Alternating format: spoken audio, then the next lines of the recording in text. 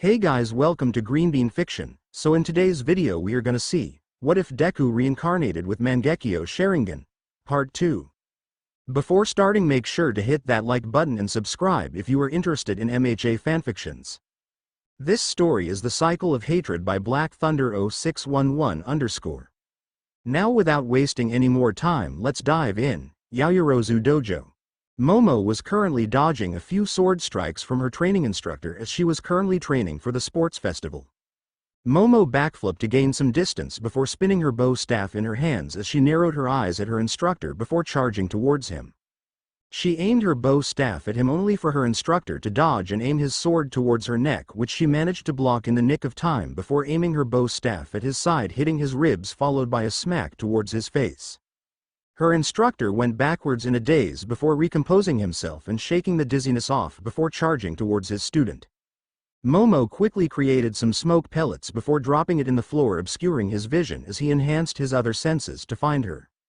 Momo came out of the smoke and aimed her bow staff at his head only for him to dodge in the last second and kick her stomach, catching off guard and sending her crashing in the ground.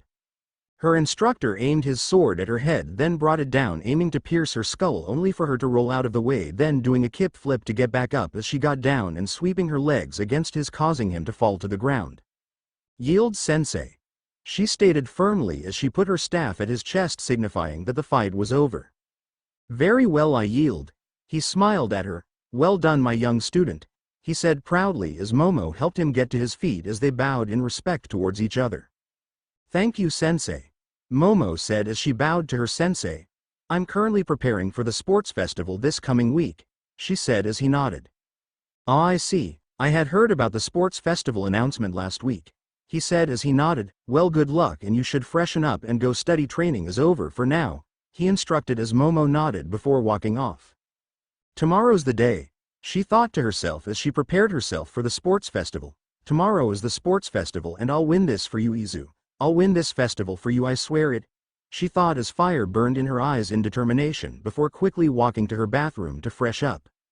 Momo quickly freshened up as she walked out of her bathroom, now wearing some pajamas, before going towards her table to study some molecular structure of some objects. After all, there were more ways to train than training your body. And she had been training non-stop, both physically and mentally, preparing for the sports festival so she can dedicate this festival for her lost love. She smiled as she looked at the photo on her table, before grabbing it gently as she ran her hands softly on the picture of Izuku as she smiled sadly as she felt tears land softly on her eyes before she wiped it slowly. "Don't worry, Izu, I'll win this festival for you. I'll make you proud of me," she thought as she put the picture back on the table as she breathed in and out to calm herself before going back into studying for the sports festival, then going to sleep. Outside of the Yaoyorozu mansion. It was currently the day of the sports festival as Momo was currently outside of her mansion as she was preparing to go inside her limousine to school as her parents were currently outside. "Good luck, dear. Have fun," her mother called out to her as she waved her hand on her daughter. "We're gonna leave soon to go watch the sports festival on live. Make us proud," her father yelled as he smiled at her while wrapping an arm around his wife's waist. "And your aunt and sister will meet us there." "Thank you, mother, father, and please tell Nei-chan and auntie that I said hi," Momo said as she bowed in gratitude for their support before she proceeded to entering her car. "Will do, Momo, just do your best and I'm sure he'll be proud of you," her mother said softly, halting Momo in her tracks as she looks towards her. "I know you'll win this festival for him, Momo. You can do it," her father gave her a proud nod and a smile before Momo returned it. "Thank you, mother, father, I'll win this festival for him," she said with determination in her eyes as she entered the car as her parents looked at their daughter in pride before the car went off towards UA entrance gate. The reporters were currently gathering in the front of the UA entrance gate as they were waiting for the sports festival to start so they can interview the students participating in them. "The security line is huge," a female reporter said as she looked at the cameraman next to her. "What's the deal?" she asked him. "A bunch of villains did just broke in inside the school's property, so of course the school's being stricter this year," the cameraman said as he looked at the school. "Some people even think they shouldn't even be holding the festival considering what happened," he said as the female reporter turned towards him enthusiastically. "Perfect, nothing brings ratings up like a little controversy," she said as she pumped her fist excitedly. "Plus everybody will tune in to see Class 1A perform," she said excitedly with a grin on her face. I'm always psyched to see the third year since they've got the most experience with their quirks, plus it's their last year to show their worth, a civilian said. Nah, this time it's all about those powerful first years, I can't wait for them to show off, another one said. Hey, did you hear that Endeavor's son is one of the first year's students, can you imagine? A female civilian said. No way, a civilian asked, shocked. Seriously? Another one said. Man, the stands for the first years are going to be packed, another civilian said. I'll take one order to go please, Mount Lady said as she was with Kamui Woods and Death Arms standing at a vendor shop. Whoa, Mount Lady, is it really you? The vendor said as he looked at her in awe. And make it good please, Mount Lady said as the vendor nodded eagerly. That's going to be $10, he said, shocking Mount Lady. Of course, he said as he began to work at her food. Oh no, my money is in another costume, Mount Lady said sadly as she moved her body seductively. So hot this is on the house, the vendor yelled with a blush on his face at the heroine's performance. Well, aren't a dear, Mount Lady said. Kamui Woods and Death Arms just shook their heads in disappointment next to her. You have no sense of shame, Kamui Woods said as he gave Mount Lady an exaggerated sigh. Death Arms, Kamui Woods and Mount Lady were currently walking around the vendor shops set around Ua while Mount Lady was eating her food happily. I was hoping I get to do some scouting while I was here, Kamui Woods said as he walked along with Death Arms and Mount Lady. Yeah, too bad we're stuck working security this time, Death Arms said. Looks like they called in pro heroes from all over to guard this festival, must be quite a show, Mount Lady said as she chewed her food. Class 1A waiting room. Momo was currently walking towards the waiting room for Class 1A as she saw Ojiro, who was waving at her as she was holding the door to the waiting room, about to enter it herself until she encountered her friend in the lobby. Yo ya Momo, good morning. Ready for this big event? I'm kinda nervous about it, Ojiro said as he gave a weak laugh while rubbing her left arm in nervousness. There's no need to be nervous, Ojiro, I'm sure you'll be fine, Momo reassured her friend with a smile. And yes, I'll be doing my best and I'm dedicating this festival for him, she said as her eyes burned in determination. Ojiro smiled. I'm sure he would be proud of you, ya Momo, Ojiro said as she smiled towards her as Momo returned her smile with her own. Thank you, Ojiro, Momo said gratefully as she gave her arguably her best friend a nod in gratitude, which Ojiro fully returned back to her, before she looked down sadly. Best friend? Am I slowly replacing Izuku in my mind? Momo thought in guilt as she looked down in the ground sadly. Y'all Momo, you okay? Ojiro asked as she noticed the guilty look her friend was wearing in her face. Huh, oh I'm fine, Ojiro just got lost in my own thoughts there for a second, Momo said as she shook off those thoughts as she gave Ojiro a reassuring smile. Oh okay, Ojiro said as she looked towards her as she sighed. Look, if you ever need to talk or a friend, please know that I'm always here. Feel free to talk to me if you need to and I'm always here to listen for you, ya Momo, if need be, Ojiro said as she put a hand on her shoulder. Thank you, Kyoka, Momo said as she smiled at her after doing some deep breaths to get rid of that thought from her head. Who am I kidding? Momo thought as she smiled at herself. No one can ever replace Izuku in my heart, Momo thought as she put her hand on her chest where her heart would be silently listening to her beating heart. They entered the waiting room together to see their classmates were currently staying at the waiting room waiting for the festival to start as they were chatting with each other to pass the time and ease their nerves. Hey, y'all Momo, Ojiro. You guys made it, Mina said as she called out to them with the other girls besides Izumi with her. Hey guys, Ojiro waved at them. Man, I'm getting nervous, what about you guys? Ojiro said as she asked them. Oh, you'll be fine, Ojiro, Mina said as she waved it off. Man, are you guys excited for this festival or what? Mina asked them excitedly. Damn right we are, Toru and Ochako yelled as they pumped their fist in the air. I can't wait to show off, Toru said to them excitedly. Yeah, I'm getting excited just thinking about it, Ochako said excitedly. I can't wait to show them what I've got, she said excitedly with stars on her eyes. But man, it would have been cooler if we were allowed to use our costumes, Mina said as she pouted, slightly annoyed. Well, at least everyone will in uniforms that will keep things fair, Ashido-san, Momo said in amusement from her friend's pouting face. I wonder what they will throw at us during the first round, Ochako asked. No matter what is it, we must prepare for everything if we want to win this festival, Momo said with determination, further motivating the girls to do as she said. Yeah. The girls shouted in agreement. The door burst open and in came Iida. Everyone get your game faces on, he instructed. Cause we're entering the arena soon. He yelled as the class pumped themselves in anticipation. Swallow your fear, swallow your fear, swallow your fear, Manetta said as he swallowed his fear in his mouth. Yagi, Yaoyorozu. A monotone voice said as Momo and Izumi turned their attention to where the voice had came from to see Todoroki standing there with his hands on his pockets. Is there something you need, Todoroki-san? Izumi asked quietly as she looked at Todoroki. What do you need from me, Todoroki-san? Momo said, firmly confused as to why her called classmate out to her. From an objective standpoint, I think it's fairly clear that I'm stronger than you, he said as he looked at Izumi, then turning his attention towards Momo.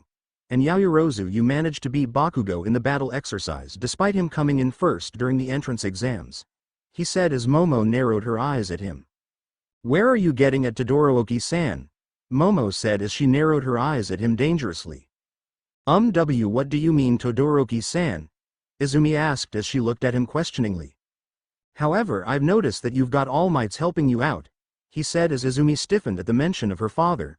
I'm not here to pry about what's going on between you two. But know that I will beat you, Yagi, he said as he looked at Yaoyorozu, and that goes for you too, Yaoyorozu, he said as the class gasped in shock at his proclamation, but Momo only narrowed her eyes at him even more. You better hold your tongue, Todoroki, or I'll just have to rip it out of your mouth and beat you harder than I beat Bakugo, Momo said as she glared at Todoroki, causing him and the rest of the class to shiver in fright. If I can beat the Mutti, I'm pretty sure I can also beat you. Better hope that you don't meet me in the battlefield or else I'll destroy you cause you're in the way of my goal. Don't underestimate just because I'm a woman cause I'm giving it my all to win this whole festival for someone, Momo said as she crossed her arms and glared at Todoroki with a proud smirk on her face. Yeah, you tell him, girl. Mina cheered her on. Yeah, girl power, Hagakure said as she cheered her on along with Mina. Hey, what's with these declarations of wars lately? Kaminari asked as Kirishima got up. Yeah, what's the big deal, Todoroki? Why are you picking a fight all of a sudden? Kirishima said as he puts a hand on Todoroki's shoulder. And right before we're about to start, he said as Todoroki shrugged his hand on his shoulder. We're not here to be friends, don't forget this isn't a team effort, Todoroki said as he started to walk away. Wait a sec, Todoroki-san, Izumi said as Todoroki stopped from his tracks. I know that me and Yaoyorozu-san have a history and I don't know what's going on through your head or why you think you need to tell me that you'll beat me, and yeah, you're probably better than me. In fact, you have way more potential than anyone in the hero course. That's why you got in so easily, she said as everyone looked at her other than Momo, who was glaring at Todoroki and not Izumi for once. Don't lump me in with the likes you, Yagi, I'll win this whole festival for him, Momo said as she glared at Izumi, making her flinch. Whoa, Yagi, aren't you being too hard on yourself? And on us? Kirishima said as Izumi cut him off. No, he's right, you guys, Izumi said as she looked down on the ground. All the other courses are coming for us and everything they've got, she said as she raised her head. We're all gonna have to fight to stand out, and I want to prove myself, and I'm dedicating this whole festival for someone too, so that's why, she said as she clenched her fist and narrowed her eyes at Todoroki. I'm going to win this, she said as Momo only scoffed in annoyance as Izumi and Todoroki continued to glare at each other. Fine, Todoroki said as he turned his attention towards her as they continued to glare at each other. Hey, what about me, you icy hot bastard? Aren't you going to declare war on me too? Bakugo yelled as everyone just ignored him as they were to focus on the staring contest Izumi and Todoroki were giving each other. Don't you ignore me. The tension were interrupted when they heard their class name called in the intercoms, signifying that the festival was starting. Everyone please go outside in professional order. The sports festival is about to begin, Iida said as he chopped his hands as the others followed his orders after sighing in relief that the tension was broken. A male bathroom. A swirling vortex appeared in one of the stalls and came out a young man with messy, almost spiky-looking shoulder-length black hair and a pair of onyx eyes. He was wearing a gray hoodie and a black leather jacket on top of it with matching black jeans and combat boots, as he was wearing a black Led Zeppelin Icarus shirt.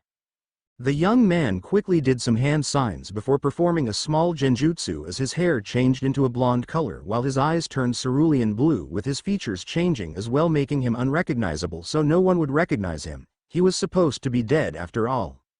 He quickly opened the stall before walking towards the arena, but his attention was grabbed by a vendor selling popcorn for the show. "Hey kid, you want some popcorn for the show? What do y'all say? It's just 20 bucks? The vendor asked as the young man thought about it for a second. "You know what hit me? Give one large popcorn with extra cheese." The young man gave a sly smile towards the vendor before he quickly prepared his customer's order. The vendor handed the young man his popcorn before giving the vendor $100, shocking the vendor. "Keep the change," the young man said as he popped a piece of popcorn in his mouth before walking off to find a seat somewhere. He finally found a seat as he sat down just in time for the sports festival to begin. He was here to scout the competition, so to say, and see how his darling little sister and her best friend will do in the sports festival, he thought with a sinister grin before his thoughts landed on a girl that arguably became his first friend and crush before a smile crossed his face, not a sinister smile like he did before but a genuine loving smile appeared in his face. "I'll be cheering you on, Mo-chan, so you better win this thing," he thought with a smile on his face as Present Mike appeared on screen. "HHHHEYYYYYYY. Present Mike yelled as he suddenly appeared through the large screen in the arena as the crowd went wild, excited for the sports festival to begin. "Welcome everyone at the UA Sports Festival of First Years. Today the first years are gonna give us their performances in sports festival history. GURANTEEDIV. Only got one QYESTION for y'all before we start this show. Are you guys ready?" Present Mike said in the microphone as the crowd cheered loudly once more. "Well, let's get started, shall we? I am your host for THS Years Festival, Present Mike. And right here is my partner in crime, UA's resident mummy man. Let's give it up for Shota Aizawa," Present Mike said as Aizawa looked annoyed behind his bandaged face. Why am I even here?" Aizawa grumbled in annoyance. "Well, without further ado, let's get this party started," Present Mike said as the crowd cheered. "Good, then let's get this started. Let me hear you scream as I introduce you to our very own first years," Present Mike yelled as the crowd waited in anticipation as the young man from before had a smirk on his face. "Now first on our first the class WHO survived a villain attack. Let's give it up to them. It's none other than the Hero Course students. Class 1A, Present Mike announced as the class walked out of the tunnel dramatically. "Whoa, I didn't expect that there's gonna be so many people. I'm getting nervous now," Uraraka said nervously. "I hope we're still able to give our best performances even though all these eyes watching us," Iida said as he walked along with his classmates. "I suppose it's another aspect of being a hero that we all have to learn to get used to. Present Mike surely talk us up a lot and it makes me a little nervous," Kirishima said with a nervous smile. "Hey Bakugo, how about you? How ya feeling?" "I'm not worried, it makes me wanna win this thing even more," Bakugo said with a sinister grin on his face. Next up, they haven't been getting a lot of screen time than Class 1A, but let's give it up to the Hero Course Class 1B. Present Mike said as the Class 1B members walked of the tunnel waving at the people. Next up, General Studies Class C, D and E. Present Mike said as the General Studies students walked out of the tunnel. Next up are the Support Class F, G and H. Present Mike said as students wearing support gear walked out of the tunnel. And the last but not the least, let's give it up for the Business Class 1, J and K. Present Mike said as the students from the business class walked out of the tunnel. "Let's give it up for all of UA's first-year contestants," Present Mike said as the crowd cheered. "I got the feeling that we're just here to make the Hero Course students look better," a General Studies student sneered. "Yeah, we're getting left behind," another one said with a sigh. "Yeah, Class 1A's taking all the spotlight," another one sneered. "Yeah, they're really underestimating us, huh?" another one said with a glare. "It's time we show this arrogant Hero Course what we've got," another one said with a grin. "Yeah, it's time we crush the Hero Course beneath our feet," another one agreed. "I just can't wait for this to be over with," another one said in a bored tone. "Now let's meet our referee for the first years. None other than the R-rated hero herself, Midnight," Present Mike said as the pink smoke cleared away, revealing Midnight as she appeared on the stage. "Now the introductory speech," Midnight said as she cracked her whip in the air as all the vicinity men blushed at seeing her in her sexy outfit. This year's chief umpire for the first years is the R-rated hero Midnight, a random male hero said as he blushed at her.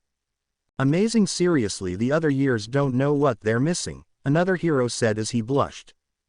Someone should talk to Miss Midnight about what she's wearing, Kirishima said embarrassingly. Yeah, that costume should come with a warning, Kaminari agreed with him. Is that really appropriate to wear when children are watching this festival? Tokiyami nodded. Speak for yourself, Manetta said with a perverted grin as he gave Midnight a thumbs up with drool coming from his mouth. Silence everyone, Midnight said as she cracked her whip in the ground to silence them. Now let's call the class representative of Class 1A, please come forward, Momo Yaoyorozu. She announced as Momo's eyes widened as everyone looked towards her. From the stands the young man's eyes widened as he sat properly, as he wasn't really paying attention until he had heard that name. He looked down as his eyes met with her as a soft small smile appeared on his face. They didn't even inform me, Momo internally thought as her eyes twitched in annoyance as she glared at the commentary room where her sensei currently resides. Aizawa palmed his bandaged face as he forgot to tell her that she was going to give a speech in the sports festival, as he was too busy preparing for it that he forgot to tell her that she'll be doing a speech for the festival. Momo quickly took some deep breaths and went forward towards the stage while Midnight looked at her with a sad smile, remembering what happened in the meeting last week. This is for you, Izuku, Momo thought as she tapped the mic before quickly grabbing it, stealing her nerves. Hello, greeting to you all over the world. Today is the day, the beginning of the sports festival of UA, our first step to becoming great heroes in the near future. That's why you all have to give it your best in this festival. It doesn't matter if you have a villain quirk, a weak one, or even if you're quirkless. It doesn't matter as long as you have the dream that can change the world for good. I have been given this opportunity to say to you all, that you can be a hero even if you're quirkless, that they can't do anything. No. More than that, because they are the ones that will change the world for good, just like the motto said, go beyond and. Momo said as she raised her hand towards the sky as a small tear escaped her eyes. This is for you, Izuku, she thought with a small smile on her face. Plus ultra, she and the crowd screamed as they applauded her for her inspiring speech. UA festival stands. Mr. and Ms. Yaoyorozu had tears on their eyes as they listened to their daughter do her speech dedicated for her precious person. Honey, Mikasa Yaoyorozu said as she sniffed in her handkerchief, she's dedicating it to him, she said as she wiped her tears while her husband hugged her tighter to comfort her. Yes, honey, Ichigo Yaoyorozu said as he smiled proudly at his daughter before wiping a few tears in his eyes. She did it. I hope Izuku will like it, she said as he hugged his wife tighter, laying her head on his chest while he rubbed her back comfortingly. Of course Izuku will like it, silly, Mikasa said as she lightly slapped his shoulder, making them both chuckle in return. The young man smiled at her proudly as he watched her descend to the stage and back to her classmates. You certainly have grown, Momo, the young man thought as a small smile appeared on his face. Back to the students. Thank you for the wonderful speech, Ms. Yaoyorozu, Midnight said as Momo went down to the stage and towards her classmates. That speech was amazing, Yaomomo, Jiro said as she playfully bumped her shoulder with hers, making Momo roll her eyes. Thank you, she said with a small smile. As expected of the class representative, Iida said as he clutched his fist with tears rolling on his eyes. There, Uraraka said as she patted his back in comfort as she sweat dropped at his actions. Now without further ado, it's time for us to get this festival started, Midnight announced as the crowd cheered in excitement. This is the part where you begin to feel the pain. Now the first big event for the sports festival will be, Midnight said as the TV screen started spinning before landing on the obstacle race. The obstacle race, Midnight announced as the students looked at the screen. I see, so it's an obstacle race, huh? Momo muttered calculatingly as she began to think of a plan. All 11 classes will participate in this treacherous contest that drives 4 kilometers around the outside of the station, she said as the students listened on and nodded their head in understanding. I don't want to retrain anyone, at least at this yet, she said while licking her lips, making the students shiver in fright. As long as you don't leave the course, then you're free to do whatever your heart desires, she said as the crowd cheered in excitement. Now then, take your places, students, she said as the students made their way to the starting line. This is it, the first step of winning this sports festival, Momo thought as her face became deadly calm. This is for you, Izuku. This is it, Ani-chan, Izumi thought as she prepared herself to run. This is for you, Ani-chan. I will win this for you, Izuku. Ani-chan. Both Momo and Izumi shouted in their minds as they both got ready. Begin. Midnight shouted as all hell broke loose. The students started running their way into the narrowed tunnel, making it tight and hard to go through in the process. Yeah, let's get this race started. What about some commentary, Mummy Man? Present Mike said as he turned towards Aizawa. How did you talk me into this? Aizawa grumbled as he was annoyed that somehow Mike persuaded him into doing this. What should we pay attention to? Present Mike asked as he ignored Aizawa's question. The doorway, Aizawa said bluntly as the audience watched the students cram themselves into the tunnel, struggling to get out. Izumi was being shoved around as she was struggling to get out as it was getting harder to breathe. I get it, Izumi said as her eyes widened. Pros are testing us, seeing how we can get through. Momo was getting shoved around as she was struggling to make a plan. Come on, think, Momo, what would Izuku do? Momo thought as an idea popped into her head. This is the first obstacle, Todoroki thought as he narrowed his eyes as his right hand started to get cold and frost started to emit from it. This is the perfect opportunity to show that old man that I don't need to use his power. Suddenly the students felt a cold shiver run up their spine as an ice wave run through the whole tunnel, freezing them in place. Todoroki run forward, freezing the ground beneath him as he continued to run, ignoring the frozen students behind him. My apologies, Todoroki muttered as he continued to run forward. Hey, no fair. A random student complained as he struggled to get out of the ice. Whoa. Todoroki just froze his entire competition. Is he going to win this easily, or are other students going to prevail and escape their current predicament? Present Mike announced as the crowd cheered in excitement. Suddenly an explosion was heard as Todoroki looked back to see some of his classmates had escaped his trap. He looked on to see Bakugo using his quirk to propel himself, Izumi using one for all to boost her body, Momo creating a pull from the palm of her hand to propel herself upwards, Aoyama using his quirk to propel himself towards the sky, and Kirishima, who managed to grab onto Bakugo's shirt collar just in time for him to be propelled upwards due to Bakugo's quirk, and his other classmates using their quirks respectively to get out of the ice and started running to catch up towards their competition. You icy hot bastard. Don't you forget about me, Bakugo yelled as he propelled himself towards Todoroki. You really think you can get away like that so easily, you bastard? How foolish of you, Todoroki-san. Momo narrowed her eyes as she created some jetpack to stay afloat in the air while propelling herself forward. You think you can trap moi? Aoyama asked as his stomach began to rumble as his smile fell into a frown. Oh, he muttered as began to fall to the ground due to his stomach ache from overuse of his quirk. Not manly, Todoroki, Kirishima said as he ran forward trying to catch up to his competition. That was not cool, Todoroki-san, Izumi said as her body began to be enveloped in orange lightning as she used 5% of one for all. You froze me in place once before, Todoroki, it won't happen again, Ojiro said as he used his tail to escape the ice with Tokiyami passing him by using Dark Shadow. Mina activated her quirk on her feet from the tiny holes beneath her shoes, melting the ice in the process as she started gliding through them as the other students struggled to run through the slippery ice. So they are good at using their quirks, huh? Shinszo said as he was being carried by some brainwashed students as he sighed in annoyance. Sigh, what a drag, the said as he put his hands on his back and began to do some cloud gazing. I didn't expect so many people to dodge that, especially those from other classes, Todoroki muttered as he continued to run as he dodged a purple ball that came from Manetta. Manetta threw some balls into the ground as he bounced from ball to ball, quickly catching up to Todoroki. You think you're so cool, but I've outsmarted you, Todoroki, how pathetic, Manetta said as he jumped towards the air.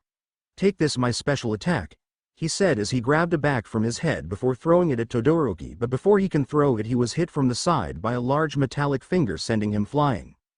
The students stopped dead in their tracks as they looked to see an army of robots from the entrance exam looming above them menacingly. It's those robots from the entrance exams, Izumi said as her eyes widened from shock. Oh, the enemies have shown up out of nowhere. How will our participants deal this predicament? I bet we're in here for a treat, folks, Present Mike announced as the students stared at their new obstacle. But wait, there's more folks. Students and audience, welcome to the first obstacle. The Robo Inferno, Present Mike said as most of the students all stepped back in fear from the sight before them as 5 stories tall zero-pointers from the entrance exams were looming above them menacingly. How will our beloved students escape this one? Tune in folks, cause there's only one way to find out.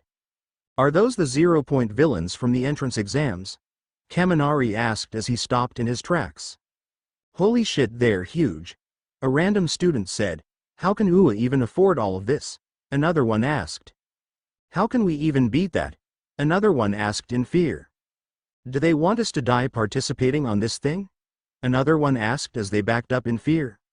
The teacher's stance. The principal was laughing manically while sipping his tea at the predicament of his students.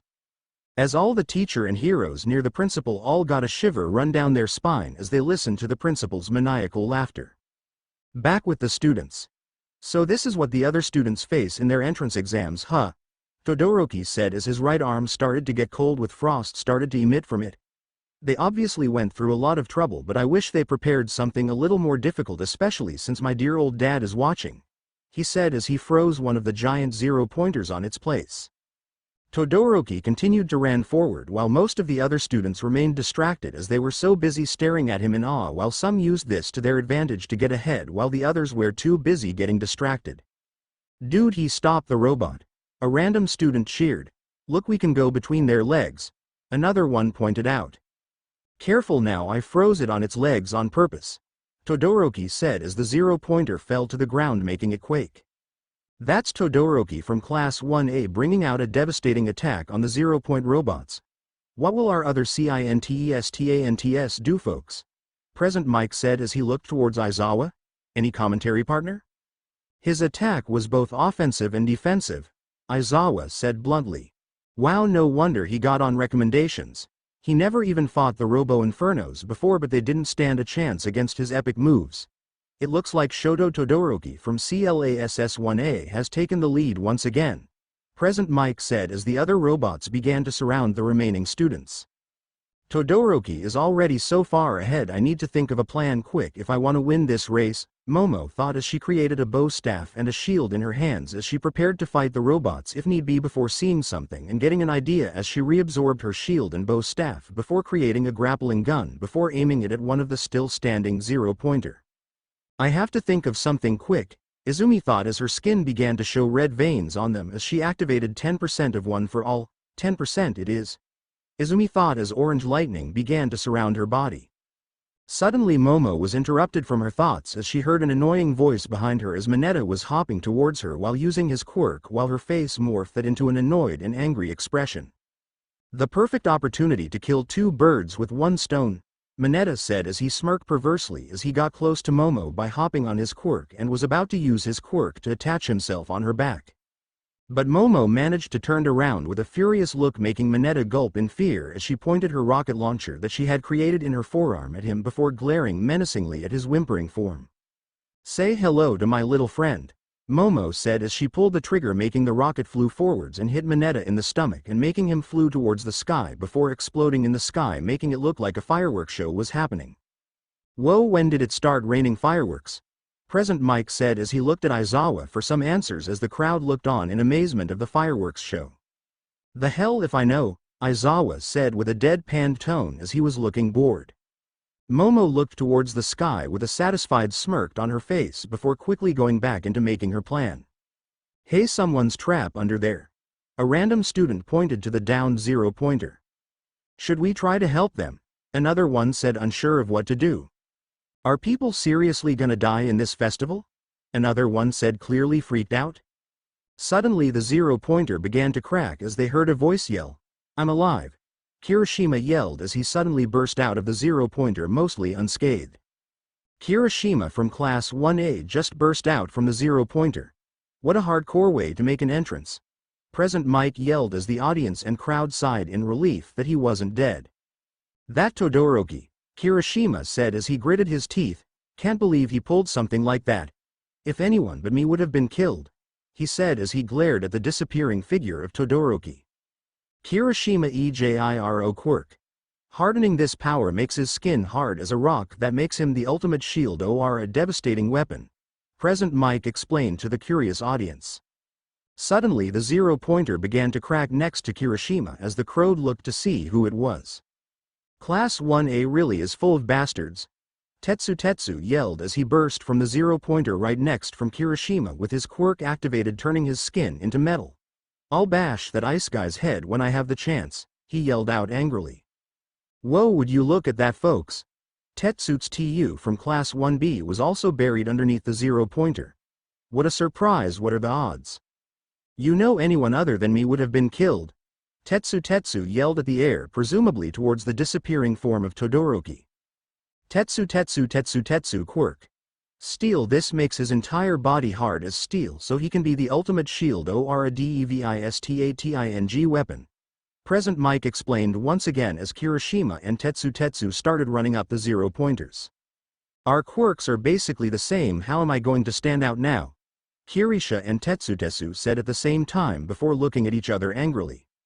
Quit copying me, you copycat. They both yelled in unison, further aggravating one another. Wait, your parents named you after your last name? Kirishima paused in his tracks as he tried to hold on to his laughter. Shut up, it's complicated. Tetsu yelled with a red face as he stopped in his tracks to glare at his copycat before they glared at each other with sparks flaring from their eyes. Man, how lucky are they? They don't have to worry about being crushed, Kamari said. Hey, we may be racing each other, but we can still team up to beat this guys for now, Hiryu Rin from Class 1B said as his left arm became scaling as he activated his quirk. Now let's carve a path for a way through.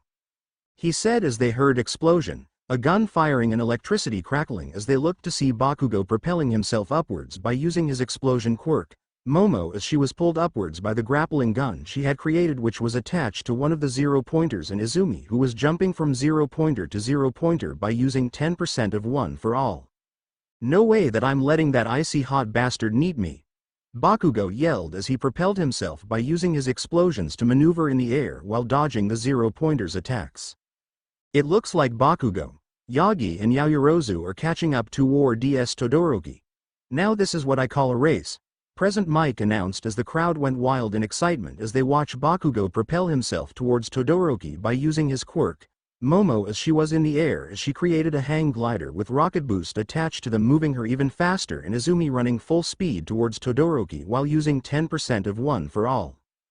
I figured Bakugo would blast his way through this thing with his quirk, Zero said as he used his tape to swing around the giant robots like Spider-Man. But I admit I didn't expect Yagi and Yaoyorozu to come up with that plan. Guess that's why they're the top students in our class, he said as he swung into another robot.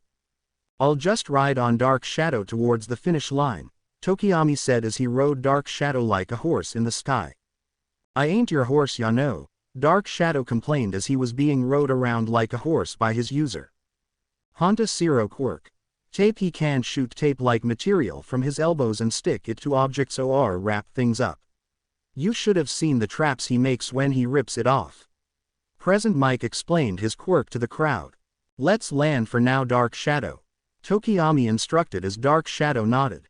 Aye, Captain, Dark Shadow said as he began to slow down, slowly landing towards the ground. Fumikage Tokiyami quirk. Dark Shadow has got a shadow-like monster inside of him that can materialize and morph into any creation he wants. Present Mike once again explained to the crowd. Iida was running at full speed as a robot suddenly appeared in front of him, blocking his path as he widened his eyes in surprise before quickly regaining himself as he jumped in the air and kicked the robot in the chest before quickly landing back to the ground and running full speed once again.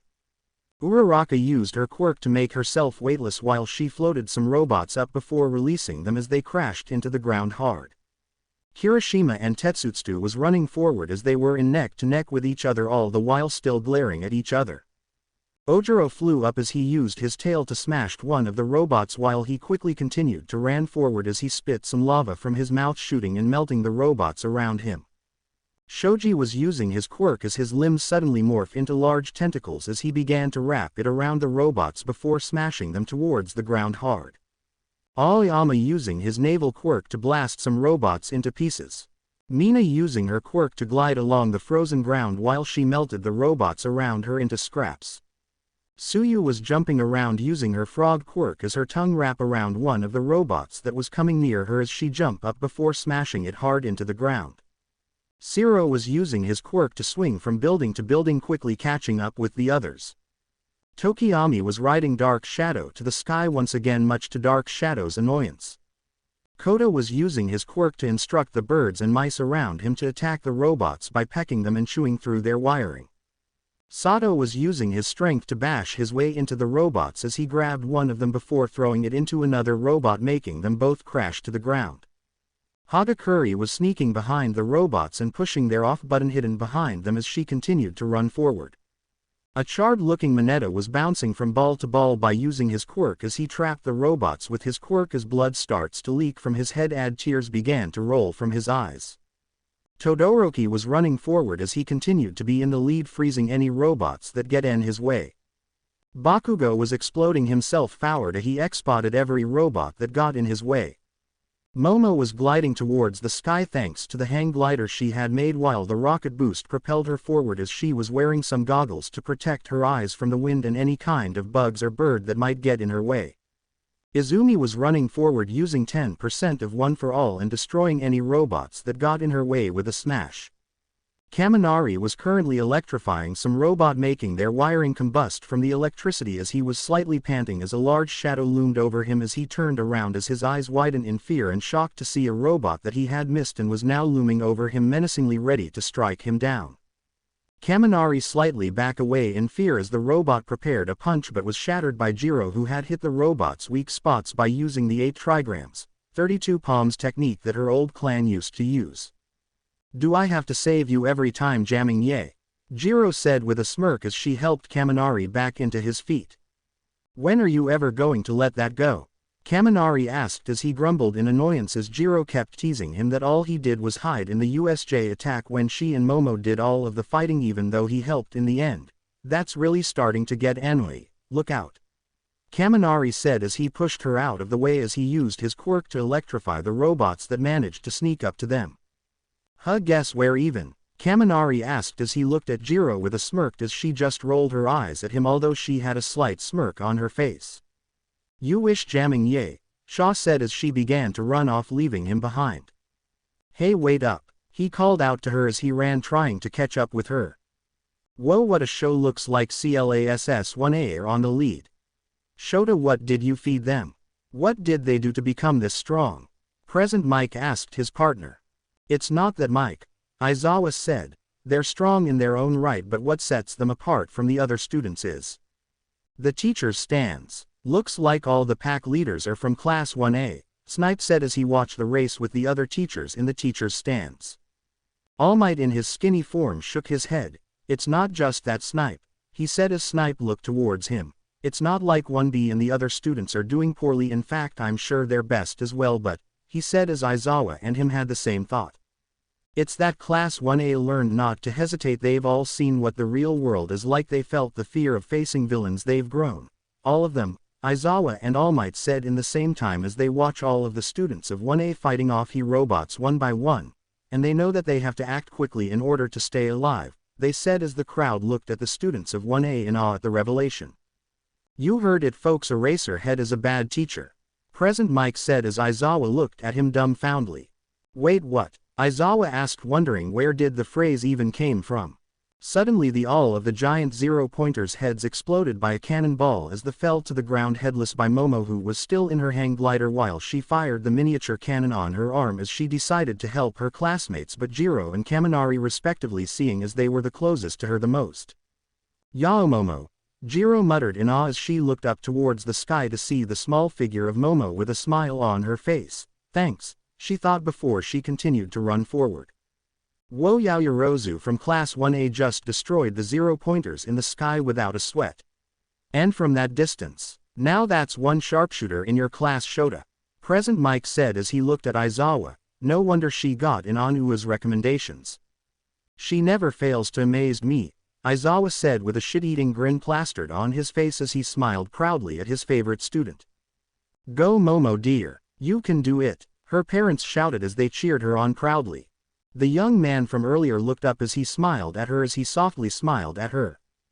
A blonde-haired woman smiled proudly at her as she watched her in the race. You certainly have grown to a fine woman, Momo. To think I used to babysit you and change your diapers when you were a baby, the woman thought as she chuckled at that, with the black-haired woman next to her having a proud smile on her face. Momo smiled proudly as she listened to the praise of her parents and teacher as she continued to fly forwards with the crowd cheering her on. Yaoyorozu-san destroyed the 0-pointers. No wonder she got in on recommendations, Izumi thought in shock as she looked up at the tiny figure of Momo in the sky. She's far ahead of me now, I have to step it up if I wanna win this festival for Oni-chan. ! Izumi thought as she ran forwards with a new determination on her mind as her body began to be covered in orange lightning and a small reddish aura began to surround her as she used 11% of One for All with a little bit of her own quirk mixing in. The teacher's stands. The teachers and other heroes watch on in shock and amazement in Class 1A's performances, especially the performance of the top 4 contestants that are currently head-to-head with one another for first place spot. To think someone so young have so much power and experience in fighting off fake villains already. You're better off dodging those big fellas, Snipes said, most of the time, but if you're going to take them down they're just slow dumb hunks of metal, pretty easy to hit, he said as the other teachers and heroes nodded in agreement. I know you can do this, Izumi, you can do it, All Might thought as he silently cheered his daughter on in his head, for your brother. Back with the students. This is for my brother, Izumi thought as she ran off at full speed before quickly stopping to a halt along with the other students, except for Momo who was still flying in the sky with her hang glider, as they noticed the giant holes on the ground with rock platform with steel ropes connecting them with each other. If you thought the first OB Statcly was easy, let's see how you feel about the second one. Behold, feast your eyes upon the fall. Present Mike said as the students looked at the seemingly bottomless pit beneath them in slight fear and nervousness on their faces. If they make a mistake they're out, and fall to the seemingly bottomless pit beneath them. If they want to test they'll have to get creative, Present Mike announced as the students looked around the fall to find a way across them. When did they even have the time to build something like this? Uraraka asked as Mina nodded in agreement before Tsuyu crouched right next to the two girls. What are you doing? Mina asked her as Tsuyu leapt towards the steel rope that connected the fall together. This is my moment, easy peasy, Tsuyu said as she began to crawl on the rope going towards the other rock platform. Wow, she's fast, Mina said as she and Uraraka watched Tsuyu in amazement as they heard some chuckling behind them, making them turn around to find out where it was coming from to see a girl with pink hair with goggles with plus signs on them on her eyes as she was wearing some support gear around her. Finally, this is my chance to show off what I can do, the pink-haired girl said as she crouched down and her boots began to lit up. My support items are going to steal the spotlight from these wannabe heroes, she said with a smirk on her face. Everyone, she yelled, gaining everyone's attention. Observe what my brilliant babies can do, she said as her boots and the support gear around her waist began to hum. Now fire arrows and hover souls.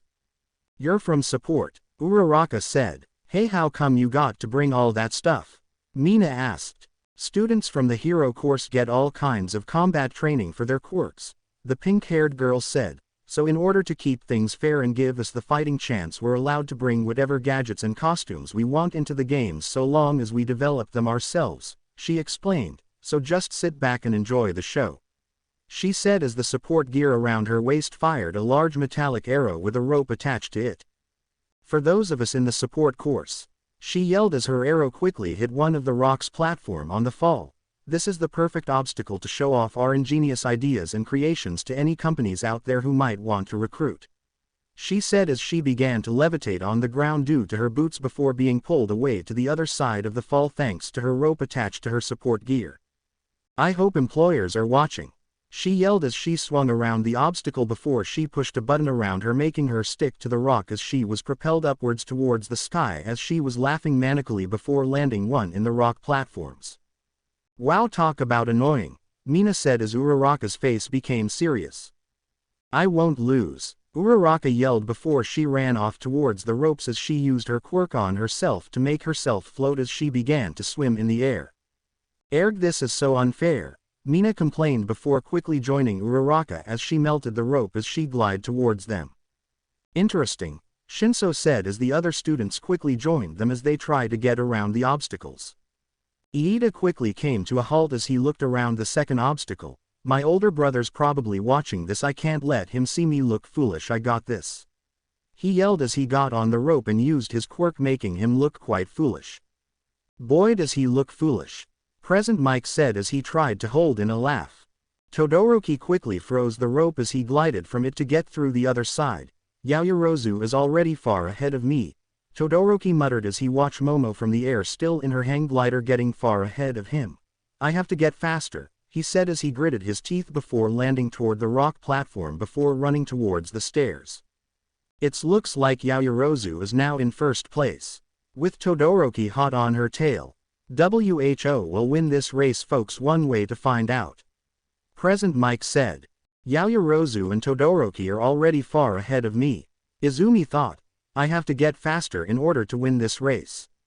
This is for you, Ani-chan, Izumi thought as she leapt upwards and began to hop from rope to rope, quickly catching up to them. Damn it, that ponytail bitch and that damn icy hot bastard is already far ahead of me, Bakugo said as he gritted his teeth. I have to go faster, I'll be number one, Bakugo said as he exploded the ground beneath him, propelling himself upwards as he flew over the fall.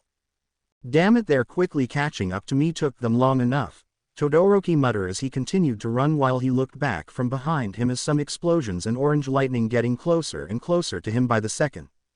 Ubastard. Get back here, Bakugo yelled as he exploded himself towards Todoroki. You won't win this race, Todoroki-san, Izumi shouted as she ran forwards at full speed, leaving behind a trail of orange lightning. Behind her face was looking a little feral, with her teeth growing fangs and her nails becoming longer as a faint whisker marks can be seen on her cheeks as orange lightning and a red fox-like aura was surrounding her body. In the stands, the boy in second place is quickly catching up to the girl in first place, a civilian said. His quirk is really powerful, another one said.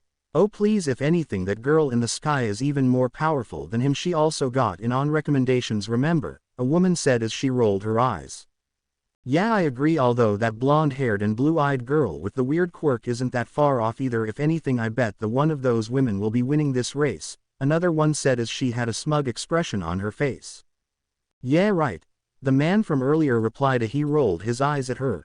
But you gotta admit his natural athletic talent and keen judgment is quickly making him regain his spot in first place, he said as the women all grumbled in agreement, looking annoyed at his reasoning.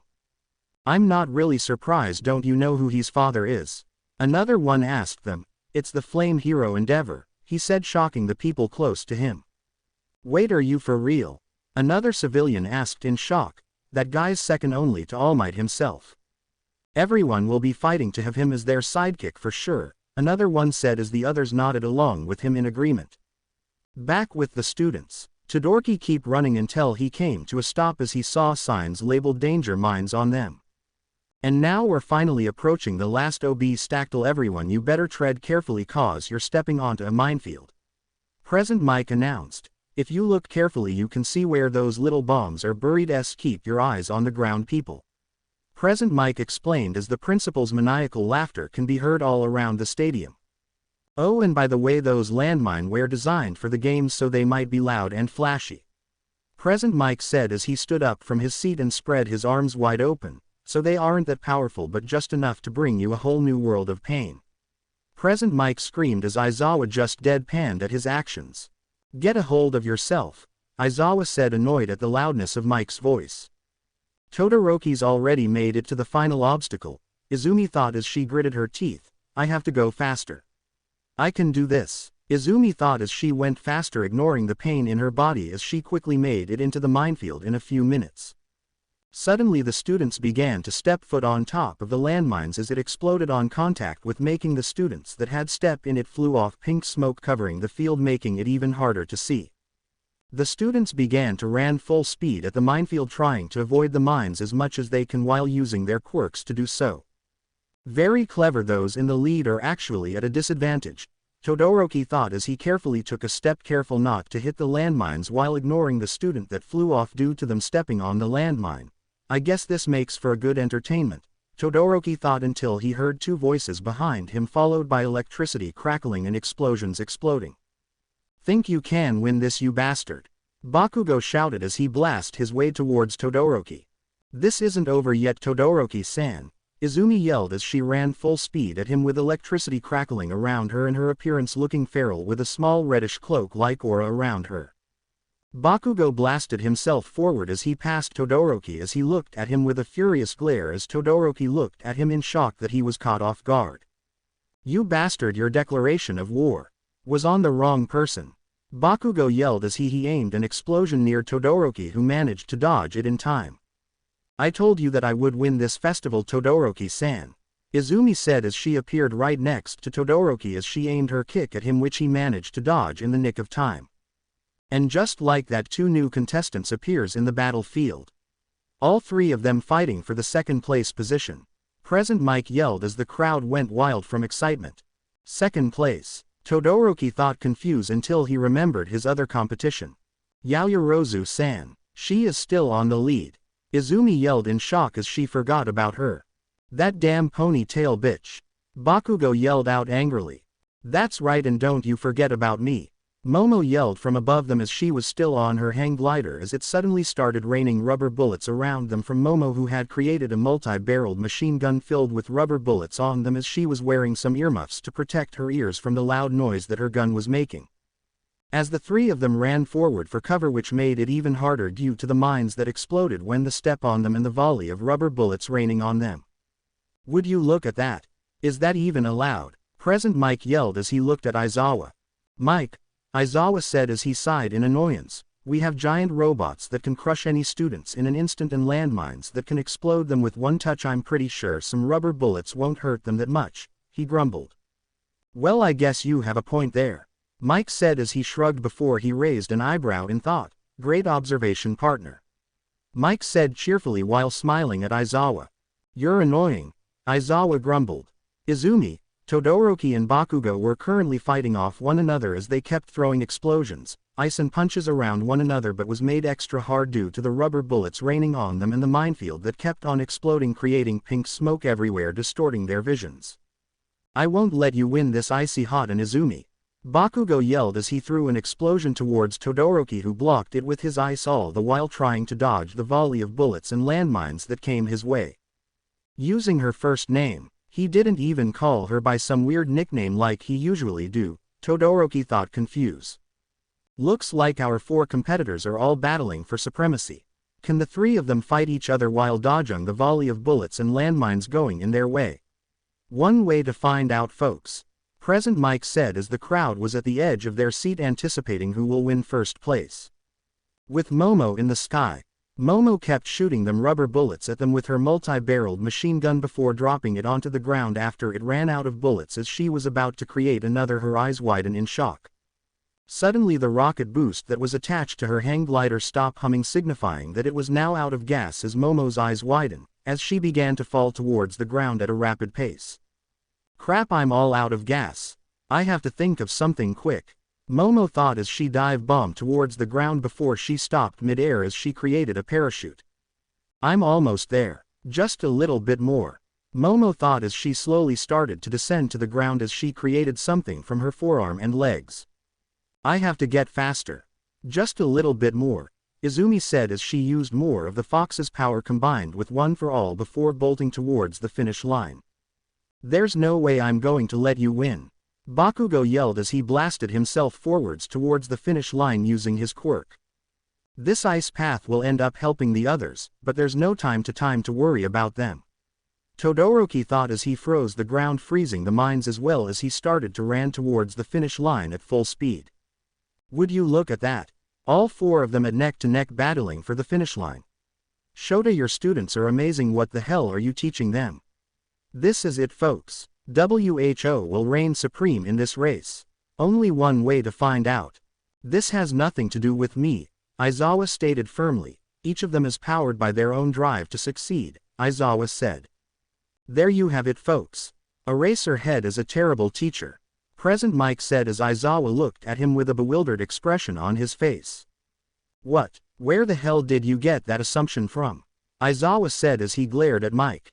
The 3 of them were about to cross the finish line until a loud bang was heard from behind them as the 3 of them fell over as they were captured by a huge net by Momo as she gracefully landed to the ground and began running. This damn net. Where the hell did this even come from? Bakugo yelled furiously as he tried to get the net off only for it to shock him with 1 million volt of electricity. I told you not to underestimate a woman like me. That's 1 million volts of electricity pack into that net, Momo yelled. Thanks for the inspiration, Kaminieri-san. Momo thought with a smirk on her face as she started running as the metal creation on her forearms and legs started to hum. It's ready! Exclamation mark single quote quote. Momo thought as she flew herself forwards thanks to the repulsors that she had made in her forearms and legs, making her cross the finish line in an instant like a certain red and gold armored hero from the old comic books. And Momo Yaoyorozu from Class 1A once again surprises us by claiming the first place spot for herself. WHO would have imagined at the beginning of this race that the climax would be mix of non-stop surprises. You ponytail bitch! Bakugo yelled as he destroyed the net in anger before blasting himself forwards towards the finish line with Todoroki and Izumi following behind him. And we have our first winner in this festival, folks. The first place winner of the OSB Takla race. Momo Yaoyorozu from Class 1A is our champion. Present Mike yelled as the crowd cheered for her victory. Momo stopped in her tracks once the repulsors were out of power as she panted from exhaustion. I did it, Izuku. The first step on to achieving my no-R dream, Momo thought as tears were slowly falling from her eyes as she cried tears of joy for the first time in a while.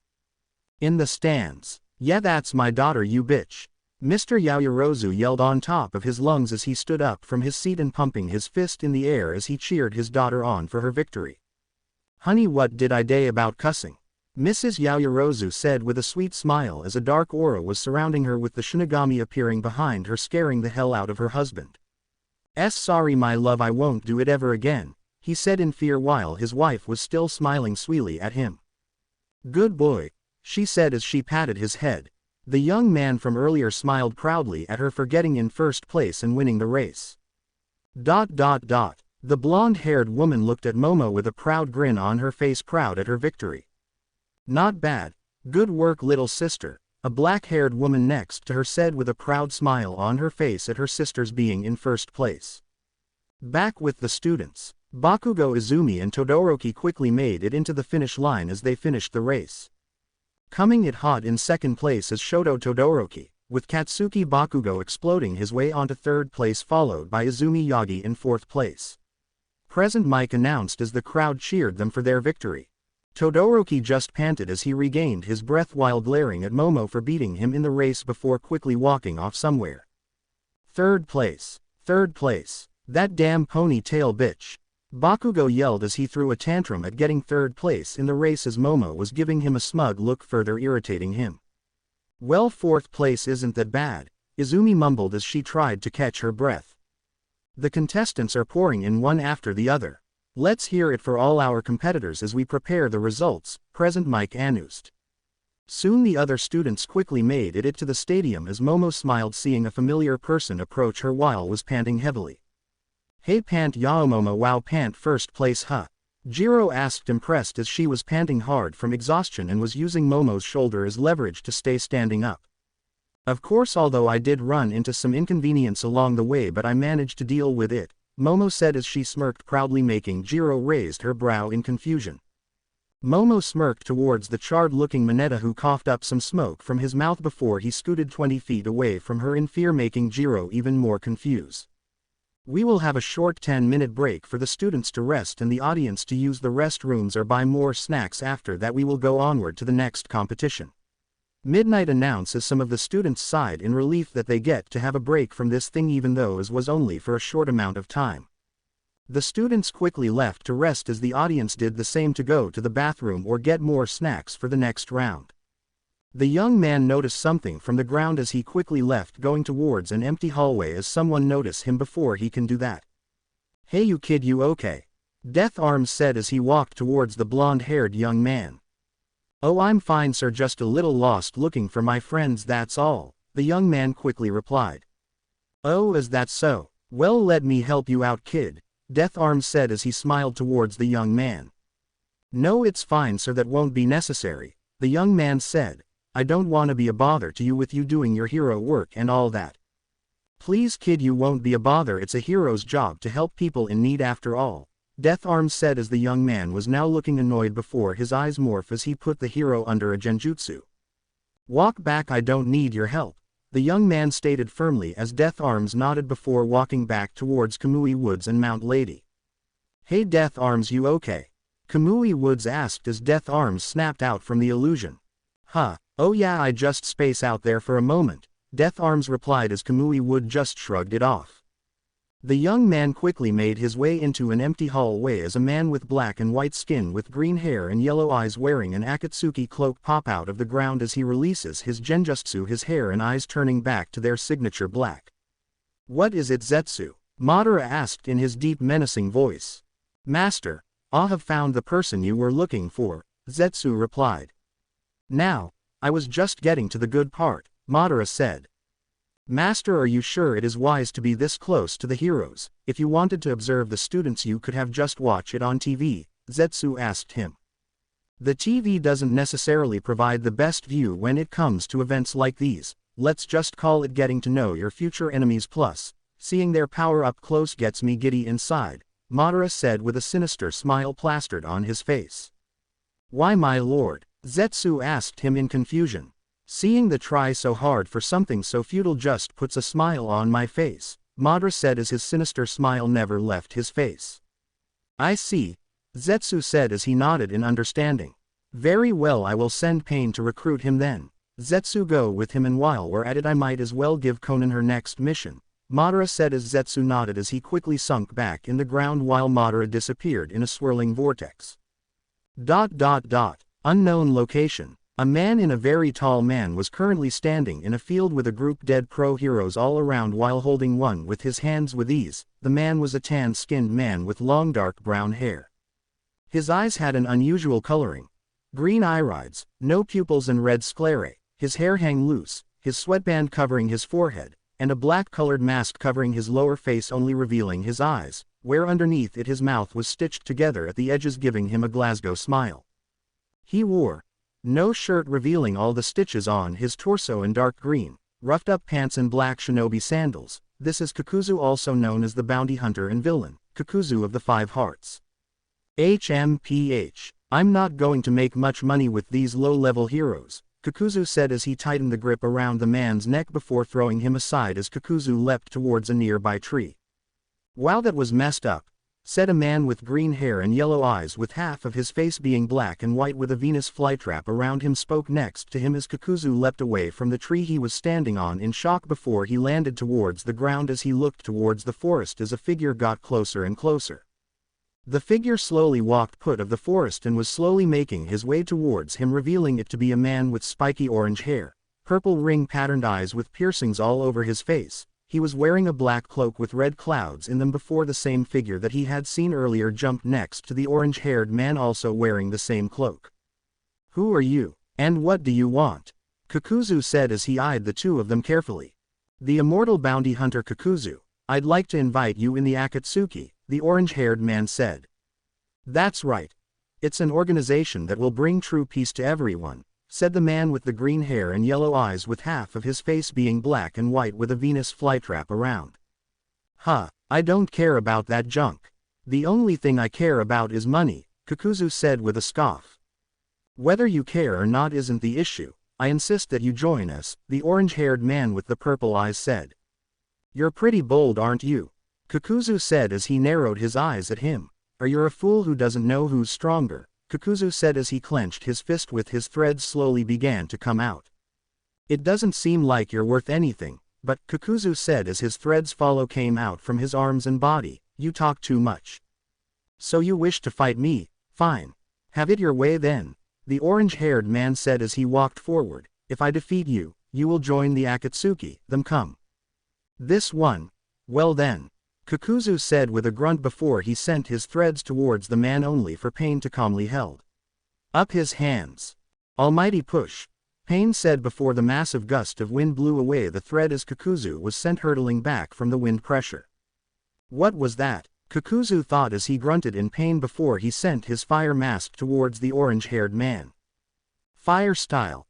Searing migraine, Kakuzu said as his fire mask fires a small fireball that erupts into a giant firestorm towards Pain, only for Pain to raise his hands up again and completely absorb the tornado of fire, much to Kakuzu's shock. What the hell was that? Kakuzu thought in shock before he grunted in annoyance before he's water masked and earth masked towards Pain. Well, take this on for size. Water style. Water dragon. Earth style earth dragon. He said as the mask sent out two massive dragon made out of water and earth respectively, as Pain only held out his hand nonchalantly once again. Almighty push. Pain said as he sent a massive wave of wind that blew away the water and earth dragon towards Kakuzu, who made contact with his body, making him hurled back before he crash landed into a nearby mountain. Almighty pull. Pain said as Kakuzu groaned in pain before he was suddenly pulled towards Pain in a rapid pace. Almighty push. Pain said as Kakuzu stopped mid-pull before he was suddenly sent back towards the mountain at a rapid pace before he crashed towards the mountain once again. All right, let's end this. Kakuzu said as he groaned in pain before he slowly got up and released all of his masked at once. Element release. Multiple elemental dragon. Kakuzu said as the mask released a dragon made out of fire, water, lightning, wind and earth towards Pain, who merely raised his hands up calmly once again before directly absorbing the attack, much to Kakuzu's horror.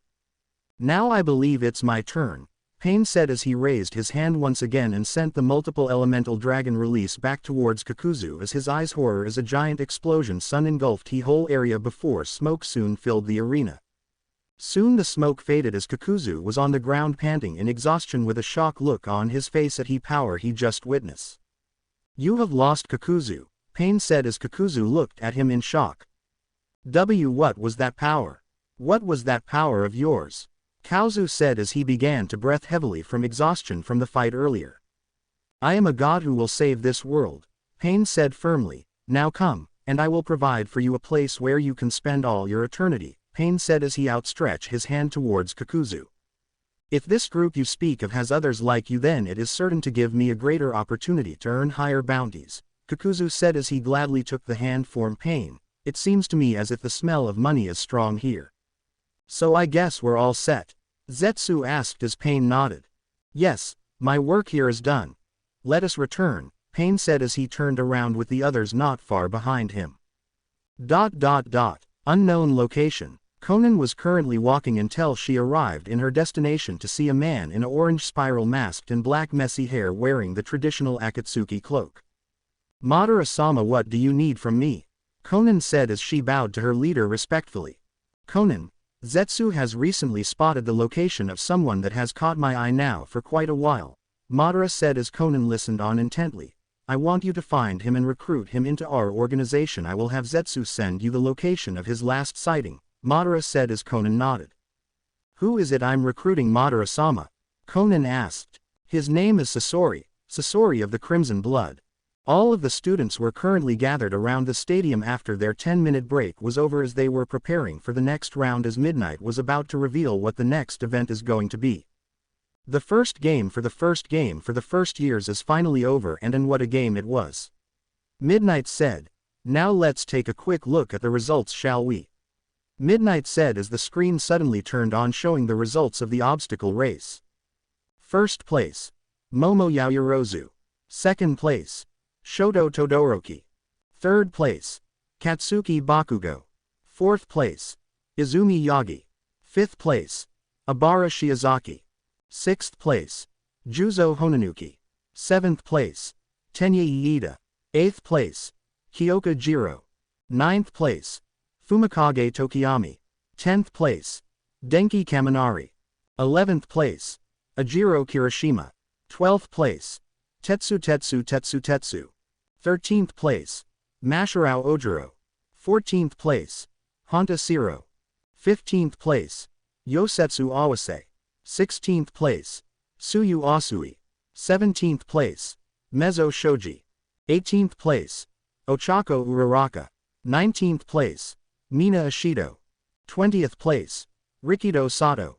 21st place, Koji Koda. 22nd place, Sen Kaibara. 23rd place, Kosei Saburaba. 24th place, Kojiro Bondo. 25th place, Reiko Yanagi. 26th place, Minoru Manetta. 27th place, Hitoshi Shinszo. 28th place, Itsuka Kendo.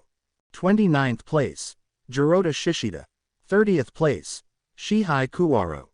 301st place, Yui Kodai. 32nd place, Hiryu Rin.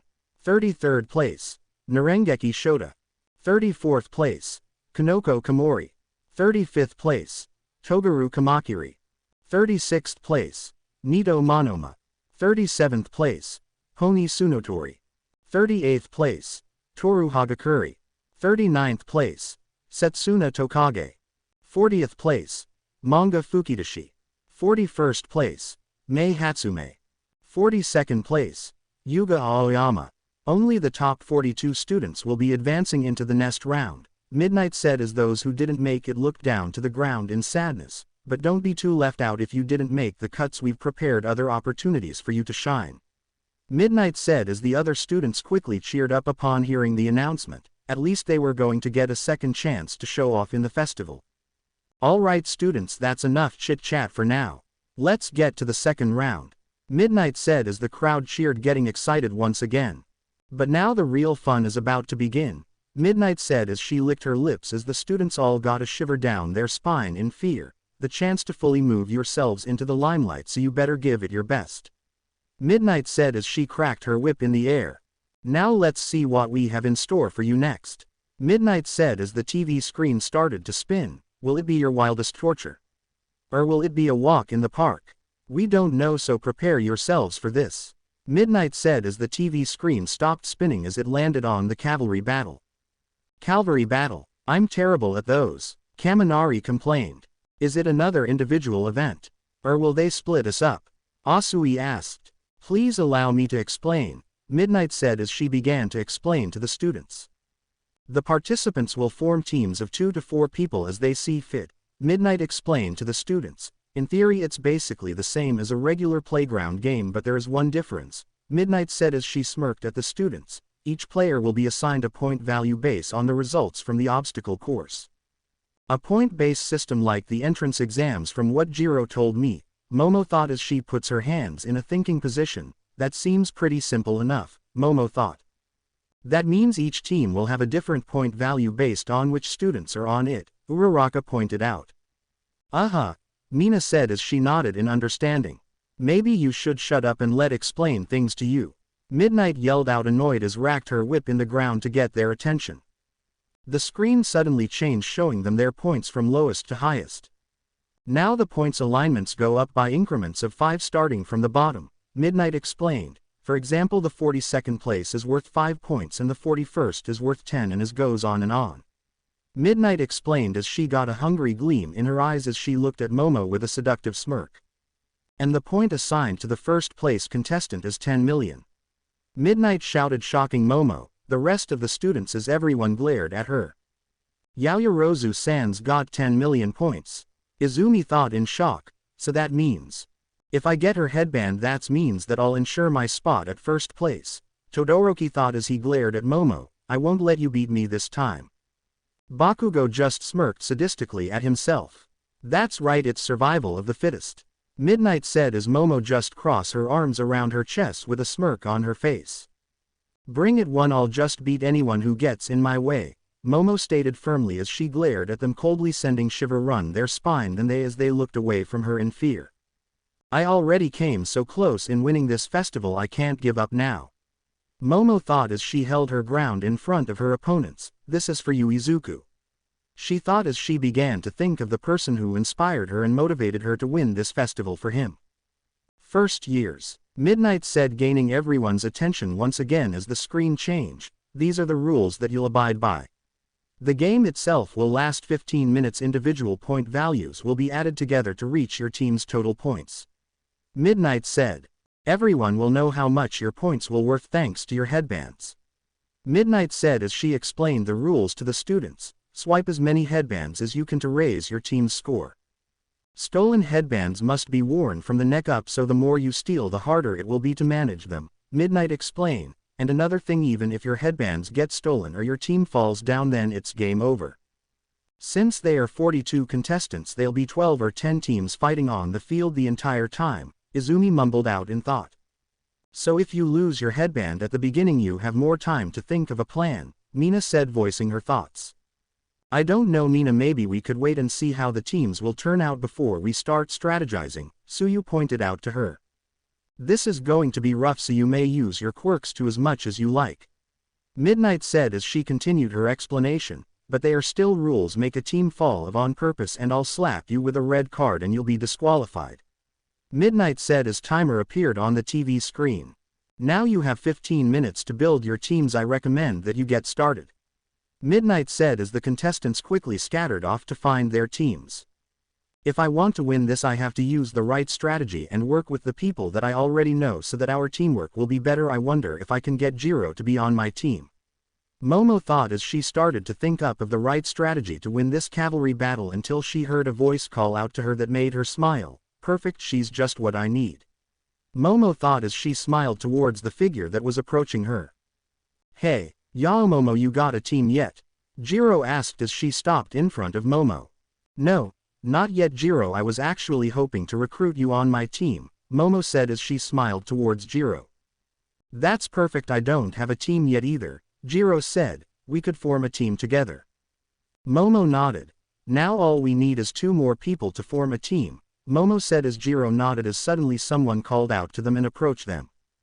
Hey guys, you got a team yet? Kamari said as he ran up to them. I was hoping we could form a team together since we work well together in the USJ, Kamari said as he stopped in front of them. What do you mean work well together? Didn't you remember that all you did was hide during the USJ attack? Ojiro said as she teased him with a smirk on her face as Kamari just glared at her. Seriously, when are you going to let that go? Kamari said as he glared at her with his arms crossed. Never jamming, yay, Ojiro said firmly as her smirk never left her face as Kamari just glared at her harder. Momo listened to them bickering as a small sad smile spread across her face as she remembered her lost love. I wish you were here, Izu, Momo thought sadly. Hey Yao Momo, you okay? Ojiro asked as she waved her hand in front of her face to get her attention as Kamari and Ojiro looked at her worriedly. Yeah, you just space out there for a minute, Kamari said concerned. You okay? He asked worried. Why, yeah, I was just thinking for a plan, Momo said as she made a quick lie. Now all we need is 1 more person to join us for the cavalry battle, Momo said as Ojiro and Kamari nodded as they were about to walk off to find their last team member until they heard a voice behind them. Oh, this is perfect. You haven't gotten a full team yet, a voice said as they all turned around to see the pink-haired girl wearing some support gear from the race and was holding a case on her hands. And you're the star. Team up with me, person in first place, she said as she got to Momo's personal space much to the girl's discomfort. Hey, you're the support girl that Ishido and Uraraka mentioned, Ojiro pointed out as she noticed her appearance thanks to the description her friends had given them. Yes, I do recall them talking about some crazy pink-haired girl wearing support gear in the race, Momo said as she nodded in agreement as she pushed the girl's face away from her. That's right, I'm Mei Hatsume from the support course, Hatsume said as she took off her goggles from her eyes, and I would like to join you for the cavalry battle, she said as she puts her arms on her waist. We haven't met before, but I'd like to use your current position to my advantage, Hatsume said as they sweat dropped. Wow, blunt, they all thought blankly as they stared at the pink-haired girl. If I team up with you then I'll be in spotlight, Hatsume said excitedly and bluntly as they looked at her weirdly, part of the team that everyone is keeping their eyes on. No offense, but what makes you think you can even help us? Ojiro asked as she crossed her arms. We don't even know you and we don't know what your quirk can do and how we can implement it in our team work, Ojiro said as Kamari and Momo nodded in agreement. Oh, simple, because of my babies, Hatsume said as they all did a spit take as they looked at her in shock. Excuse me, Momo asked as she backed away from the pink-haired girl. Babies. You brought babies here, Ojiro stuttered out as she shouted at her in shock. You're going to use babies in the cavalry battle? Kamari asked, clearly freak out.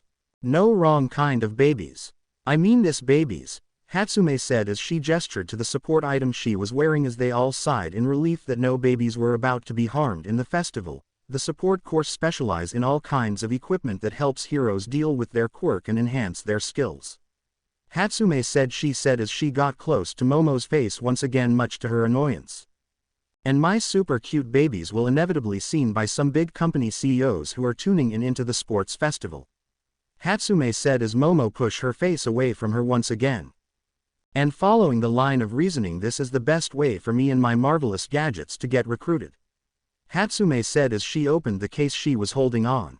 And I pack all kinds of powerful babies to bring with me, so I'm sure you'll find something you'll like floating around my arsenal. Hatsume said as the others inspected her support gear with amazement and awe written on their face. And for your other question, Hatsume said as she looked at Jiro, it's true that you don't know me and my quirk, but I have other trick on my sleeves, especially with these, me said as she gave them all a smirk while gesturing to the support items around her and in her case. Beside with your points, Hatsume said as she pointed at Momo, it will be harder for you to gather any more teammates, so I'm your best bet. She said as the smirk never left her face. Sigh, she's right, it will be harder for me to form a team due to my points, Momo pointed out as she sighed as she acknowledged the girl's truthful words, as Jiro just grumbled in agreement as Momo was now eyeing one of the support gear on the case. Oh, I see something has caught your eye, Hatsume said as she picked up the jetpack in her case. I see this one was a copy of a certain hero's support gear I made. She said as Momo's eyes widened at that. Wait, is that what Air Jet used? Momo asked in shock as she recalled Izuku telling her about all kinds of heroes he had on his hero journal, and Air Jet was one of those. No way, the Buster hero. Kaminari asked in shock. So what do you say? Hatsume asked them with a smirk. She's right, I can't be picky who I choose due to my 10 million points. I was lucky that Jiro and Kaminari decided to team up with me and we could use her support items to our advantage, Momo said in though as she looked at her new teammate. Fine, you're in, she said as Jiro and Kaminari nodded, seeing her reasoning, and Hatsume just smiled. Now that I have my team, all that is left is to win this cavalry battle, Momo thought as her expression became serious, so now it begins. ... I need to find some teammates quickly, Todoroki thought before someone called out to him. Hey Todoroki-kun, you got a team yet? Uraraka asked as she approached him. No, not yet. Todoroki shook his head meaning no. Well, perfect, we could team up together, Uraraka said happily as Todoroki lightly blushed from her cheery attitude. Okay, now all we need is 2 more persons, Todoroki said as Uraraka thought for a moment. You know, I think I know someone who would join us, Uraraka stated as Todoroki nodded. Now that you said it, I might have someone in mind as well, Todoroki said as he and Uraraka nodded off find their teammates. ... You want me to join you? Iida asked as Todoroki and Uraraka recruited him for the cavalry battle.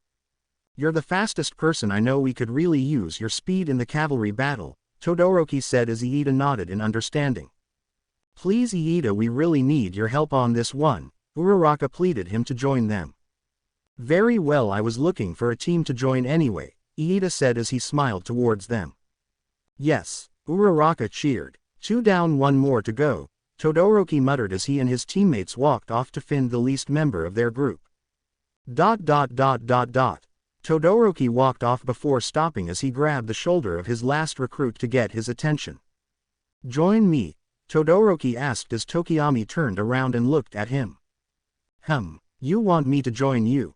Tokiyami asked as Team Todoroki recruited him. We could really use you help, Iida said. With you and Dark Shadow we can get more points that way, Uraraka said. We could be as a distraction while Dark Shadow to grab the headbands from afar by using long-range attacks to our advantage and taking our opponents off guard, Todoroki said as Tokiyami thought about it. He's got a point, you know, Dark Shadow chirped in. I see your logic and your reasoning, Tokiyami said, and with the right strategy and timing we could get first place, Tokiyami said as Todoroki nodded. Very well, I will join you, Tokiyami said as Todoroki, Iida and Uraraka smiled at him. Todoroki a rare show of emotion as he had a small smile on his face before becoming serious once more. I chose the 3 of you because I believe that we will make for the stable formation possible, Todoroki said as he began to tell them the plan. Alright, here's the plan Tokiyami, you'll be our left wing. Your job is to be our defense and offensive long-range attack, and if you can use Dark Shadow to get headbands from afar, Todoroki said as Tokiyami nodded.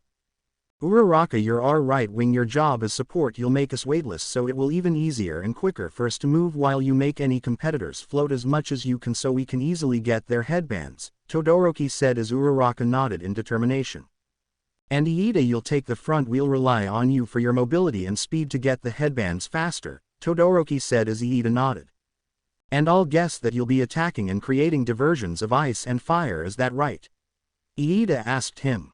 Not quite, Todoroki said as he looked towards the stands where his father was watching. When I'm in battle I never use my left side, Todoroki said as he clenched his fist tightly while glaring at his father in the stands. You should pick me to be in your team, Sato said as he and some of the Class 1A students surrounded him. No, you defiantly want me by your side, Mina said as she pointed at herself. I don't wanna beg, but please, Aoyama said as he clutched his aching stomach.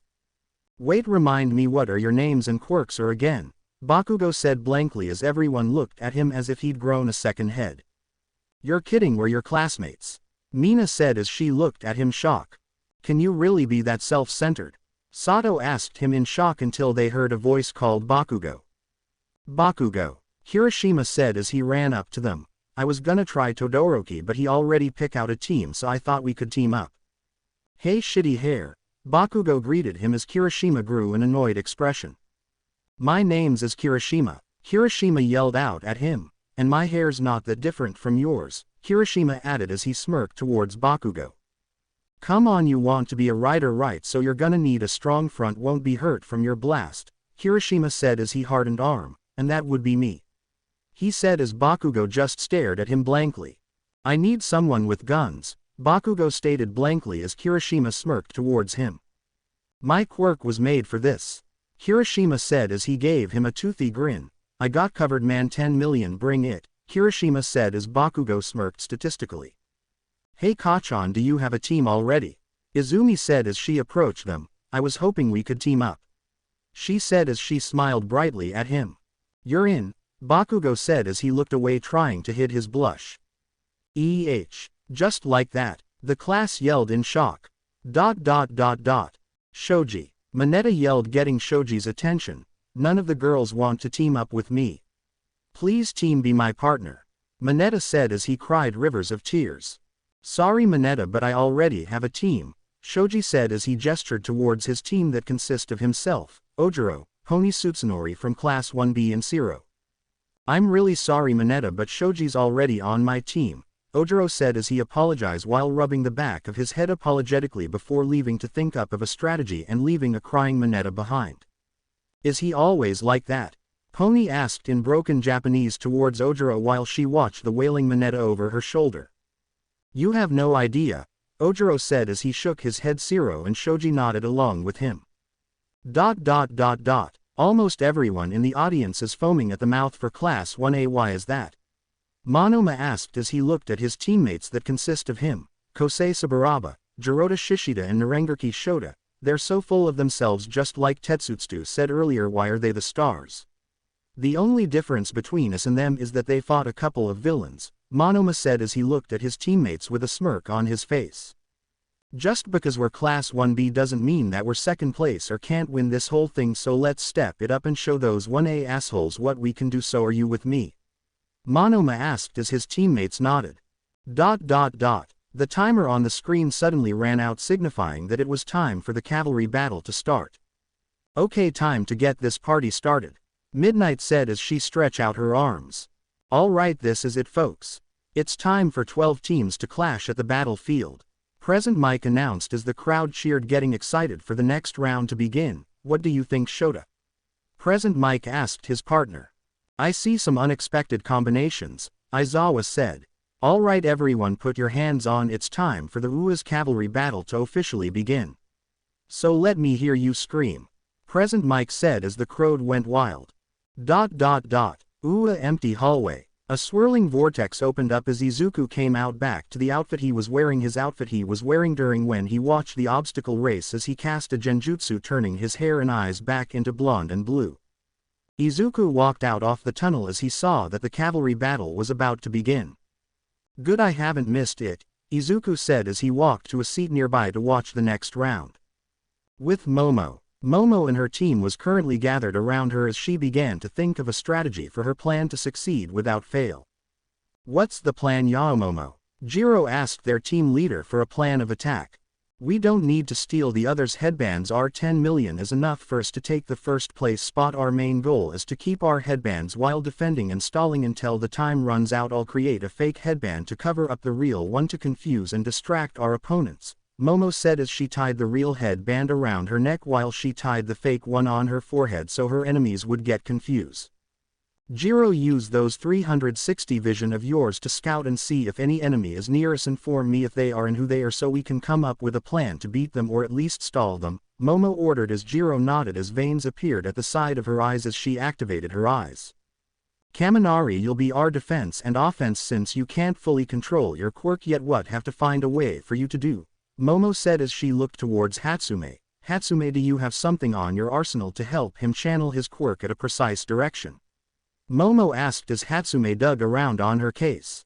Here we go, baby. Number 32, the sharpshooting gear. It's still a prototype but it will do the job," Hatsume said as she tossed the 2 support gear at Kaminari, who caught it.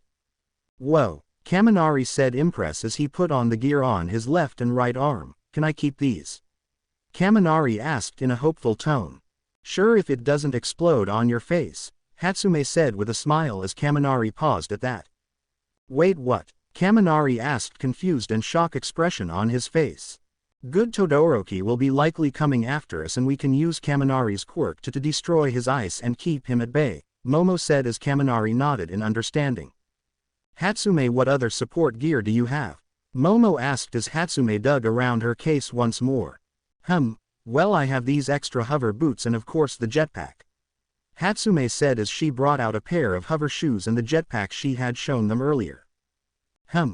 We might want to get to the sky in case it gets too much for us on the ground. Ojiro, Kaminari, get on of the shoes and put them on your leg," Momo said as Kaminari and Ojiro each grabbed one of the shoes and putting them on their feet. "I'll put on the jetpack to help boost our way to the sky," Momo said as she put the jetpack on her back. "Hatsume, anything else you have in your arsenal?" Momo asked as Hatsume dug around her case. "I forgot I brought this one," Hatsume said as she brought up a pair of metallic gloves that was somewhat similar to what Momo created during the race. "This baby is baby number 54. It can fire concessive blast towards the opponents and has a couple of tricks hidden behind its wiring itself," Hatsume said with a smirk as she examined the gloves in front of her to see if it works, accidentally blasting a hole in the wall in the process. "Sorry," Hatsume yelled as she apologized for the newly formed hole on the wall. "Good, put that on cause we might need it in the future," Momo said as Hatsume nodded before putting on the gloves.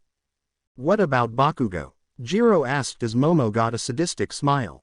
"I'll create a shield and block his explosion while you'll hit him with a sound attack, and once he gets disoriented and hurt then we'll finish him off with one of your Juken strikes or 32 palms. And I've been observing your quirk recently and I realized that you can't really fully utilize your earphone jack quirk without the use of some support items," Momo said as she created a pair of amplifier jacks and handed them to Ojiro.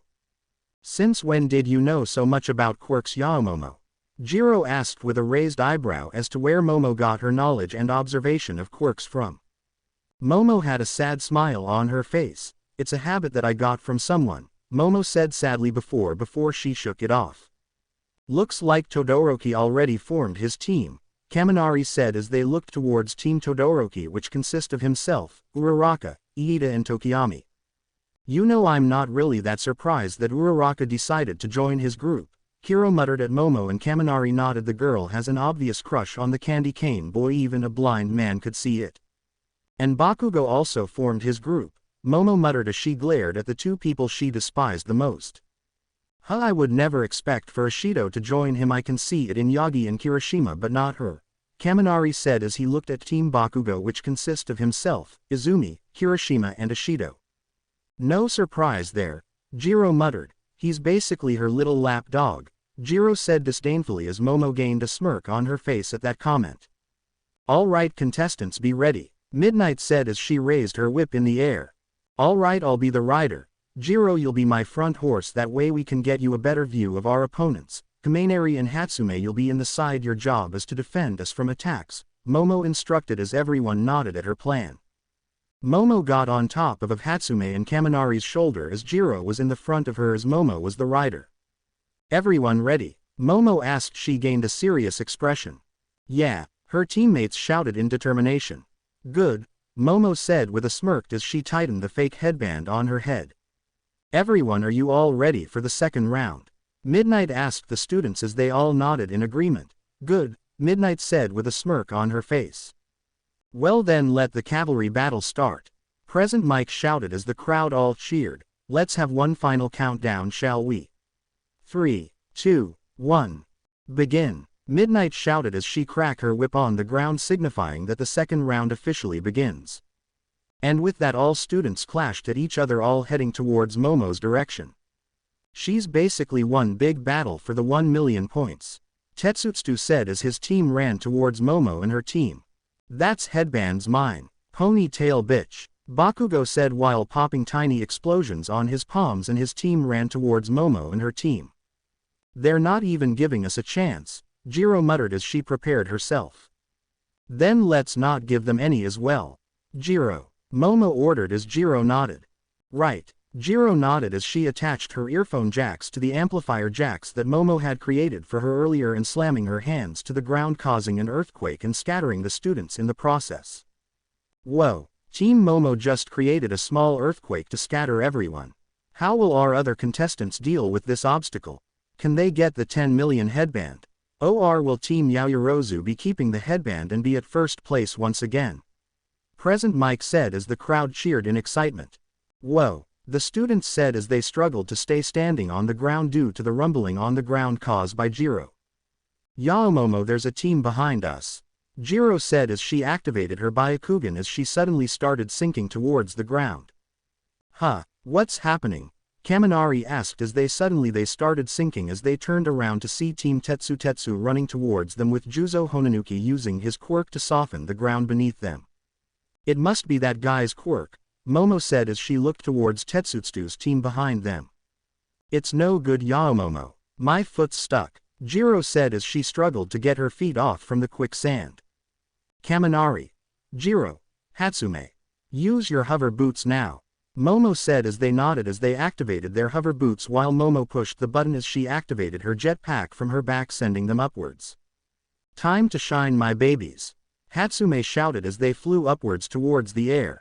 She flew. Tetsutetsu yelled as he and his team stopped in their tracks as they watched Momo and her team fly away, that damn support course and their support gear. After them, Tetsutetsu ordered as his team followed his lead. They flew for a couple of seconds as they began to slowly fall to the ground. We're landing, Jiro yelled as she, Kaminari and Hatsume used their hover boots to land softly towards the ground. So what do you think of my awesome babies? Are they just precious? They can be manufactured, you know, Hatsume asked as they began to run forwards as Momo just gave her a smile.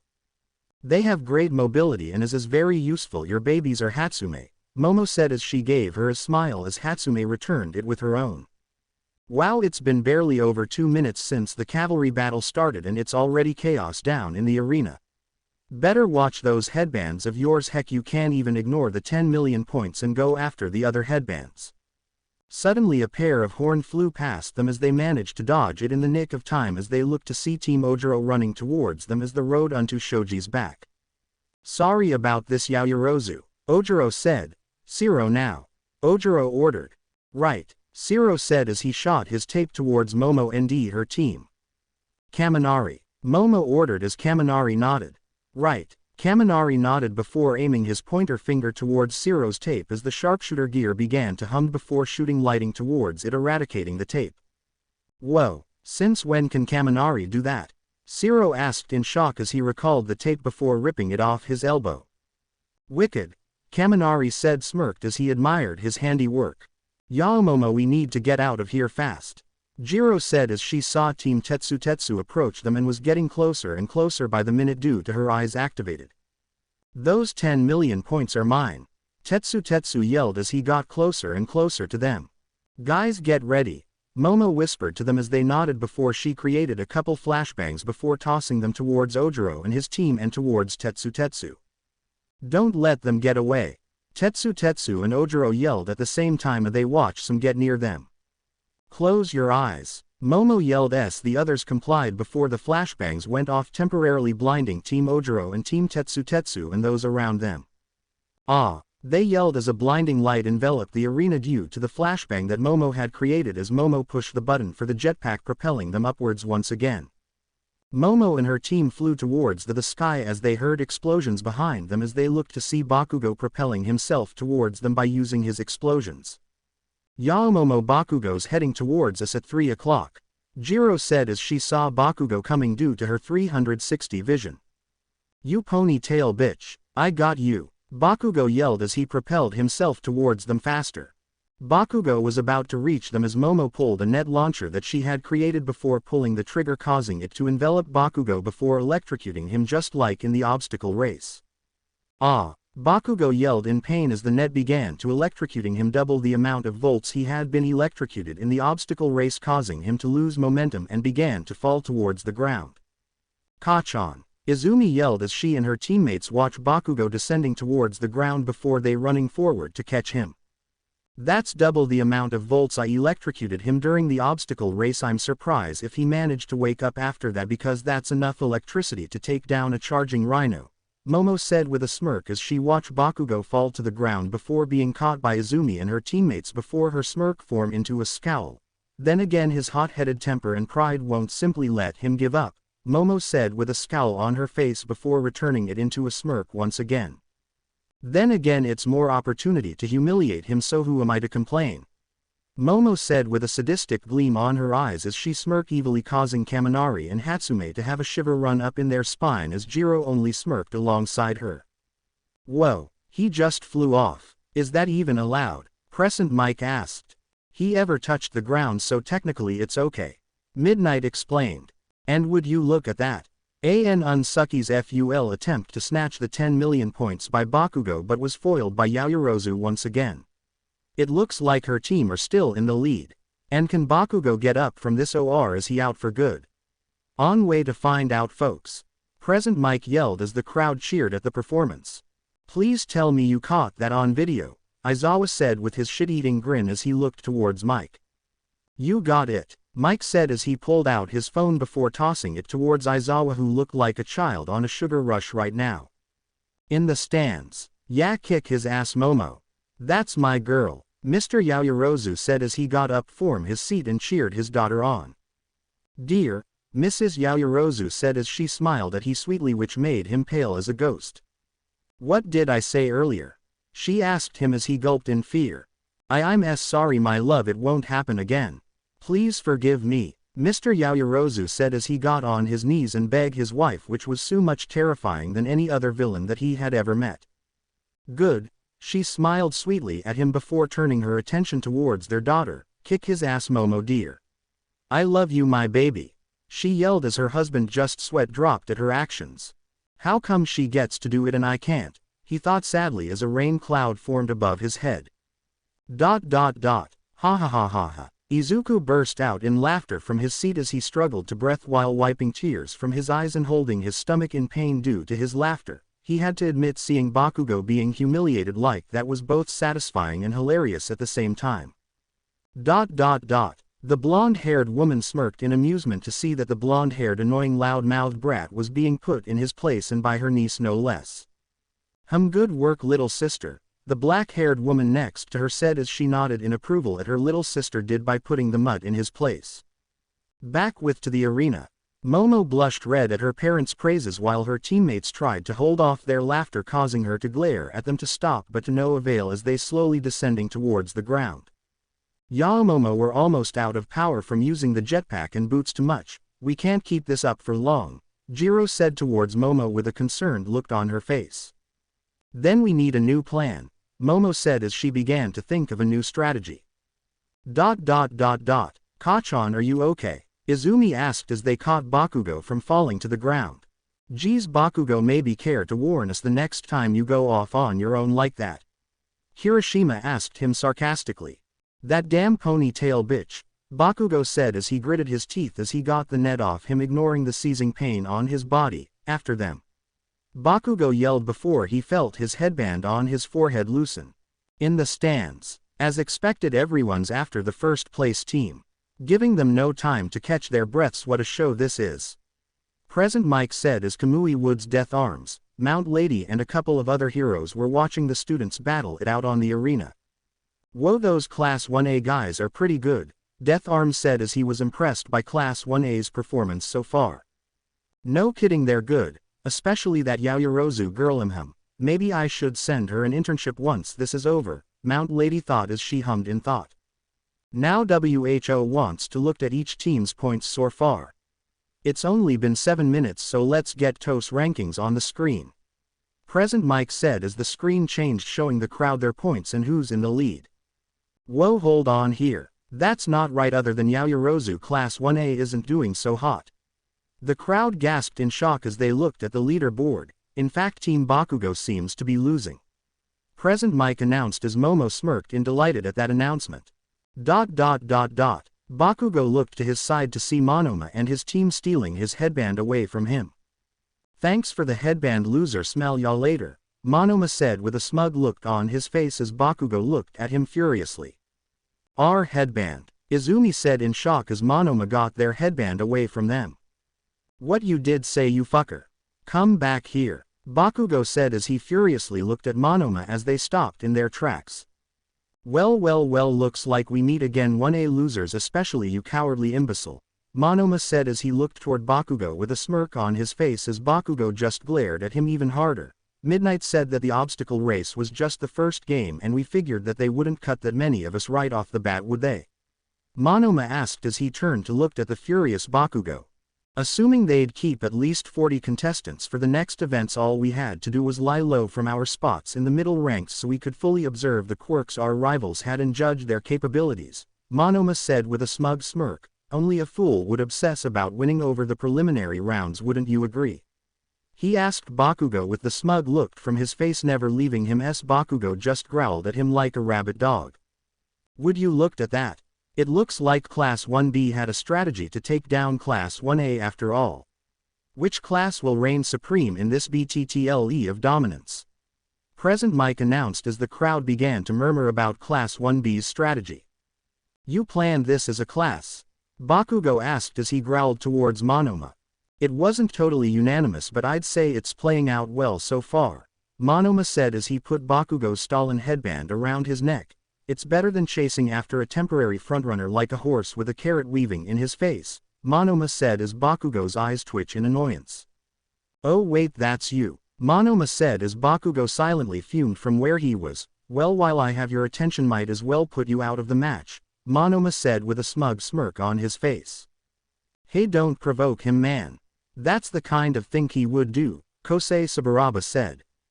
Yeah, I guess you're right, Monoma said as he shrugged his shoulder. It's not very heroic of me, besides you know how these things work, heroes are always being hounded by moronic villains desperate for some kind of revenge, Monoma said as Bakugo's temper reached its boiling point.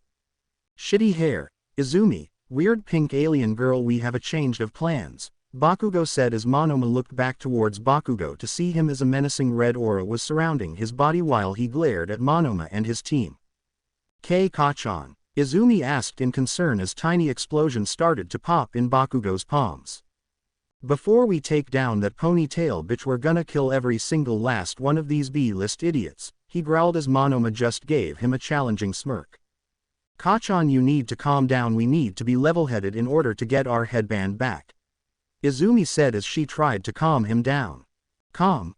Oh, I've never been calmer, Bakugo yelled as he VCI'd an explosion from his palms as he glared at them. Well, bring it on, you cowardly imbecile, Monoma said unfazed by Bakugo's menacing aura. You know you're an asshole, how can someone like you be a hero with an attitude like that? I mean, if hero suicide baits his friend, Monoma asked as Bakugo and Izumi's eyes widened at that. It was 3 days after the funeral of Izuku Yagi.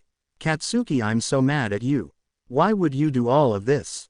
How can you do that to Izuku?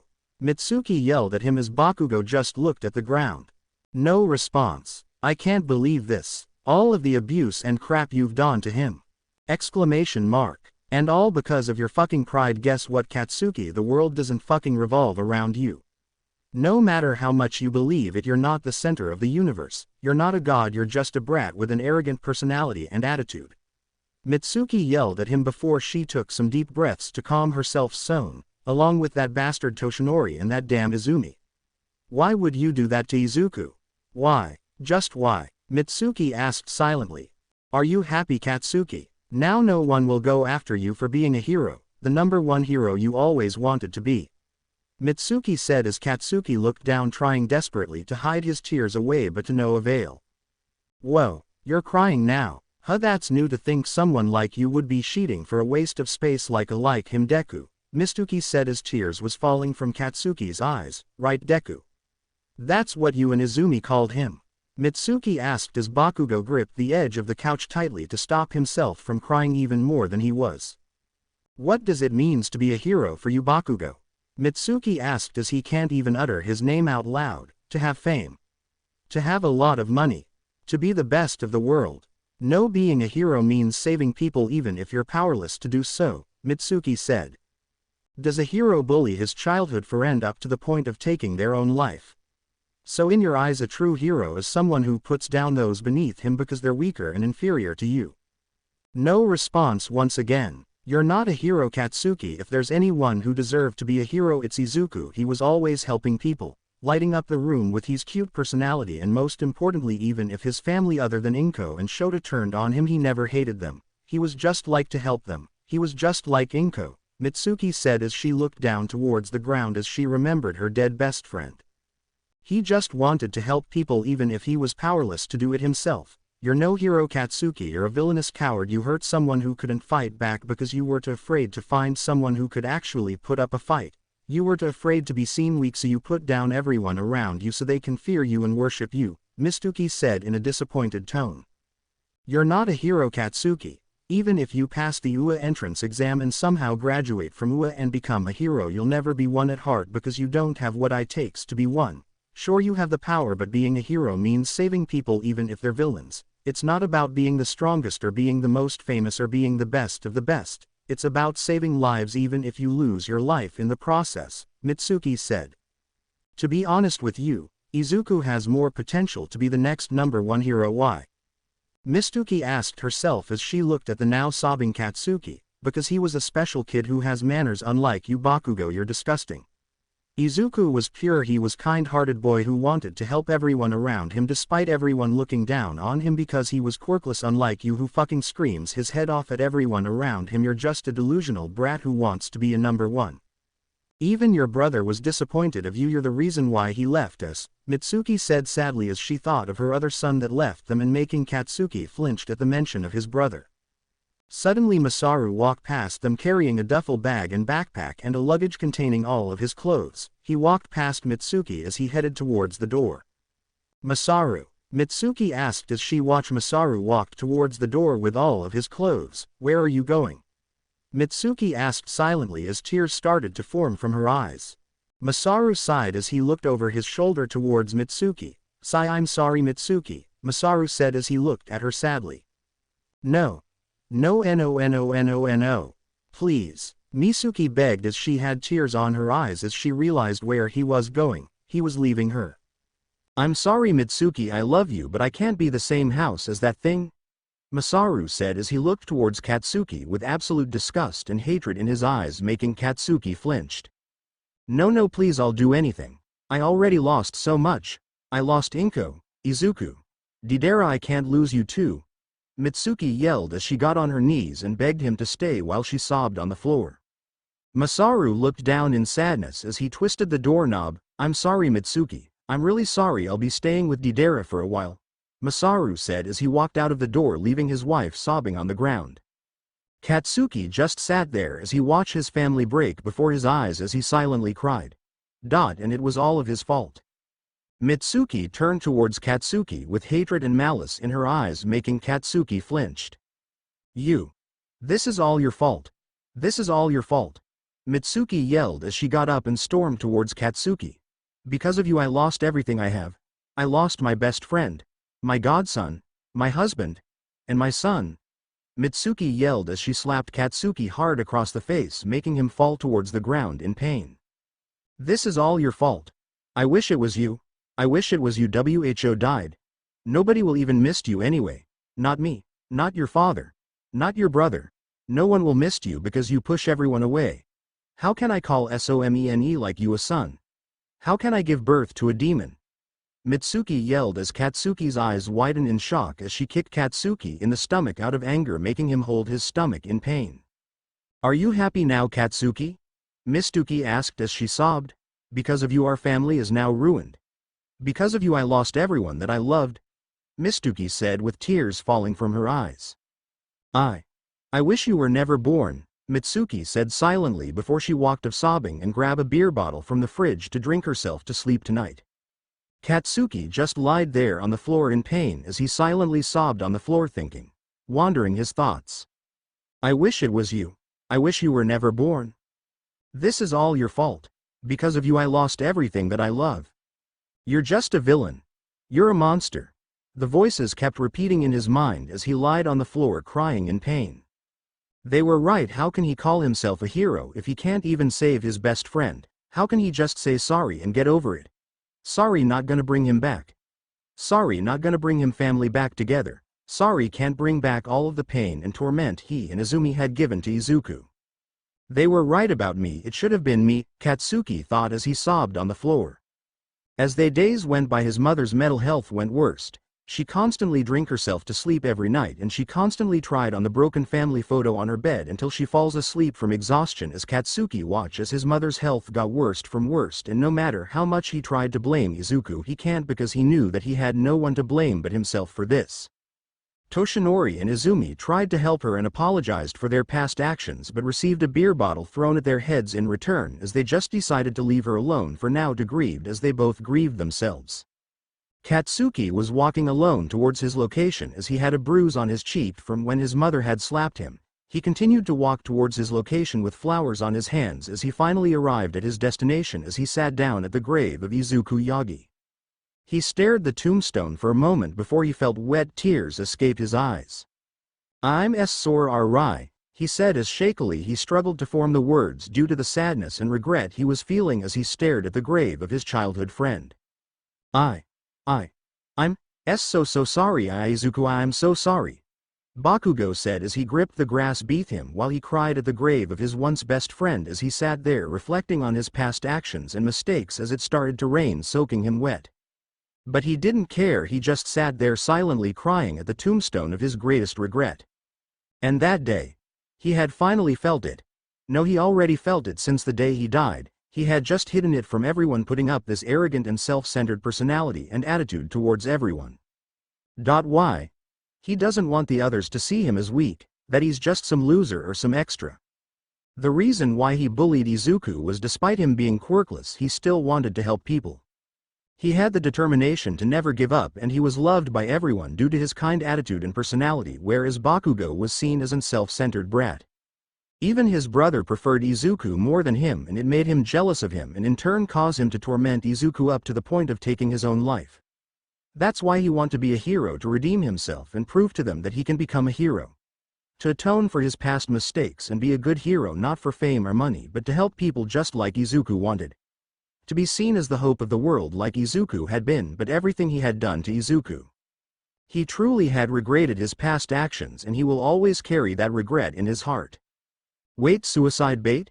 Kirishima asked as he was hit in by Bakugo. Come on, shitty hair. Move. Bakugo yelled as he consciously hit Kirishima's head as he tried to hide his tears away from them as he quickly wiped them away. Ow. Okay. Geez, just stop hitting my head, Kirishima said as he ran forwards towards Monoma and his team. Die. Bakugo yelled as he reached his hand out to explode Monoma's face, only for Monoma to push it away with his hand with ease. Bakugo turned back towards Monoma only for an explosion to explode his face, catching him off guard. Kachan. Izumi yelled out in shock. Wow, I can see why you like this quirk so much, Monoma said, impressed before touching Kirishima's head and gaining his quirk in the process. What the hell? Bakugo asked as he regained his composure. Weird that guy has your quirk, Kirishima yelled in shock. Damn it.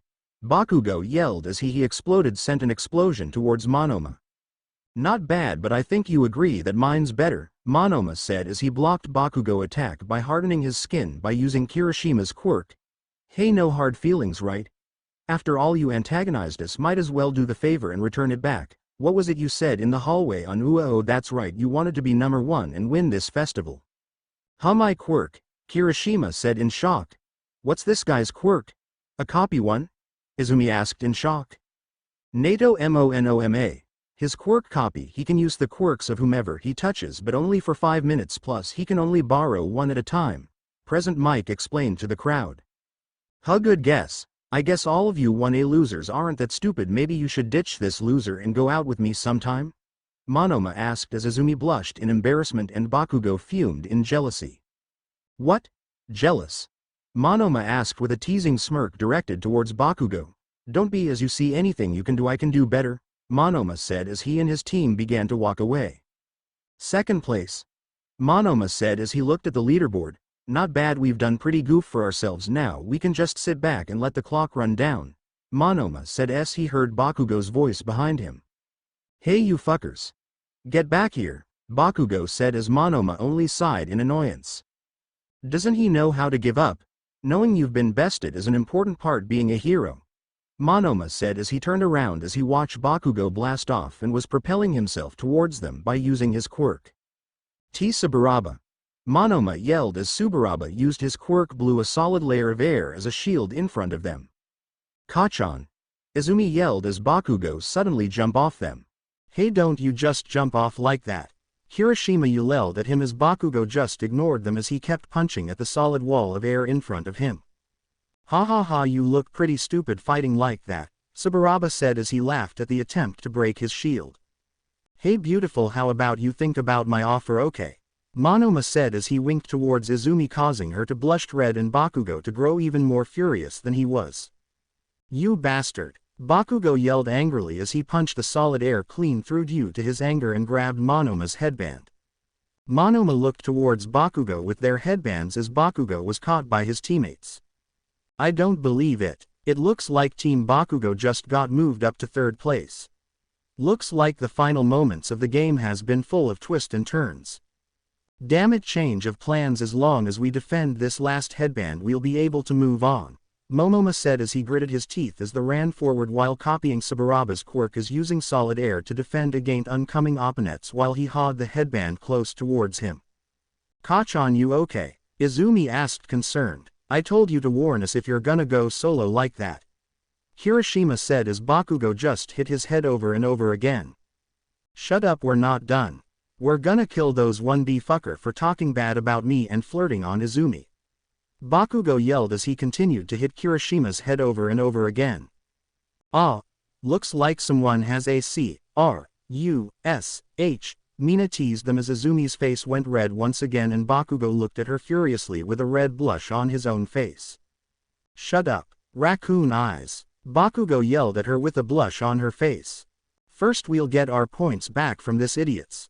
One, then go for the big one, Bakugo yelled as his teammates nodded in determination. Raccoon eyes, lie down, some acid at the direction we're going, Bakugo yelled as Mina grumbled at him. My name's Mina, Mina said as she sent some acid at where they were going as they began to glide towards the ground thanks to the acid. Monoma tried to make a wall of solid air as a shield but Bakugo just exploded it, breaking it once again, reclaiming their headband. Bakugo is a MERCILLES force. What a show. Now let's watch an instant replay, Present Mike said as a replay of the attack appeared on the screen. Now we're going towards Ponytail Bitch and Todoroki, Bakugo said as he looked towards where Momo and Todoroki was. With Momo, so Class 1B had a long-term strategy that involved throwing the qualifiers. Pretty impressive of them to think that kind of strategy from the beginning. I guess it could help them a bigger impression on the audience. I guess everyone kinda loves an underdog, Momo thought as they continued to run and avoid their headbands from getting stolen. Wait, if they're playing the long game here then they might not even bother coming after us, Momo thought. Yao Momo, incoming, Jiro yelled as they suddenly stopped dead in their tracks as their path was blocked by an ice wall from Todoroki. And now we've reached the halfway point of the game. WHO will win first place and make it to the next round. Tune in and watch folks, cause this is just getting interesting, Present Mike said as the crowd cheered in excitement as the cavalry battle enters its hallway point. It's anyone's game at this point folks. Class 1B made a great strategy. But will it be enough for them to win? WHO will wear the 10 million points in the end. Team Yaoyorozu or someone else? On way to find out, folks. Momo looked forwards to see Todoroki and his team blocking their way as they both glared at each other. I'll be taking that headband now, Yaoyorozu, Todoroki stated as Momo just continued to glare at them. Todoroki, Momo growled as she glared at her opponent before she created a shield and sword on her hands. You still have 8 minutes left to get the 10 million headband. Better hurry up, contestants, Present Mike announced. Then there's no time left to waste. Shoji, Shiro, Tsunori, Ojiro ordered as Shoji, Pony and Shiro nodded. Right, Shoji, Pony and Shiro nodded as Shiro and Pony shoot their tape and horns towards Team Momo while Shoji ran forward towards them. After them, Tetsu yelled as his team moved forwards towards Momo and her team. We're surrounded, what now? Jiro asked their team leader for a plan. The game's only halfway over, we can't stop now, Momo said as the others nodded as she cut the tape by that was coming towards them in half by her sword sent by Shiro and blocked the horns by her shield. Now Iida forward, Todoroki ordered as Iida nodded. Right, Iida nodded as smoke began to emit from his engine as they ran forwards. Uraraka, make us lighter, Todoroki said as she nodded. Right, Uraraka, as she used her quirk on them, making them lighter. Yaoyorozu, it's not just Todoroki who is after us, Kaminari said as they looked forward to see everyone heading towards in fact all of them are. Everyone stay on guard and hold your ground, Momo shouted as her teammates nodded. Kaminari, Momo shouted as she created an electric-proof cloth similar to what she had created on the USJ, and she quickly covered herself and her teammates as Kaminari smirked with his body began to emit electricity from it, knowing what Momo was about to do. Way ahead of you, indiscriminate shock 1.3 million volts.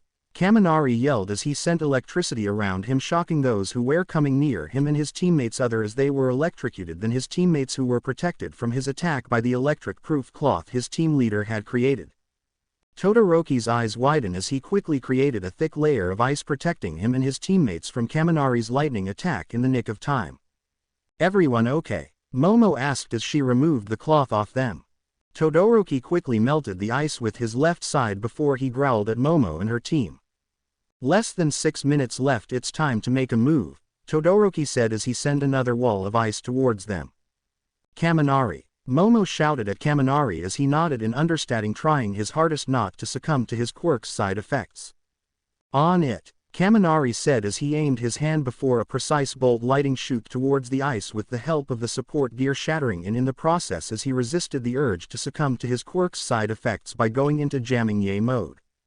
While you're still conscious, guess you are getting stronger, jamming Ye, Jiro said as she teased him. Wow, is that an actual compliment coming from you? Kaminari asked as he smirked towards Jiro, making her flush in embarrassment. I hate to break the moment, but can you save the flirting for later? We're kinda in a battle here, Momo said with an amused smirk on her face along with Hatsume as Kaminari flushed red and Jiro flushed even redder than before. We're not flirty, oh never mind, Jiro said as she looked away from them, trying to hide her red face, causing Momo to giggle in amusement. You should pay attention towards your surroundings, Todoroki said as he sent another wave of ice towards them.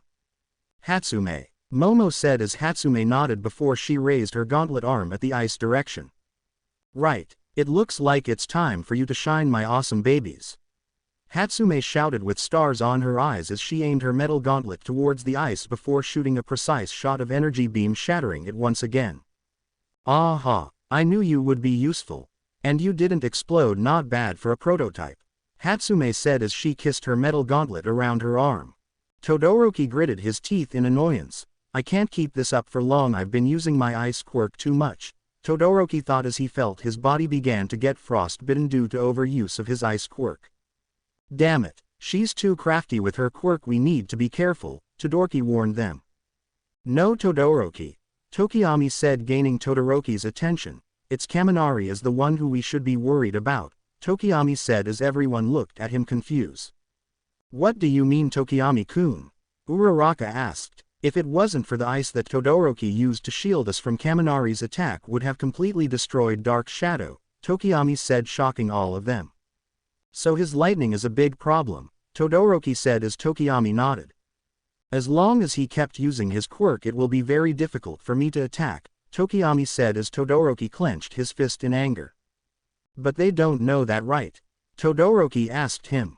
I don't think so. The only person I've told about my weakness was Kota back at the USJ and he's a man of very few words, Tokiyami said as Todoroki nodded his head.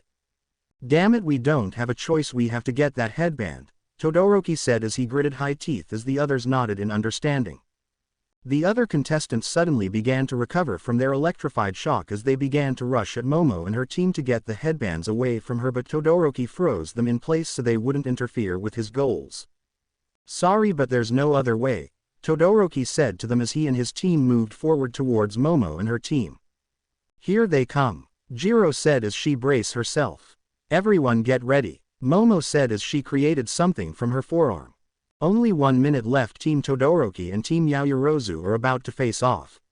So far Yaoyorozu had been able to keep the headband for herself, but can she keep it up? Or will Todoroki get it for himself? WHO will get the 10 million points and win first place. Hold on to your seat folks, cause we're just getting to the good part. Present Mike said as the crowd cheered in excitement. In the stands Endeavor gritted his teeth, gritted in annoyance. She's exploiting your weakness, Shoto, don't be a fool, Endeavor said to himself with a scowl, disappointed at his son's actions. Yaoyorozu's keeping at a distance and I can't get close without risking Tokiyami and Dark Shadow getting hurt. As long as Kaminari's able to use his quirk then we can't get the headband in close quarters and there's so little time left. Damn it, I need to think of something, Todoroki said as he narrowed his eyes at Momo. Everyone, Iida said, getting their attention.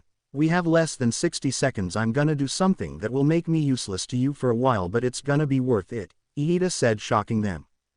What do you mean, Iida-kun? Uraraka asked, slightly worried for her friend. What are you gonna do? Todoroki asked as Iida got on a running position. Just make sure you get that headband, Todoroki, let me handle the rest, Iida stated as his engine started to hum.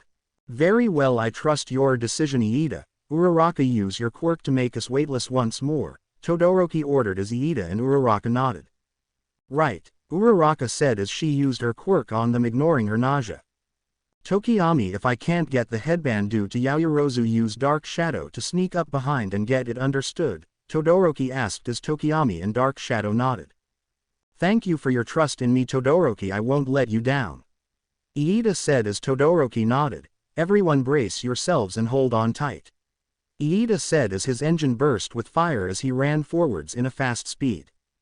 Yaomomo, they heading towards us fast, Jiro informed them.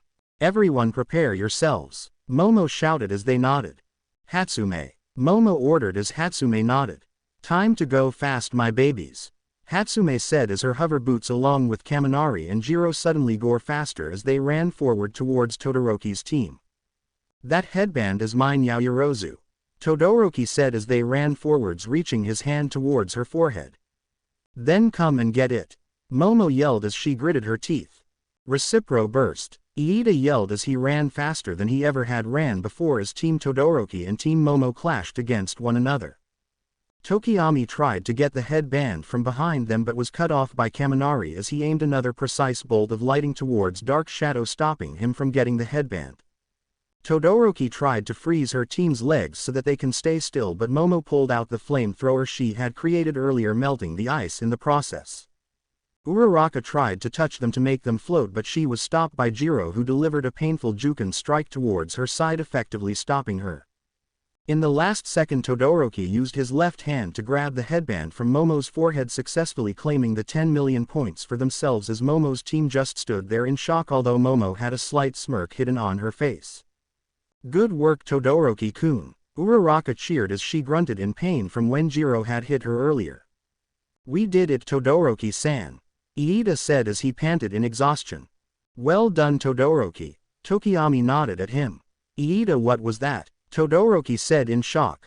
I pushed my RPM into overdrive, which gave me explosive power. Unfortunately, the drawback is that I stalled my exhaust pips for a while, Iida said as his engine started to smoke to do overuse. I've been saving that move for the sports festival so no one in the class knew about it.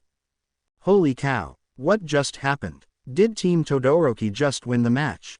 This entire game was completely turned up in its head. Present Mike said as Jiro, Kaminari and Hatsume had their heads down in shame as Endeavor gave a smirk in the stands. I'm sorry Yaomomo, Jiro said sadly as she looked to the ground. Yeah, I'm sorry Yaoyorozu, we lost, Kaminari said as he followed Jiro's example and looked towards the ground. My babies failed, Hatsume said in disbelief as she looked down towards the ground. Guys, don't worry, we have won this round, Momo said as she gave them a smirk and wink as they looked at her confused. Huh, they all said in unison with a look of confusion plastered on their faces. Suddenly they all heard an explosion as Bakugo exploded himself towards them in a rapid pace. I see, hot bastard, ponytail bitch, that 10 million is mine, Bakugo yelled as he propelled himself towards them. Time's up, Midnight suddenly announced as Bakugo fell face first towards the ground. Bakugo, you okay? Hiroshima asked as Bakugo pounded his fist in the ground like a child repeatedly. And with that the second round was officially over. What a show that was. Now let's all see who our top 6 teams are, shall we? Present Mike said as the crowd cheered. In first place we have Team Yaoyorozu in first place, still letting on with the 10 million points. Present Mike said as everyone paused at that. What? They all yelled simultaneously in shock. What? How? Jiro asked in shock. Hubby, but I thought Todoroki-kun got it. Uraraka asked in shock. Todoroki looked at the 10 million headband, but instead of the 10 million written on it, it was instead, "Joke's on you." With an image of Momo sticking her tongue out childishly. She tricked us, Todoroki said as he clutched the fake headband in anger. Hehehehe, I told you guys that there's no need to be worried about, Momo said as she pulled the real 10 million headband off her neck and showed it to everyone. In the stands. Whoa, yeah, that's my girl, Mikasa Yaoyorozu said excitedly as she was impressed by her daughter's plan. She takes after you in that trait, you know, Ichigo Yaoyorozu said as he smiled at his daughter proudly before kissing his wife's cheek, causing her to giggle. Clearly, I mean, who else did she get her amazing intellect from? She said as he pouted at her. I just gave a compliment and yet you insult me. I'm hurt, my dear, Ichigo Yaoyorozu said as he pouted like a child, causing his wife to giggle at his action once more. Oh, relax, I was just teasing you, dear, Mikasa said as she rolled her eyes playfully before kissing her husband's cheek, making him blush. The blonde-haired woman beamed in pride as she watched her niece win the event by using her intellect and brains. She definitely gets it from her mother, the woman said with a chuckle as she can already see the face of her pouting little brother on her mind. I agree, Mom is pretty smart, the black-haired woman next to her said as he nodded her head in agreement. Izuku looked down at her as he smiled at in pride. You certainly have grown, Momo, Izuku said silently to himself as he with a sad smile on his face as he felt guilt welled up in his heart. Back to the arena, Jiro, Kaminari, and Hatsume stared at her in disbelief until it hit them hard like a pile of bricks. The plan, Jiro said with wide eyes as she remembered Momo's plan to distract her opponents by using a fake headband. We've been so focused on the cavalry that I totally forgot about that, Jiro said as Momo nodded, the smirk still plastered on her face. No way, I forgot about that too, Kaminari said in shock. Well, that's no surprise for you, Kaminari, Jiro said with a smirk as Kaminari pouted at her. Is it so hard for you to compliment me and not insult me from time to time? Kaminari said as Jiro just shrugged her shoulders. Maybe not, Jiro said as she shrugged her shoulders as Kaminari pouted at her once again. And my super awesome babies helped, Hatsume said as she jumped upside down excitedly. I need to work more on my babies to improve them, Hatsume said as she began tinkering with her babies. And now in second place we have Team Todoroki, Present Mike announced as Todoroki scoffed, still glaring at Momo. Well, at least we got second place, Uraraka said as she tried to brighten their mood. I agree, second place isn't that bad, Tokiyami said as he nodded his head at Uraraka's comment. Dark Shadow pop up, still recovering from Kaminari's attack. I'm sorry I let everyone down, didn't I? Iida said as he clenched his fist dramatically. Oh no, that's not true, Iida-kun, at least you tried your best. Uraraka said as she waved her hand frantically in front of her while she sweat dropped at his action before noticing Todoroki's angry expression. Hey, don't worry about it, Todoroki-kun. At least we still got second place right, Uraraka said as she gave him a bright smile as she tried to cheer him up. Yeah, thanks, Todoroki said with a blush as he looked away from her. And now in third place we have Team Bakugo. Present Mike announced as the crowd cheered. Aw man, we were so close to first place. Mina complained with a pout on her face. Third place isn't that bad, Ashido-san, Izumi said as she tried to cheer her up. Tell that to our team leader, Kirishima said as he pointed at Bakugo still throwing a temper tantrum. Well, at least I got some tea out of it, Mina said with a knowing smirk directed towards Izumi as the said girl blushed. At fourth place we got Team Tay. Wait, what? It's Team Shinszo. Present Mike said as Shindo smirked at himself. Thanks for all your help, Shinszo said sarcastically towards his teammates as he walked away. Then at fifth place we got Team Ojiro. Present Mike said as the crowd cheered. Well, at least we're not last. Good work, guys, Ojiro said as he gave his teammates a thumbs up as they nodded in gratitude. And now last but not the least we got Team Tetsu's TU at sixth place. Present Mike said as Tetsu fumed in anger.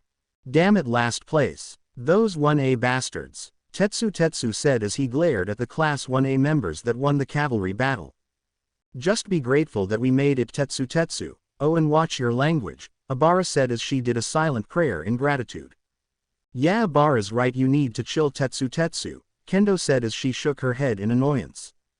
Honanuki hummed as he nodded his head in agreement. Now let's take an hour break before we start the next festivities. See you soon, Present Mike said as the crowd went off to have lunch somewhere. Commentary room. Present Mike turned off the microphone as he looked at Aizawa, who was already snuggled up to his sleeping bag. Hey Shota, wanna have some lunch? I'm starving, Present Mike asked him in the commentary room. I'm taking a nap, Aizawa said as he zipped up his sleeping bag before lying on the floor like a cocoon before passing out. In the stands. Well, that was certainly entertaining, Izuku said as he heard his stomach rumble before walked off as he tried to find someplace where he can eat. Somewhere in the desert, a lone young man can be seen as he walked towards the burning desert. He had messy red hair and brown eyes. He was wearing some kind of flak jacket with black pants and a black sleeveless undershirt underneath his jacket and bandages around both his arms. He had some kind of scrolls attached to a belt behind his back with shinobi sandals with bandages on both his legs. This is Sasori Shugenzi, or also known as the villain Sasori of the Crimson Blood, known for draining his victims, mostly heroes, dry of their blood before turning them into one of his collections, leaving nothing on the ground but the pile of blood from his victims' heroes.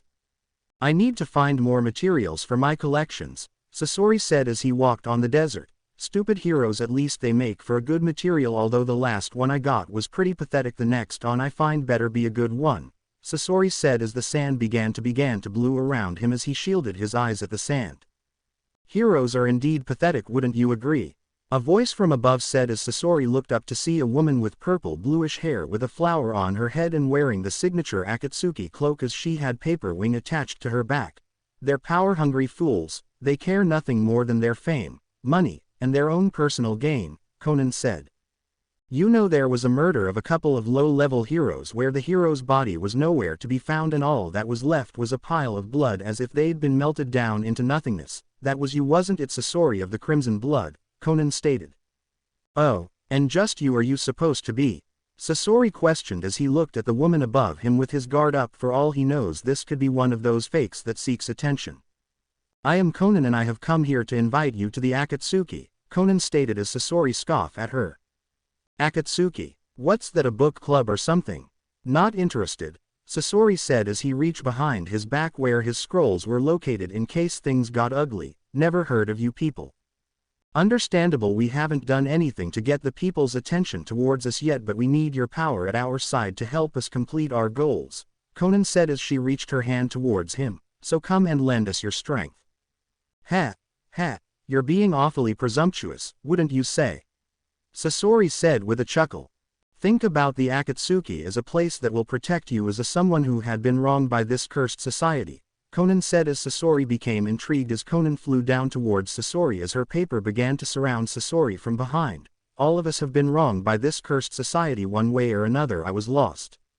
Alone and afraid when I lost my parents due to a hero accidentally killing them when they got in the crossfire, until I was saved by someone, and he gave me my purpose back. The reason for my existence is to help him achieve his goal on changing this cursed society and bring out a new age where no child will have to lose their parent on a young age, a world where there will be no heroes and villains, just us humans, and a world of peace where no one will have to fight to survive.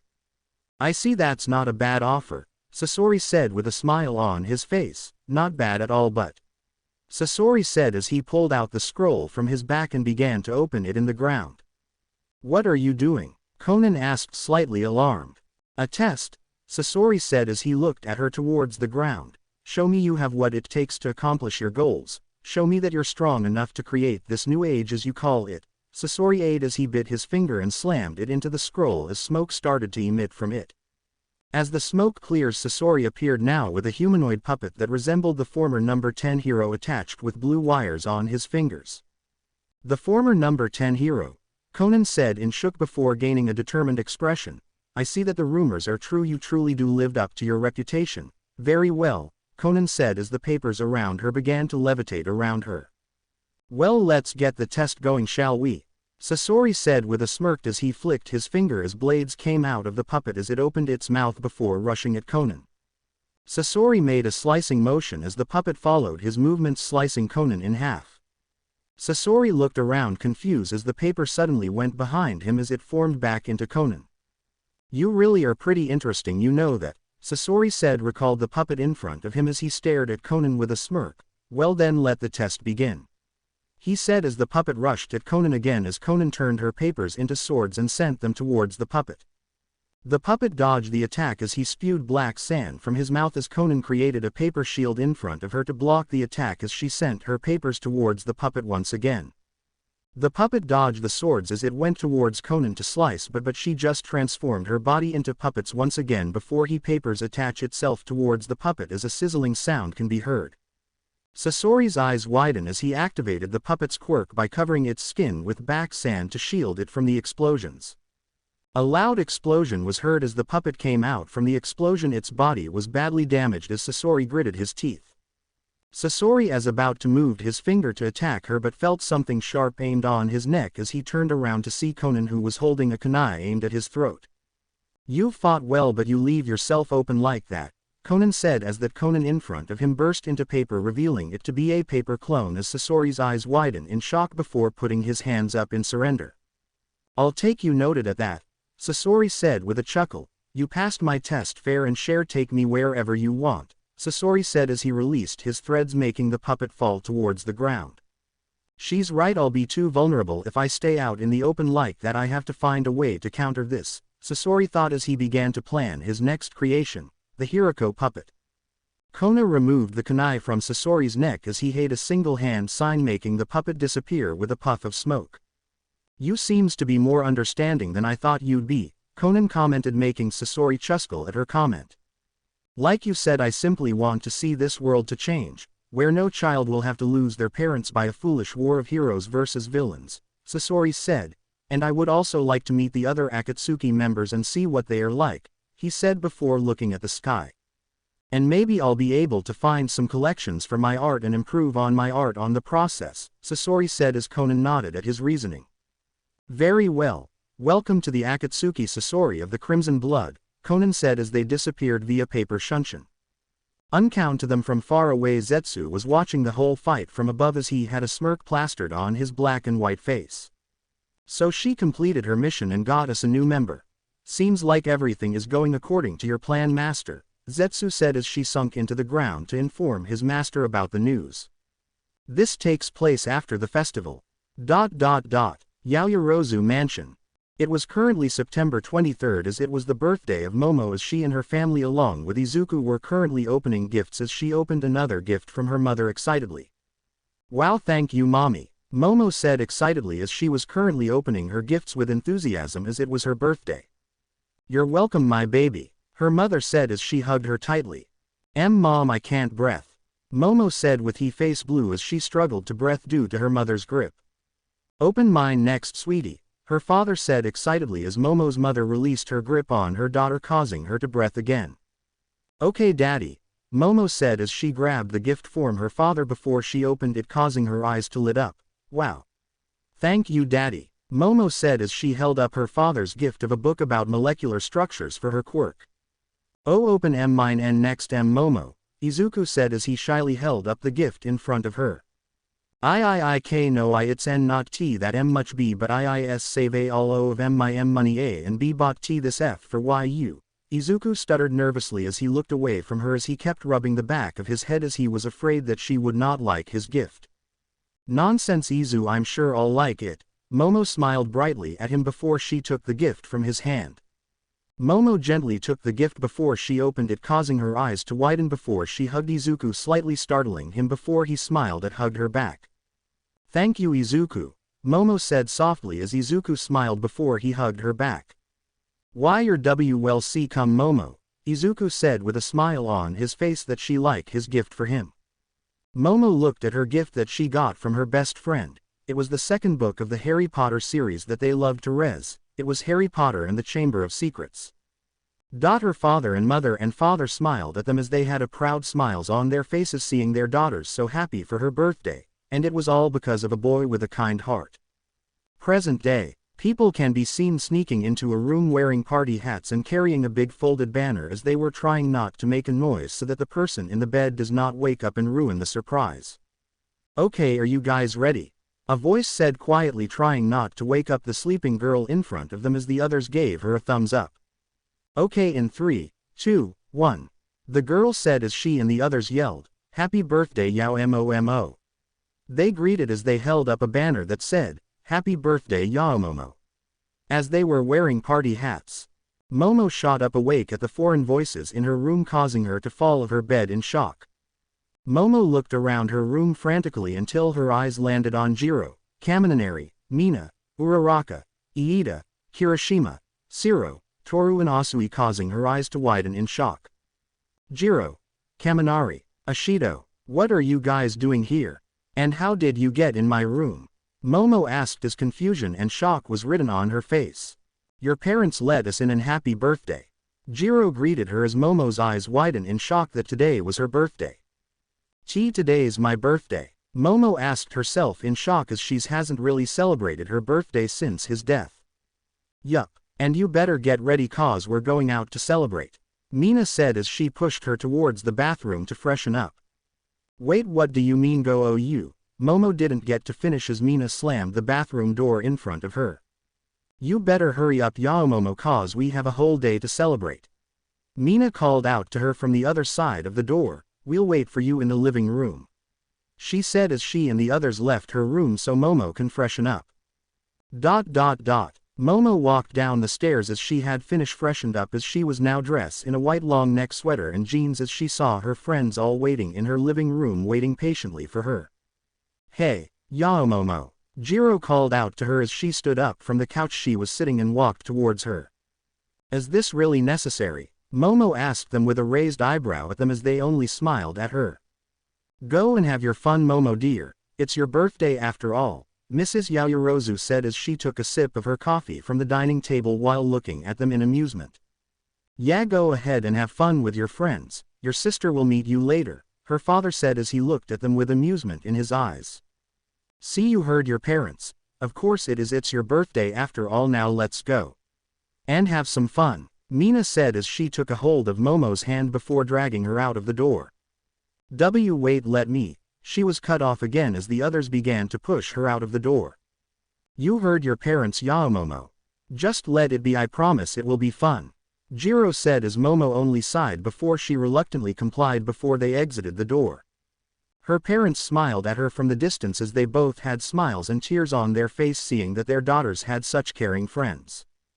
She's making friends again, at least she won't be sad during her birthday anymore, her mother said as she wiped a tear from her eyes. Yeah, I know, her father said as he wrapped an arm around his wife's shoulders comforting her. Wait, where are we going again? Momo said as they walked towards the mall walking towards their destination.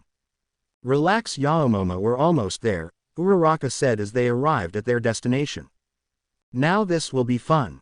Mina called out as they arrived at an arcade in the mall. Yeah, let's have some fun, Kaminari said as he high-fived Shiro and Kirishima before the three of them ran towards the arcade.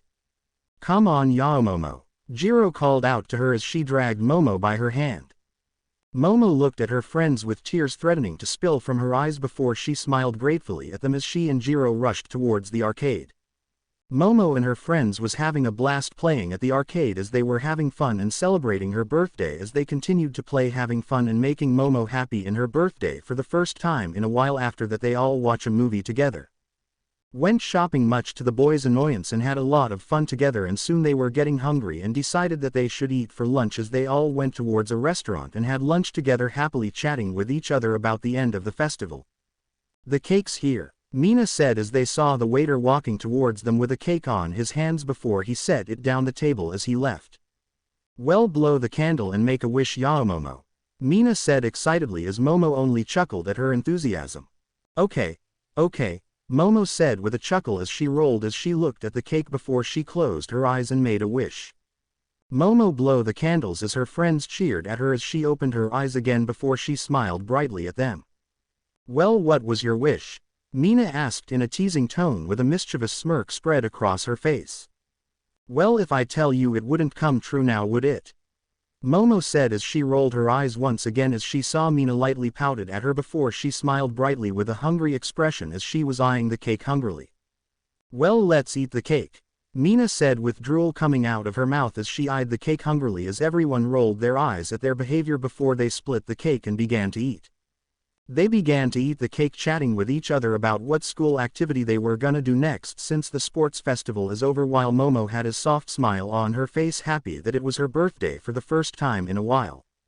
Hey everyone, I think it's time for our birthday girl to open her gifts, Mina called out as she finished eating her cake as everyone nodded and began to took out their gifts and handed them towards Momo. Happy birthday Yaoyorozu, Kirishima said as he handed her his gift as Momo took it gratefully. Thank you Kirishima-san, Momo said as she took the gift before she opened it as she took out a small pair of red dumbbells. So you can work out and become a powerful hero, Kirishima said as he gave a thumbs up and a toothy grin before Momo smiled at him gratefully.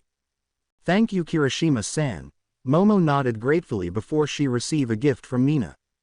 Open mine next girl, Mina said excitedly as she handed Momo her gift. Momo gratefully took it as she opened it before she took out a red t-shirt with her name on it. Thank you Ishido, Momo said as Mina gave her a triumphant smirk before she took a sip from her drink. Here's mine Yaomomo, Jiro said as she handed Momo her gift. Momo took it as she opened it and revealed that it was a book that Momo was telling here about as her yes widen. Jiro, this book is really expensive, are you sir? Momo said in shock before Jiro cut her off. It's fine Yaomomo, sure I may have used all of my allowance, but it's for you, and as long as you're happy and accept my gift that will be enough for me, Jiro said as she rolled her eyes at her friend before she gave her a bright smile towards. Momo smiled brightly towards her, grateful for her gift as she wiped the tears from her eyes, grateful for her thoughtful friends. Slowly they gave their gift towards her as Momo slowly opened their gift one by one as Uraraka's gift was the only one left. Here, it's not much but I hope you like it, Uraraka said as she handed Momo her gift. Momo opened the gift as she took out a book about strategies and warfare. It's not much and it's just something I found in the bookstore and hope you will like it, and Uraraka said as she looked away from her while rubbing the back of head sheepishly but was cut off when Momo hugged her tightly. Thank you Uraraka, Momo said softly, shocking Uraraka before she hugged her friend back with a small smile on her face. Momo let go of Uraraka before looking at the rest of her friends with tears welling up in her eyes. Thank you all of you, Momo said as tears started to fall from her cheeks as she cried that she wasn't alone anymore. Ever since his death she hardly celebrated her own birthday because it reminded her of him, and it was too painful as she just locked herself in her room and cried looking at the photo of her and her dead love. But now she wasn't alone anymore, she had loving, caring and thoughtful friends that will go above and beyond to make her birthday special, and that they would celebrate her birthday just for her to be happy and have fun with her in her special day, and that they would be willing to celebrate her birthday with her and would help her without asking for anything. She wasn't alone anymore. The rest of her friends just gave her their smiles, happy that she was happy in her birthday and that she was celebrating with them. There Momo, Ojiro said as she got up, as she embraced her friend in a hug, comforting her. This is the best birthday I ever had in a long time, Momo muttered weakly with a soft smile on her face. They continued to have fun celebrating their friend's birthday and having fun, and before they knew it the day quickly ended as everyone went home as it was getting dark. It's getting dark guys, we should probably head home, Ojiro said as she looked up at the sky to see that it was getting dark. Yeah, I should call my driver soon, Momo said as she took out her phone and began to call her driver to pick her up. Well, it's gonna be a while for your driver to arrive, so how about let's have some ice cream? Mina said excitedly as she pointed at the ice cream stand. Yeah, it's been a while since I had ice cream, Kamari said as he and Mina ran towards the ice cream stand excitedly, with the others shook their heads at their actions before they followed their two hyper friends. They all bought their ice cream as they talked with each other, chatting with each other and laughing at Kamari every time he makes a corny joke. Soon a black limo pulled up as Momo slowly walked towards her car while waving goodbye at her friends as they were currently waving at her as they watch her enter her car. Bye Yao Momo, her friends called out as she smiled towards them before she entered her car. Shall we head home, Mistress Momo? Her driver called out as Momo only shook her head. I have on more stop before we head home, Simon, is that okay? Momo asked as her driver only nodded. Of course, where to, Mistress Momo? He asked her as Momo gained a sad smile on her face. The cemetery, she said as Simon gained a sad look in his face as he just nodded his head in understanding as Momo decided to make one last stop before she returned towards her home. Very well, he said as he drove off towards the cemetery as they quickly arrived. I'll be back, Simon, Momo said as she quickly unbuckled her seatbelt before she got out of the car carrying the bouquet of flowers she had bought earlier. Momo walked towards the cemetery before she arrived at the grave of Izuku Yagi. Momo gently sat down in front of the tombstone before she gently laid the flowers in front of her as she took a deep sigh. Hey Izu, it's been a while since I visited you, huh? Momo said as she looked at the tombstone. It's my birthday again, and guess what? Momo asked with a chuckle as she looked at the tombstone.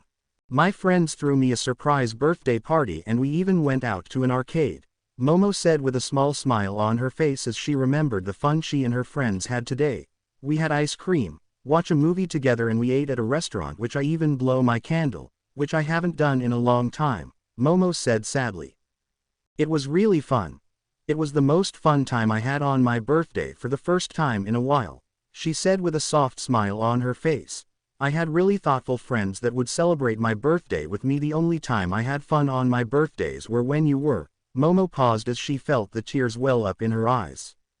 I really missed you, Izu. I had spent my time alone during my birthdays, and I was always alone. Since you left me, I hardly celebrates my birthdays anymore. I had just felt so alone without you, Momo said as tears started to fall from her eyes. But you don't have to worry about me anymore because now I have some friends and I'm not alone anymore, Momo said with a smile on her face as she remembered her friends. And I'm really thankful that I have such thoughtful friends, and I'm lucky that I have such thoughtful friends like them who would go above and beyond to make sure that I don't celebrate my birthday alone again, Momo said with a soft smile as she wiped the tears off her eyes. Anyway, I just came to say hi, Momo said with a sad smile on her face before she got up and left. Unknown to her, Izuku was listening behind a tree as he was leaning on it with tears on his eyes as he listened. I'm sorry, Momo, I want to go back, but this hatred. This curse is too powerful. I can't let my hate go. I can't let anyone else grow up with the same hate and pain I've experienced. I have to do this, Izuku thought with tears flowing from his eyes before his eyes hardened. I can't let anyone else feel the same hate that I felt. I can't let someone else grow up like me. Rejected by the world because of something I had no control over. I have to change this world even if I have to kill everyone that gets in my way, Izuku thought before his eyes morphed and began to spin wildly as he disappeared in a swirling vortex.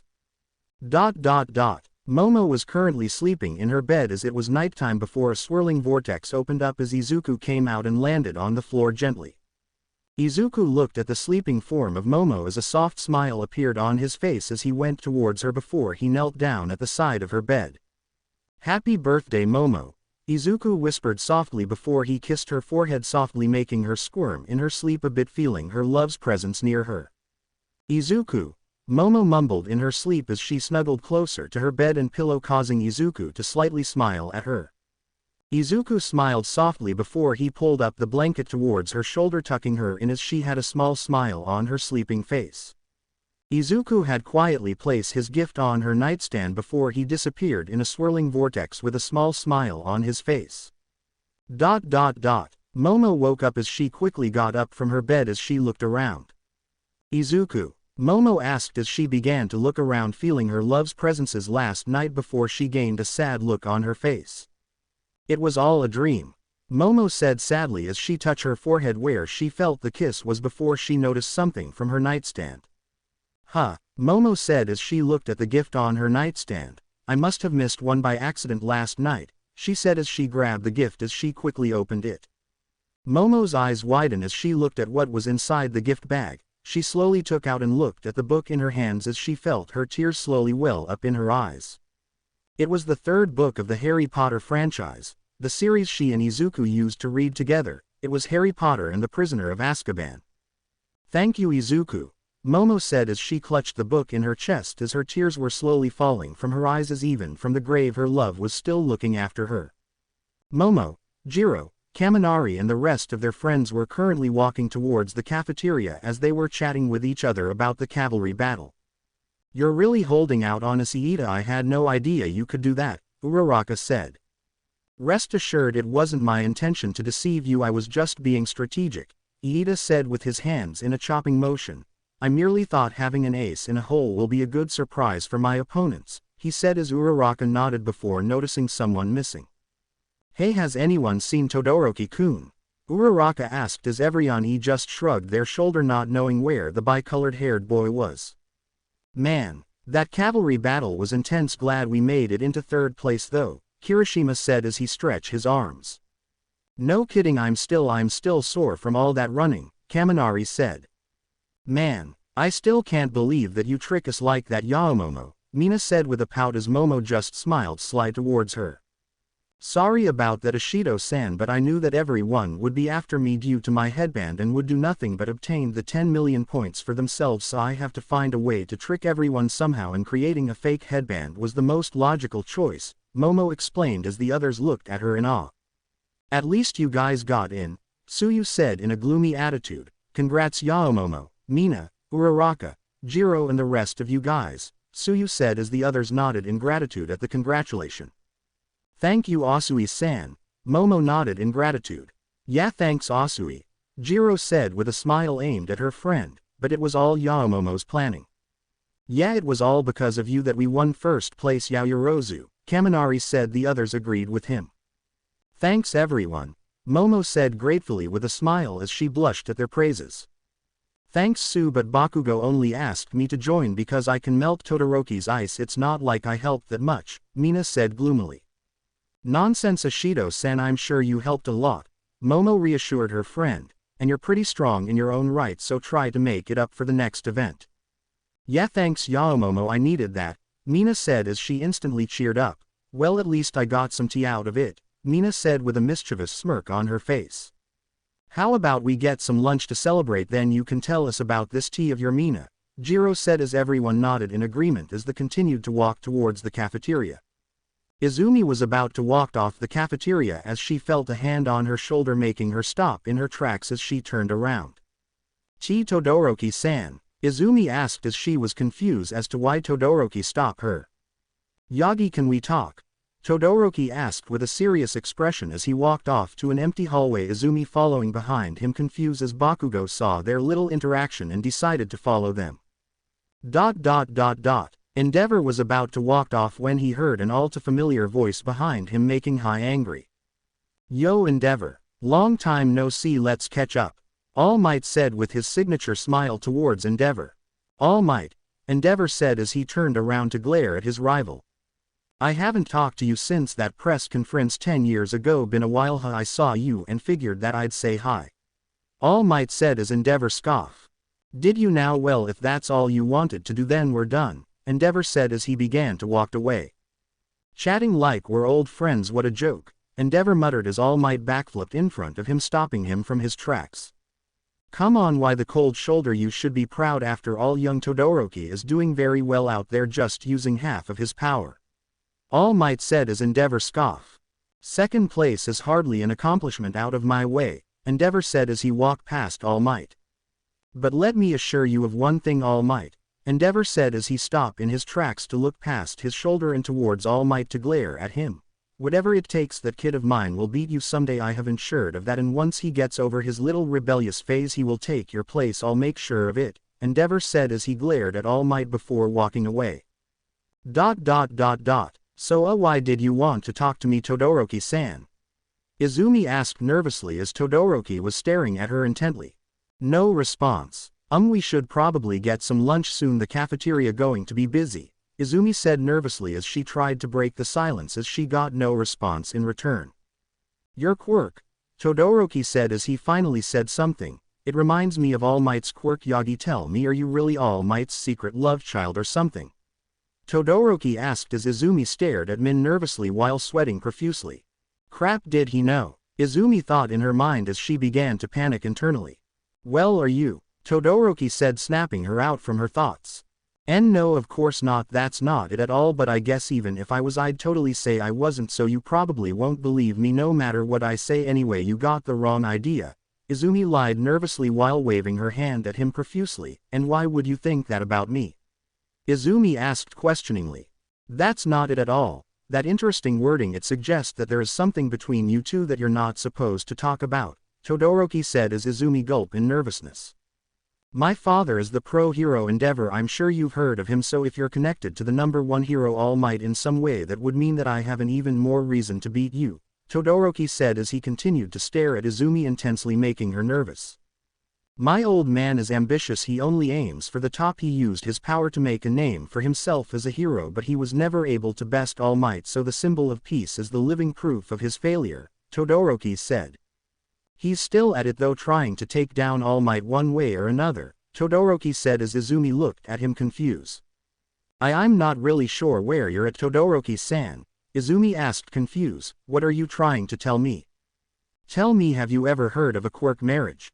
Todoroki asked her. They became a problem in the first few generations after superpowers widespread. There were those who sought out potential mates solely with the intention of creating powerful children. Many people were forced into relationships they were simply viewed as old-fashioned arranged marriages, but clearly it was unethical. My father has not only a rich history of accomplishments but plenty of money to throw at his problems. He bought my mother's relatives to get his hands on her quirk, and now he's raising me to usurp All Might, Todoroki said as Izumi looked at him in shock. It's so annoying, Todoroki said as he gritted his teeth in anger. I refuse to be his tool for that scumbag. Every memory that I have of my mother is that I only see her crying, Todoroki said sadly before he puts his hand on his scar. I remember she called my left side unbearable before she poured boiling water on my face, he said as Izumi looked at him in shock at the revelation. The reason why I pick a fight with you was to show my old man what I was capable of doing without having to rely on his damned fire quirk, Todoroki said as he removed his hand on his face before glaring at Izumi. You see, I'm going to show him that I reject his power and that I can take first place without using it, but so far Yaoyorozu kept beating me, Todoroki said as he gritted his teeth as Bakugo continued to listen on secretly. The life he's led is so different from mine, it sounds terrifying. Is this what Izuku felt when me and Kachan bullied him? Pure hatred towards us, Izumi thought as she noticed the amount of hatred in Todoroki's mouth whenever he mentioned his father. It's so strange that we could be aiming for things despite such different childhoods. I want to be a hero for my brother, but he wants to be a hero to prove to his father that he doesn't need him, Izumi thought as she looked at Todoroki with sadness and pity for his life growing up. You're obviously connected to All Might one way or another, Todoroki said as he began to walk away. Even if you don't tell me about it, but no matter how fiercely you come at me in the future, I will defeat you using only my left side. I can assure you of that, Todoroki said coldly, not even looking back at her. Hey, wait. Izumi called out as Todoroki stopped not looking at her. I'm only here because I want to be a hero for my brother and I want to make him and my mother proud and I want to honor and fulfill his dream where he can't. Izumi said as she looked at him fiercely, that's why I won't give up and I will beat you no matter what it takes. Izumi said as Todoroki looked at her over his shoulder before walking away. Unknown to them, Izuku was listening about Todoroki's hatred for Endeavor from the shadows as he used his chakra on his ears to enhance his hearing. The boy's hatred to his father is almost as great as mine. I wonder if I can sway the boy to my side, Izuku thought before a sinister smile crept on his face and he began to walk away. In the cafeteria, Momo, Ojiro and the rest of their friend group was currently eating in the cafeteria as they were chatting with each other about what the next event was gonna be. So Mina, about that tea you promise us? Ojiro asked curiously as every girl paid their attention towards her while the boys just sighed in annoyance at the girl talk. Oh, about that, Mina said as she shallowed her food before gaining a mischievous smirk on her face. Did you guys know that Bakugo has a crush on Yagi? She asked as everyone grew interested, well other than Momo who was already bored of the conversation. No way, are you sure? Uraraka asked in disbelief. Yup, Mina replied excitedly. That blonde-haired boy from 1B even flirted with her during the cavalry battle and he got super jealous and he even got a blush in his face. Mina said with a smirk as everyone just gaped at her claim. Bakugo having a crush was unheard of. Did you know about it, Momo? Ojiro asked in curiosity as she knows that Momo, Bakugo and Yagi all have a history together. Nope, and who cares? She said in a bored tone as she decided that wasting her brain cells talking about Yagi and Bakugo was unnecessary as she continued to eat her lunch absent-mindedly before noticing that someone wasn't in their usual cheery mood. Hey Hagakuri, are you okay? You have been quiet this whole lunch. Momo asked her in a worried tone. Oh, I'm fine Momo, I just have a lot in my mind, Hagakure said as Momo narrowed her eyes in suspicion before deciding to just leave it alone for now. Hey, what about you Momo? Mina asked her as Momo turned back her attention towards the acid quirk user. You must have a secret boyfriend or at least a crush hiding around. Mina asked her with a teasing tone as Ojiro looked at Momo worriedly as Momo stopped eating as she looked towards her food with sadness in her eyes. The Yaoyorozu family were currently eating their lunches while waiting for someone to arrive until Mikasa Yaoyorozu decided to ask her daughter a question. Hey, where Ne-chan? Momo asked as she ate her lunch while she looked around trying to find her sister. Your older sister is with your aunt training as per usual, Mikasa said as she sipped her tea before gaining a mischievous smile on her face as Momo pouted. She really wanted her to play with her and Izuku today, but her sister is training with her aunt on how to become a hero. Momo dear, do you have a crush on Izuku? Mikasa asked her daughter with his teasing tone as Momo choked on her lunch as her face immediately grew a blush. Yes, I would like to know. Ichigo asked with a teasing smile mirroring his wife as he too joined his wife on teasing their poor daughter as Momo looked even redder trying not to choke on her food. Mother. Father. No I don't, and besides I'm too young for that. Momo yelled at them with her face still red as her mother tried to hold her giggle while her father did his best to hold of his laughter. They were both failing miserably. It's kinda obvious dear, her mother said as he puts her hand on her mouth in attempt to stop giggling. Mother, please, I'm still too young for this. Momo yelled at her once again as she had her hands on her face to cover up her blush. Come on Momo, you're a growing woman, it's normal to have crushes so you don't have to hold it from us, her father said as she reassured her still blushing daughter. And beside I'd rather have it be Izuku than some random asshole, he muttered under her breath as only enough for Momo and his wife to hear him as his wife nodded her head in agreement as Momo just blushed even harder. It looked like she was about to pop. Sigh, fine, I do have a crush on Izuku, Momo said quietly only enough for her mother and father to hear as they both grew smirks on their faces as Momo just looked away from them with her face still red. Good, I'll arrange the marriage contract immediately, her mother said excitedly as Momo gaped at her. Wait, what? Momo asked in shock as she gaped at her mother. Just kidding dear, her mother said to her as she and her husband burst into laughter as Momo just glared at the both of them for teasing her like that. But for real though, we approve of you too, her mother said as she recovered from jeer laughter as her husband nodded in agreement. Mother, Momo yelled once again as she glared at her and her father. Ah, look Ichigo, our daughters is growing up, her mother said as she wipes away a fake tear on her eye as Momo just glared at her even harder. I mean, Izuku is really special one, you know that. Despite being quirkless, he still has a pure heart even with the world is against him, her father said with admiration in his voice directed towards his son figure. Not all the world is against him, father, Momo said as she shook her head. I mean, he has me, you, mother, his mother and his uncle and even our staff, which I'm grateful for, Momo said with a smile. Of course, I mean Izuku is helping our staff in cleaning even though he doesn't need to, Mikasa said with a smile before looking at her daughter intently.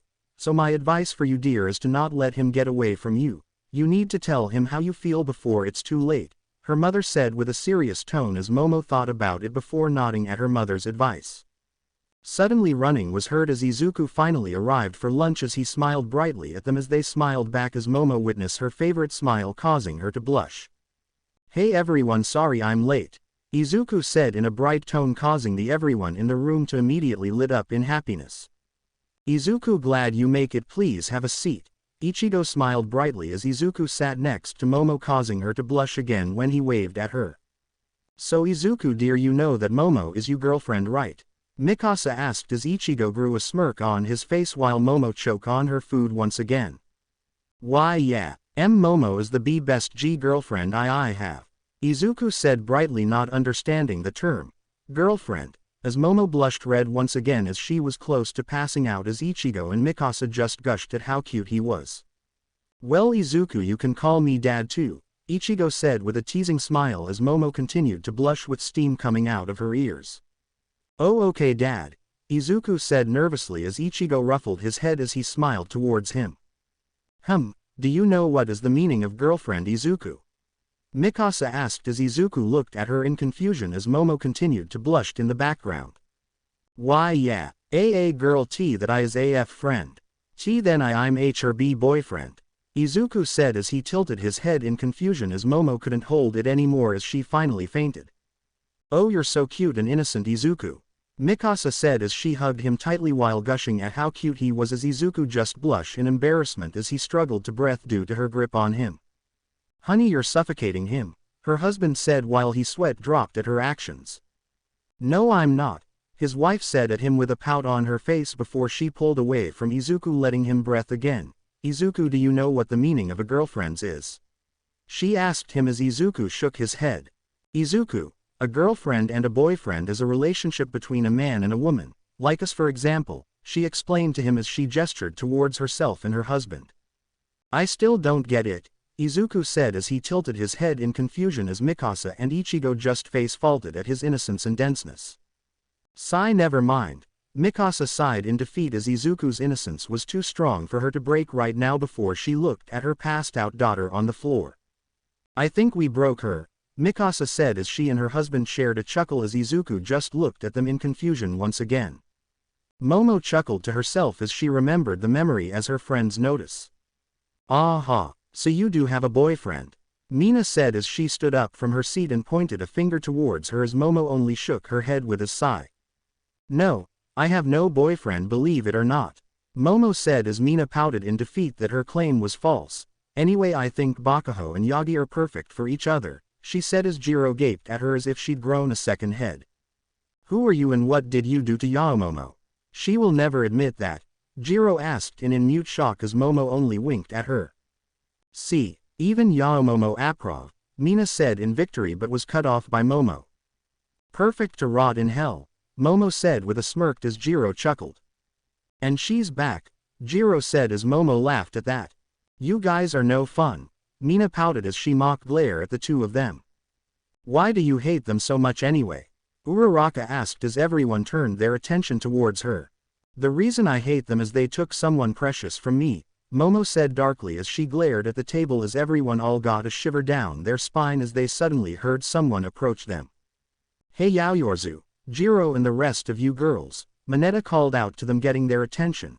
Aizawa-sensei just told me that all the girls have to wear those uniforms for the Nig cheer battle this afternoon, Manetta said as he gestured to the cheerleader wearing UA cheerleading outfits as he tried to hide his perverted smile. Huh, Uraraka asked in shock as she wondered if this was true. Is this true, Kiro? Suyu asked. Don't be ridiculous girls, this is obviously another one of his schemes. If this were true, Aizawa-sensei would have informed me because I'm the class rep, she said as she turned to glare at Manetta. Well, am I right? Momo asked him as all the girls all glared at him at his attempt to trick them as Manetta gulped in fear. Not manly dude, Kirishima said as he shook his head disapprovingly. Yeah, you seriously need to stop this dude, Kaminari said with a sigh. Manetta, this is extremely inappropriate behavior, Iida said with his hands in a chopping motion. Well, Momo asked as Manetta stuttered for a response as Momo began to get covered in a dark aura, causing him to have a chill down his spine as the room suddenly got cold. Leave before I make what I did to you during the race look like child's play, Momo said coldly as he glared at Manetta as Manetta ran away pissing his pants in fear. They stayed quiet for a few seconds before the silence was broken when the bell rung signifying that lunch was over. Well, let's get going to the stadium, shall we? Momo said as she got up with the others not far behind her. In the arena, well, get those students out of here because it's time to start the next round. Present Mike said as the crowd all cheered in excitement, but before that, good news for everyone, WHO didn't make the finals. Since this is the sports festival, we've prepared some super fun games for everyone to participate. We even bought a cheerleading squad, so sit back and enjoy the show, folks. Present Mike said as the cheerleader cheered the students on. Then we have the main event where 24 students will be battling it out in a tournament. Present Mike said as the screen into a tournament bracket. Oh yeah, finally a chance to show what we're made of, Kirishima said excitedly with a toothy grin on his face. I watch these finals every year and now I'm actually in them. So wait, is it always a tournament? Mina asked them. The finals are always a one-on-one competition, but they switch it up every time, Zero said. Last year it was a foam sword match. Now we're gonna draw lots to see who you're up against, Midnight said as she was holding a lottery box in her hands. And enjoy the pleasure of the recreational games before we start. The 24 finalists will have the option of participating in those activities or sitting out to prepare for battle. I'm sure you all want to conserve your stamina. Now I'll start with the first place team, Midnight said as walked towards Momo and her team as Hagakure raised her invisible hand. Miss Midnight, excuse me, but I would like to drop out of this round, she said, shocking everyone. Hagakure-san, are you sure?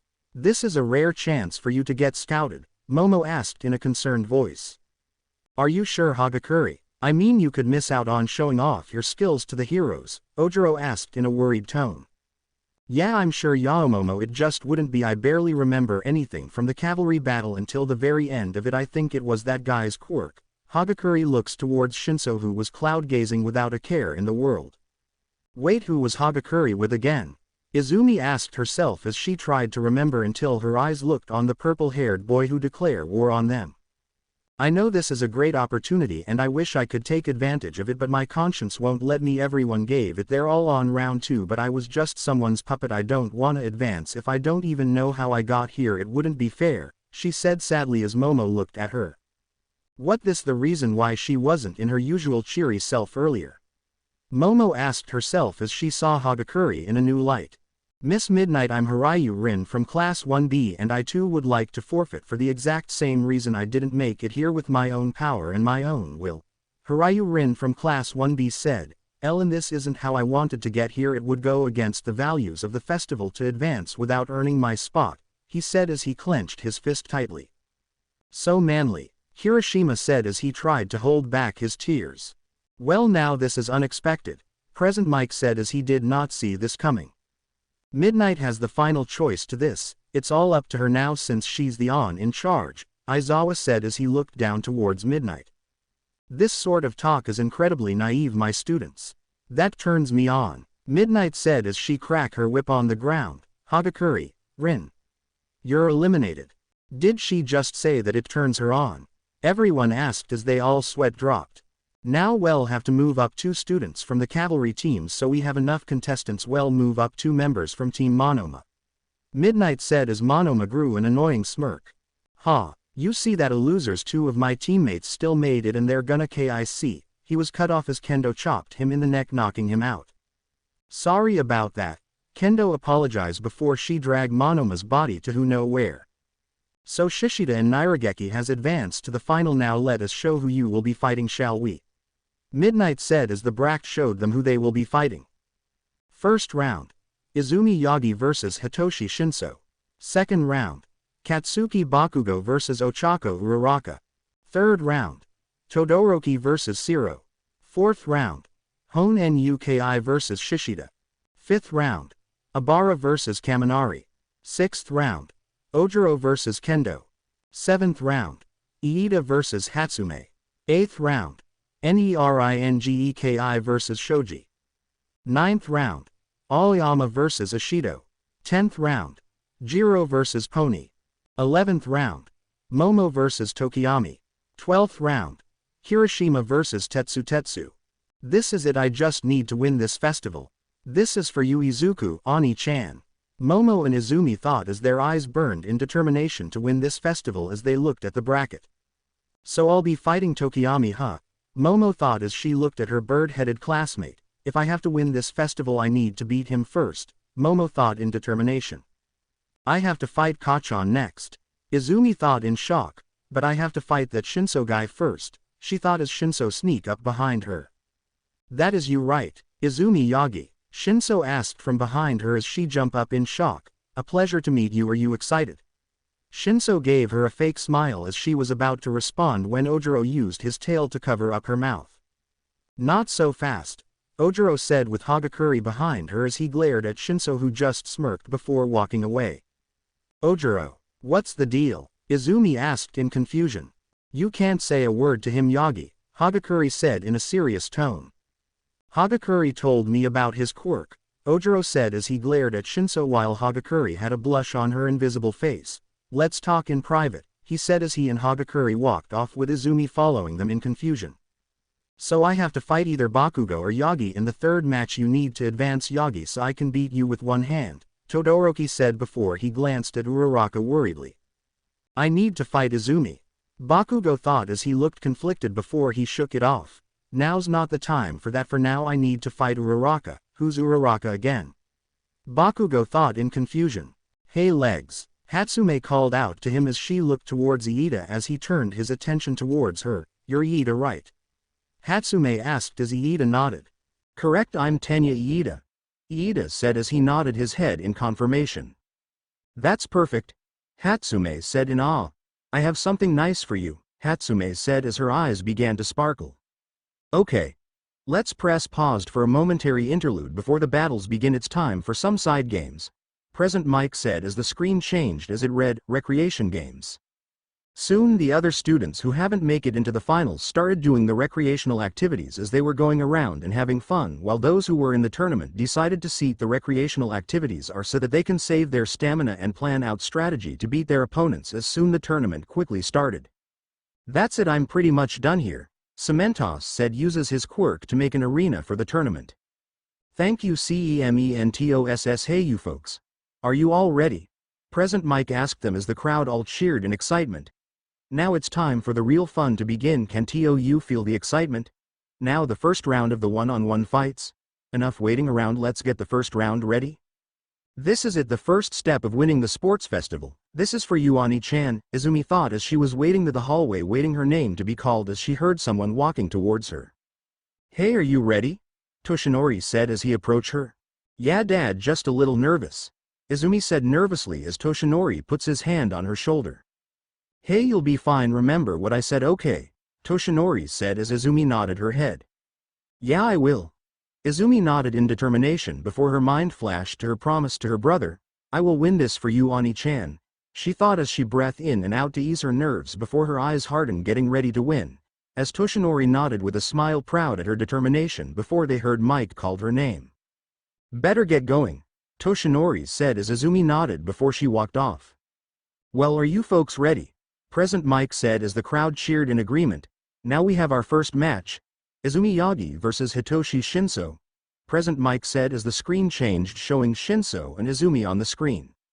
Let's welcome our first fighters. From Class 1A Hero Course we have our enhancement quirk user, Izumi Yagi. Present Mike announced as Izumi walked towards the arena. Versus the student from the General Studies. The secret love child of Aizawa. The Cloud Gazer. We have Hitoshi Shinszo. Present Mike announced as Shinszo walked out of the hallway and towards the arena. My what? Aizawa said as he growled at Mike. Meanwhile in the students' stands Todoroki was furiously scribbling on his notebook about theories, and as he kept muttering about secret love childs as his classmates just looked at him strangely. What a drag, Shinszo muttered as he chose to ignore Mike's comment as he glared at his opponent in front of him as Izuki returned his glare. Now the rules are simple: immobilize your opponent or force them out of the ring. You can also win by getting the other one to say uncle. Present, Mike said as the crowd cheered in excitement. So bring out the injuries because we've got our very own recovery girl waiting on standby. So put your morals aside and don't be afraid to play dirty but of course still life-threatening crap, folks. So it's not allowed. Real heroes use their to throw in jail, not kill them, he said as Cementos made a chair for himself before he sat down. I'll stop them from fighting if things go too far, Semmetis said, reassuring the crowd. All right, let the battle begin, Midnight said as she cracked her whip on the ground. Izumi and Shinszo glared at each other in silence as Izumi had her mouth shut in case he use his quirk on her. You can just give up, Shinszo said, breaking the silence as she kept her mouth close. In a way, 'tis as a test of how strong your spirit is if you know what you want your future to hold for you. You can't worry about what other people think, he said as she kept her mouth quiet as he gritted his teeth. Don't let him get to your head, Izumi.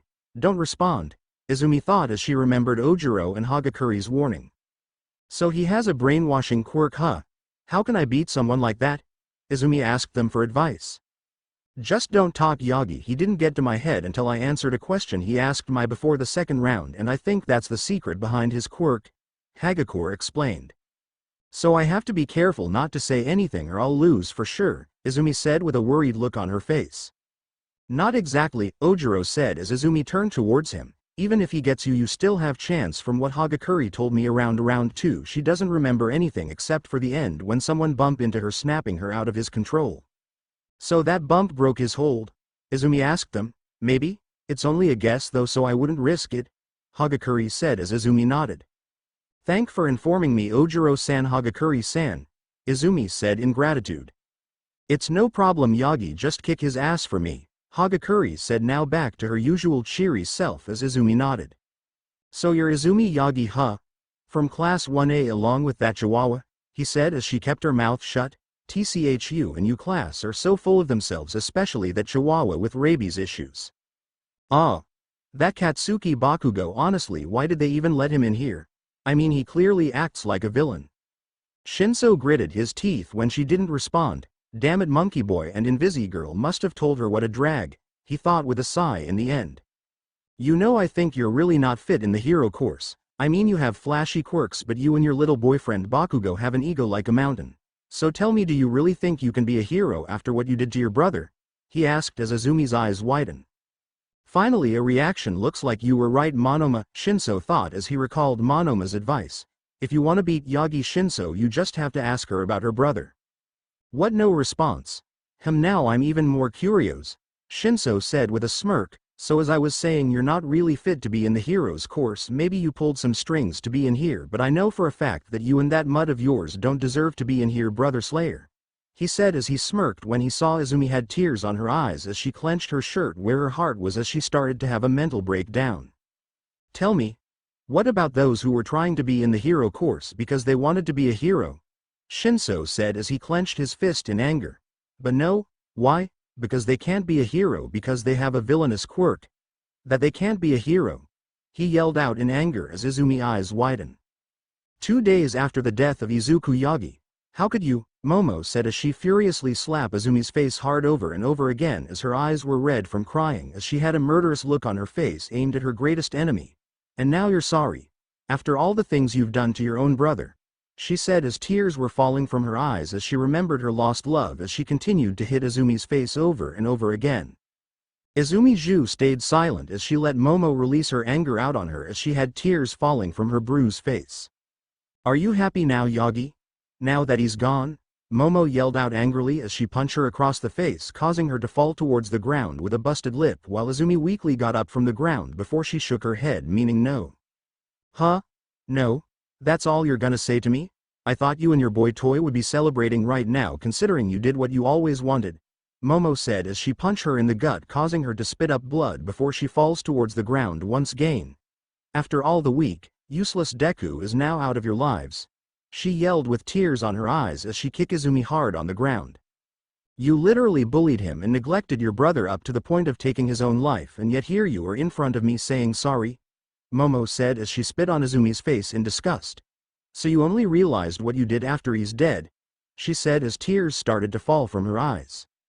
I'm really sorry. Was just be blind, she called out weakly, but Momo kicked her in the stomach again before she can even finish the sentence. Don't you dare utter those words, Yagi, Momo said as she gritted her teeth in anger. Blinded by what? By Bakugo? By the people that praise you and worshipped you because you have a flashy quirk? Because you were better than him because he had no quirk? She yelled out as she clenched her fist tightly. I'm sore, Izumi called out weakly in the ground as she was cut off when Momo kicked her in the stomach once again. Don't said you dare utter those words, Yagi, Momo yelled out in anger. I knew Izuku for years and all he wanted was to be a hero like his idol All Might. But yet he can't, you know why? Because he's quirkless. Because he can't be a hero, she said as she burst in tears as she grabbed Izumi's shirt, lifting her up from the ground. Just because he doesn't have one that he can't save PEOLE. Are you out of your mind? Every day I see burn marks, scratches, bruises all over his body. Every day I see him crying even though he tried to hide it. Every day I see the sadness in his eyes even though he tried to hide it with that bright smile of his. All of that was because of you and Bakahoe. She yelled, shaking Izumi's collar as she and Izumi were both crying as they remembered their dead brother, lost love. And now. Now he's gone, Momo said with tears falling from her eyes as she dropped Izumi towards the ground. Why did you make his life miserable? She said as she walked away, leaving Izumi bloody and beaten in the ground. Tell me, huh? Why are you crying, Yagi? Is it because you murdered your own brother, or because it's true that we have a villainous quick and we can't be a hero? Shinszo yelled as Izumi wiped the tears from her eyes. No, Izumi called out weakly before her eyes glazed over as she was in Shinszo's control. Hey, got you, he muttered with a smug face as Izumi stared at him in a trance. Damn it, we warned her not to say anything, Ojiro yelled out in frustration as he got up from his seat. Huh? What's this? Why is Izumi Yagi just standing there in a trance? What the heck happened? Present Mike yelled in shock. You know you're lucky when you were born with two amazing quirks like yours, while people like me have to suffer of discrimination because of arrogant people like you. Call this poetic justice, Shinszo said with a smirk. Now turn around and walked out of bounds like a good little hero you were, Shinszo ordered as Izumi complied as she turned around before she stared, walking towards the bounds. What's this, Yagi is obeying his orders? Is this his quirk? A brainwash quirk? Present Mike announced as Izumi started walking towards the bounds. Yep, you guess it, FLKS. Hitoshi Shinszo, his quirk brainwashing. When his opponents answer his question, it flips a switch in their minds, forcing them to do WHATVER. He says not every question does it, though he only brainwashes when he wants to, Present Mind explained, making Shinszo sigh in annoyance while muttering, what a drag. So a brainwash quirk, huh? Interesting. Is this some kind of genjutsu? Izuku thought as he looked at the purple-haired boy in interest, wondering if he can sway him from his side. A brainwashing quirk, poetic justice indeed, Momo thought with a smirk from her face as she watched her arch-enemy walk away towards the bounds. He's the perfect example of why the entrance exams isn't rational, Aizawa said as Mike turned his attention towards him. Huh? Why is that? Present Mike asked his best friend with his eyebrows raised. Since we're on to the individual matches, I had some information compiled about our final competitors, Aizawa said as he was holding Izumi's and Shinszo's files on his cast arms. Shinszo failed the practical exams to get in the hero course. Since her also applied for general studies, he probably figured that would happen. His quirk is incredibly strong, but that entrance test consists of fighting foe villains robots, so it gave him a huge disadvantage. Those who had physical superpowers could show off, he said as he looked at the purple-haired boy in the arena. Despite his abilities, Shinszo never stood a chance with Izumi. What's happening? Why can't I move? She thought as her expression became blank. My body's moving on its own. I feel like my brain's full of fog. I can't concentrate. No, not like this. I still have to win this for Ani-chan. I can't lose now. as she started walking towards the bounds as she was brought onto a dark void surrounded by mist whereas she saw 8 silhouettes of people covered in smoke as one of them looked like her father. Suddenly the silhouettes began to morph as it looked like a shadow of a spiky-haired man with glowing eyes. Break the cycle. Break the curse, the man said before he suddenly transformed as the man morphed as it took the head of a snarling fox as it glared at her with its massive eyes before he snarled in annoyance showing off its massive rows of teeth. Wake up you damn brat. I refuse to have someone control my host with a weak genjutsu, the fox said as it bared its fangs at her before red smoke began to emit from him as it headed towards Izumi. In the real world, Izumi was about to step foot out of the bounds when she snapped from the brainwashing with a fox-like red cloak covering her body before it disappeared as she was panting heavily. What's this? Yagi stopped just in time and broke the brainwashing, Present Mike said as the crowd cheered in excitement. Shinszo looked at her in shock before he gritted his teeth. You weren't able to fight back. What did you do? He yelled at her as Izumi covered her mouth to stop herself from responding. Who were those people right now? Wait, could it be? Izumi thought as her eyes widened. The previous user of One for All, and who was that man? And what did he mean? What curse do I have to break? If it wasn't for the fox I would have lost. I'll deal with it later. Now I have a fight to finish. She though as Shinszo just gritted his teeth when she didn't respond. Well then plan B it is, he said as he puts his hands on a ram's seal before his shadow moved forward towards Izumi causing her eyes to widen. Whoa. What's this, a shadow quirk? I didn't see that coming, Present Mike said as he looked at Aizawa. Did you know? He asked. No, apparently the kid's got an ace up his sleeve smart move, Aizawa complimented the purple-haired boy. Izuku saw this as he became even more intrigued of the boy. The shadow jutsu of the Nara clan. Gesua is full of surprises after all, Izuku thought with a smirk as he became even more intrigued of him. Izumi quickly activated One for All as she rushed towards him dodging Shinszo's shadow before she got close to him as she grabbed his shirt before tossing him out in the arena. Shinszo is out of bound. Izumi Yagi wins, Midnight yelled as the crowd cheered in excitement. And with that performance we have our first contestant on the finals. Class 1A's Izumi Yagi. Present Mike said as the crowd cheered once again as Izumi panted heavily while Shinszo his fist in anger that he lost. Shinszo, Izumi said softly, you know that you can be a hero, right? Just like what Yaoyorozu-san said about her speech, anyone can be a hero even if you have a villain quirk, a weak one, or even if you're quirkless as long as you have the heart to be one, she said with a smile as she extended her hand out for him. Thanks, Shinszo said as he wipes his tears from his eyes before he took her hand as she pulled him up. To think I already have planned the next 100 moves in my head, he said with a chuckle as Izumi looked at him in shock. I'm sorry for saying those words, Yagi, he said as he apologized for the thing he said. It's fine, Shinszo, I understand you did that, Izumi said as she smiled towards him with Shinszo returning her smile. Midnight had a small smile on her face as she watched their interaction. So she's trying to redeem herself, huh? She though with a small smile on her face. Depending on the results they might transfer people into the hero course. Remember that even if it didn't work out this time I'm not giving up. I'll get in the hero track and then I'll be a better pro than any of you, he said with determination burning in his heart as he began to walk away before he heard his classmates cheering. You were awesome out there, Shinszo, his classmates said. We're proud of you, his female classmate said. You didn't tell us that you were that good, another one said. Yeah, you're the star of our program, another one said. I can't believe you put up such a great fight against the girl who had 2 quirks, another one said. Shinszo looked up at his classmates as tears began to well up in his eyes as he smiled towards them. Hey Shinszo, listen to them, his classmates said as he gestured to the heroes. With a quirk like that it would be very simple to capture dangerous villains, a lizard-skinned hero said. Well, there are a ton of applicants each year. Guess sometimes people slip through the cracks, another one said. If only he had more combat experience, another hero said. Yeah, I bet he would have dominated. What a waste, another one said in agreement. Hey Shinszo, you hear that? It's great, they think you're incredible, his classmates said as Shinszo tried to hold back his tears before he walked away to join his classmates. Recovery girl's office.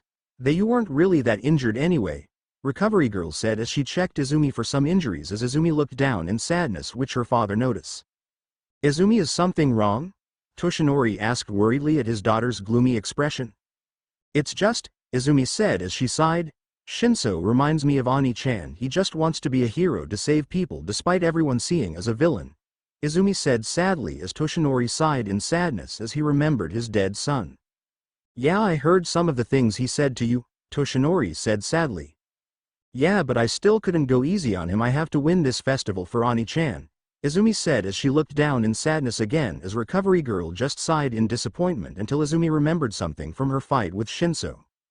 Oh yeah, Dad, I had some kind of vision when I was fighting Shinszo earlier, Izumi said as Toshinori looked at her confused. There were people, maybe 8 or 9 of them, I'm not really sure. When I was under Shinszo's control I felt like my brain full of fog or something, but when the vision appeared it completely drove the fog away, she said as Toshinori looked at her in shock. Then there is a man. He said something about a curse and a cycle and that I have to break it, and then the fox came and snapped me out of Shinszo's control, Izumi said as she recalled the man's voice to her. And one of the figures had eyes just like yours, Dad. Do you think all the people who've used One for All in the past were there? Izumi asked as Toshinori recovered from his shock before he began to thought about what it could mean. I saw something like that in my younger days, Toshinori said as Izumi looked at him in shock. It's a clear sign that you're getting closer to making One for All your own power. What was it? Izumi asked in curiosity. I think it's a trace of a user's spirit that left, Toshinori said. Whatever you saw won't be interfering with you or your progress in the future, I'm sure. And as of the other man, I'm not sure what that was or what he meant. That's new for me, and I've never even met the man or my former master for what I know of, so I don't know about him, Toshinori said as Izumi looked even more puzzled. If her father didn't know about it and it wasn't connected to One for All, then who was that man? What curse did he mean? And what did he mean, break it? She asked her unanswered questions in her mind, as in the end she was left with even more questions than answers. Anyway, I think you should go now. Young Bakugo and young Uraraka's fight is about to begin, Toshinori said, snapping Izumi from her thoughts. Alright then, you Recovery Girl, Izumi said as she bowed at Recovery Girl before she exited her office. Izumi continued to walk to the hallway until she ran into Uraraka, who was looking quite nervous. You Uraraka-san? Izumi greeted her in shock. Getting ready for your match? Izumi asked her as Uraraka looked at the ground nervously with sweat trickling down the side of her head. Yeah, I mean it's Bakugo who I'm fighting, of course I'm a little nervous, Uraraka said as she fidgeted with her fingers. Yeah, I guess you are up against Kachan after all, not exactly an easy match, Izumi said as Uraraka looked down once again. Maybe I can give some advice. I have a plan on how to use your quirk against Kachan, Izumi said as Uraraka only shook her head. Thank you so much, Yagi, but I have to say no, Uraraka said as she looked at her apologetically. This is my fight, Yagi, and I'm gonna do my best. Everyone is doing their best in this festival, and it wouldn't be fair if you gave me advice to beat Bakugo, so I'm gonna do it on my own, Uraraka said as she clenched her fist in determination as Izumi looked at her in awe. I guess I'll see you in the finals, she said as she gave Izumi a smile, causing her to do the same. Yeah. Izumi nodded as Uraraka began to walk away towards the hallway. She noticed someone standing in the hallway, resting his back against the wall waiting for her. Todoroki-kun? Uraraka asked in shock as Todoroki looked at her with a soft smile on his face. Hey Uraraka, I just came to wish you luck, Todoroki said with a soft smile on her face as she smiled brightly at him. Thanks Todoroki-kun, Uraraka replied cheerily, causing Todoroki to slightly blush as he walked away. Now are you folks ready to the second round going? Present Mike said as the crowd cheered in excitement. Now we can have our second match. Ochako Uraraka versus Katsuki Bakugo. Present Mike said as the screen changed, showing the images of Bakugo and Uraraka. In the stands. This might be the most disturbing matchup, Kiro asterisk. Suyu said in a worried tone for her friend. I know, I almost don't want to watch it, Mina said as she felt a cold shiver run up her spine. This isn't going to end well, Momo muttered before she looked at Todoroki, who was on edge as he kept fidgeting with his fingers and tapping his foot on the ground with sweat rolling down on his face as he watched Uraraka enter the arena, worried for his secret crush. In the arena. Now the second match of the sports festival begin. Now we have who I'm personally be rooting for. We have the gravity user of Class 1A Ochako Uraraka. Present Mike announced as Uraraka walked towards the arena with a determined expression on her face. And we have the EXPLODO boy with the Boom Boom quirk of Class 1A, Katsuki Bakugo. Present Mike said as Bakugo walked towards the arena with his signature scowl. You're the one that screws around with gravity, right, Pink Cheeks? Bakugo asked her as Uraraka looked offended at the nickname. Pink Cheeks? Uraraka said as she glared at the Explodo boy. If you're gonna give up, do it now, cuz I'm not gonna be holding back, Bakugo said as Uraraka looked at him, not backing down. Let the second match begin, Present Mike said as Uraraka immediately rushed forward. And now you die, Bakugo growled at her before Uraraka rushed at him as he used his explosion on her, creating a huge amount of smoke in the arena. Stupid, saw it coming and I still couldn't get out of the way, Uraraka said as she struggled to see anything from the huge amount of smoke. You should have dropped out of the match when you had the chance, Bakugo said as he prepared his left arm as he saw something heading towards him. There's no way you could beat me, Bakugo yelled as he used his quirk to exploded Uraraka's back only for it to be her uniform. Bakugo looked at the uniform in shock as Uraraka came up from behind him. Whoa, she threw her jacket over as a decoy. What incredibly quick thinking, Present Mike said as Todoroki sighed in relief in the stands. This is my chance, Uraraka thought as she aimed her hand forward to touch his back only for Bakugo to turn around and use his explosion towards her, sending her flying backwards. Uraraka rolled towards the ground before she regained her balance as she landed towards the ground as Bakugo moved the smoke with his arm as Uraraka moved towards him. Too slow, Bakugo said before he exploded the ground and sending his explosions towards her. Todoroki gritted his teeth in anger in the stands as he watched the match. I got you, Uraraka said as she ran forward only for Bakugo to turn around and used his quirk, creating a huge explosions. Uraraka kept moving forward to touch Bakugo and every time he used his quirk on her, sending her flying as she kept trying over and over again, not giving up. Uraraka rushed behind Bakugo only for him to turn around and use his quirk on her, causing her to fly backwards. Looks like she's not resting between attacks despite being exploded, the poor girl, Present Mike said as he looked at the poor girl as Aizawa only scowled in annoyance that the blonde-haired brat was winning. Hey, shouldn't the teachers step in? A hero said towards Smentos. Yeah, this is too rough, another one said. Uraraka panted heavily as she glared at the silhouette of Bakugo covered in smoke before she got up and rushed towards him again only for him to use his quirk on her again. This is shameful. Listen kid, you really wanna be a hero? Then stop acting like a bully. A hero yelled at Bakugo as he stood up from his seat angrily. Stop toying with the girl and end the match already, he said as the heroes began to boo Bakugo. In the commentary room, who is the man that started this uproar? If you're a pro, then I suggest you go home and hang up you cape, Aizawa said as he said every word like it was foreign for him. I suggest that you look into another career.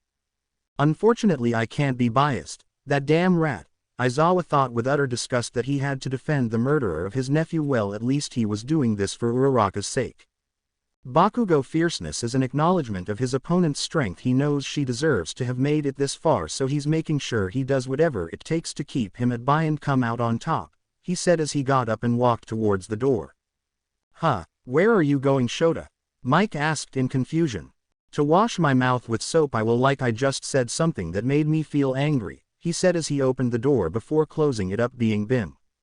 In the arena, we're not finished, she's still standing, Bakugo thought as he growled at the panting Uraraka in front of him. She's not dead yet. I think it's about time, she said as she panted. Thank you Bakugo for keeping your eyes focused on me, she said with a weak smirk before she puts her hands together.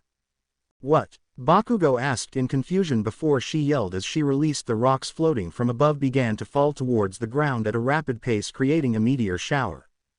Her classmates from the stands smiled at her as Todoroki had a small smile on his face as he watched the meteor shower fall from the sky. With this much debris, whether he's evading or counter-attacking, there will defiantly be an opening in that moment. I'll finally get close to him, Uraraka thought as she ran forward while Bakugo was distracted as Bakugo just aimed his hands in the sky towards the falling meteors. This is it, my shot, I'll bet him and win this festival, Uraraka thought as she extended her hand to touch Bakugo's chest as Bakugo released a huge explosion from his palms as Uraraka was blown away from the shockwave, incinerating the debris coming towards him. I'd figured you'd have some kind of stupid plan to beat me, Bakugo said as Uraraka was weakly recovered from the shockwave. So who was it? That ponytail bitch, you were friends with her after all. It took him one shot, Uraraka said as she looked at him in fear. Bakugo banks on a huge demonstration of power. Present Mike said as everyone looked at Bakugo in shock. He blasted his Martin Luther finishing move and remains standing. In the stands, Todoroki gritted his teeth in the stands as he glared at Bakugo in anger as he clenched his fist so hard that it drew blood. Momo only growled in annoyance to see one of her closest friend hurt and the blonde mutt still standing. Still a mutt I see, Izuku said as he had his hands covering his mouth just like his old ancestor used to do as he had with a calculating gaze directed towards Bakugo before a smirk spread across his face. Go on ahead and work hard for your dreams, Kachan, so that I can take it away from you in a blink of an eye, Izuku said with a sinister smirk hidden behind his hands before he got up and walked away. In the arena, that was close, Bakugo thought as he looked at his shaking hands. I put everything I could into that, Uraraka said as she clenched her fist as she felt the tears welled up on her eyes, but it wasn't enough. I can still stand though, she said as slowly started to get up as Bakugo just smirked at her. Alright then, time for us to get serious, Bakugo said with a smirk as he prepared himself. Uraraka. Bakugo yelled as he rushed towards her. Uraraka gritted her teeth as she moved forward with her fist raised before she started to fall towards the ground. Uraraka is down, Present Mike said as Uraraka struggled to get up. No, come on, get up, I want to keep going, she said weakly as she crawled towards the ground struggling to get up. I can do this, I can still fight, she said as tears started to fall from her eyes as she remembered her promise to her parents. I'll become a hero, she said as her vision began to get blurry as began to fall into unconsciousness. Midnight came forward to check on Uraraka as she puts his hand up to stop Bakugo from attacking. Uraraka as KOD Bakugo advances the next round, Midnight said as the crowd cheered in excitement before the medical bot arrive as Midnight gently pick her up before placing her gently on the stretcher. Take her to recovery, girl, Midnight instructed the robot as they moved forward carrying Uraraka with her as Bakugo started to walk away. And that's it for the Sion match. Stay tuned for the There's match soon, folks, Present Mike said before he sighed in disappointment. Sigh, I was really rooting for her. Oh yeah, I guess Bakugo is moving on or whatever, he said dejectedly as Aizawa arrived back as he took his seat next to Mike. Hey, what did I miss? Aizawa said with soap and water escaping from his mouth. Momo, Iida, Jiro and the rest of their friends quickly made it towards Recovery Girl's office worried for their brunette friend and to check if she was okay. Uraraka, they yelled as they slammed the door open as they saw Uraraka lying on one of Recovery Girl's bed. Are you okay? Iida asked worriedly. Yeah, we were pretty worried, Kiro, Tsuyu said in a concerned tone. You took a lot of blast from Bakugo, are you sure you're okay? Mina asked worriedly. Yeah, I'm fine, guess I lost bad, huh? Uraraka said as she rubbed the back of her head as she smiled brightly at them, causing them to gape at her. Are you sure you're okay? Not hit on the head or something? Kaminari asked as Jiro elbowed him. What he means is that we were worried how you're feeling after you lost, Jiro said worriedly before she glared at Kaminari who was rubbing his bruised shoulder. Yeah, I'm fine, you guys, I think I got a little carried away at the end thinking I had it in the bag, Uraraka said as Iida stepped forward. But wouldn't you injured? Iida asked her. Yeah, Recovery Girl took care of it, see, Uraraka said as she gestured to the bandages of her arms and face. She was really careful not to drain my stamina too much though, so I've still got a few scrapes and scratches. Geez, I didn't realize how powerful that Bakugo was. He wiped the floor with me. Now I realized how much training have to do, Uraraka said as she clenched her fist dramatically as everyone just looked at her weirdly. Are you sure you weren't hit in the head? Kaminari asked again as Jiro only slapped him upside the head. What he means is are you sure that you're good? Jiro asked her in a worried tone before she glared at Kaminari again as Kaminari just rubbed the back of his head to ease the pain. Yeah, totally, I'm better than I expected, Uraraka said as her phone began to vibrate. Even if I lost, I'll always keep looking ahead to what's next. This just means that I just have to work a lot harder from now on, Uraraka said with a determined look on her face as everyone just smiled at her. Well, we'll leave you to recover for now, come on guys, Momo said as she gestured for the others to leave. Get well soon, Mina called out as she and the others left the room. Uraraka looked at her phone before she decided to answer the call that came from her father. "Hey Daddy." Uraraka greeted her father on the phone. "Hey sweetie, how are you? Your mom and I just watched you on TV, you almost won, you were amazing," her dad said on the phone. "It wasn't that close and I wasn't very good, I rushed it too much in the end, I didn't really have a backup plan for what I'd do if that big move didn't work out," she said sadly. "I failed. You lost Ochikako, but that doesn't mean that you still can't be a pro hero. I know I don't have the best understanding of how all this works, but there's always next year, right?" Her father comforted her on the phone. "This isn't the end. I know, but I wish I could have gone further in the finals so I could have more chances to show what I've made of. The scouts barely saw me do anything this time around," she said as his voice began to crack up. "What are you in such a rush for, huh?" her father asked her. "It just I wanna help you guys out as soon as I can," she said as tears began to fall from her eyes. "Ochako." Her father smiled at her behind the phone. "The very fact that you feel that way shows me that you'll make a kind and caring hero one day. I'm so proud of you," her father said proudly as she began to cry even harder. "Thank you Daddy, I love you," she said as she wiped the tears from her eyes. "Gotta go soon." "Okay, I love you sweetie," her father said as he hanged up as Uraraka just sat in her bed crying before she heard the door opened.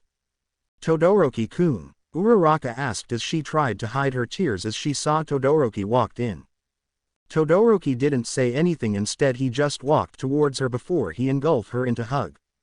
"I'm sorry Uraraka," Todoroki said softly as he rubbed her back in a soothing manner, comforting her as Uraraka continued to sob on his chest. "You're gonna pay for this, Bakugo," Todoroki thought as he gritted his teeth in anger. Izuku walked to an empty hallway before he created a wood clone and instructed the clone to continue watching as the clone nodded before walking off. Izuku as he stopped in his tracks before Zetsu popped from the ground. "Zetsu, did you found him?" Izuku asked as Zetsu nodded in response. "Good, go tell all for one to get ready," Izuku said as Zetsu sunk into the ground before he disappeared in a swirling vortex.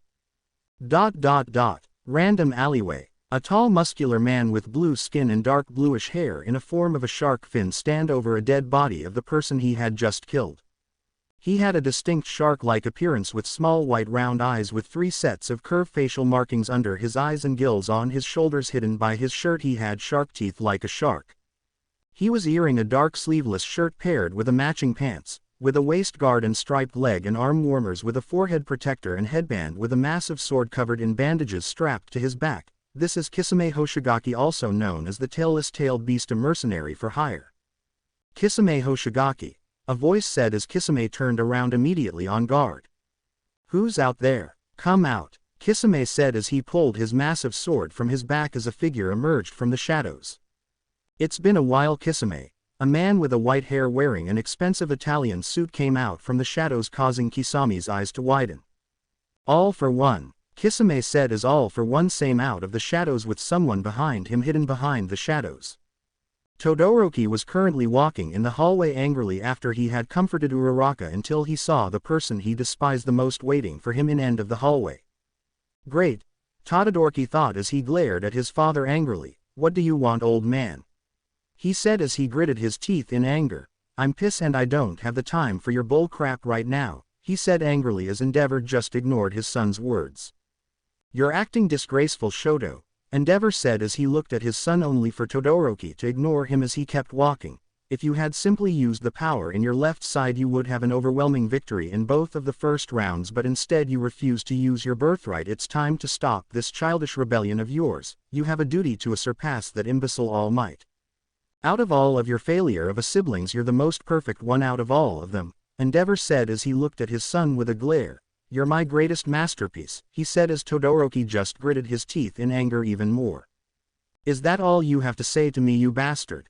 Todoroki said as he clenched his fist in anger. "Piss of old man, cause I'm pissed right now and I don't have time to deal with you. I'll win this match and advance using only my mom's quirk. I won't give you the pleasure of seeing me use your power," he said as he started wailing towards the end of the hallway. "Even if that works for you in this tournament you'll soon find that limits of that power and soon enough you will use mine," Endeavor said as Todoroki exited the hallway and towards the arena. "Sorry for the wait folks." Took a lot of time for Semet OSS to fix the arena from the last battle. Now who's ready for the third round? Present Mike said as the crowd roared in excitement. Now let's meet our two contestants. From both Class 1A we have Shoto Todoroki vs Honta Shiro. Present Mike said as the screen changed showing the images of Todoroki and Shiro. He's got skills but at the expense of some really creepy looking elbows. From the hero course, our very own Walmart Spider-Man. It's Honta Shiro. Present Mike said as Shiro was stretching his arms in anticipation. VS the boy WHO got in through UA. By RECOMEMDATIONS. The hot and cold boy of Class 1A Shoto Todoroki. Present Mike said as Todoroki just stood there with an angry look on his face. And now for the third match of the ready. Begin. Present Mike said as the crowd cheered in excitement. I don't really feel like I can win this fight. Shiro said as he immediately shot his tape towards Todoroki, wrapping it around him tightly, but I don't feel like losing, either. He said as he began to drag him out of the arena. A surprise attack aimed to push his opponent out of bounds. Don't you think that was the best choice for this situation? Present Mike said as the crowd cheered in excitement once again.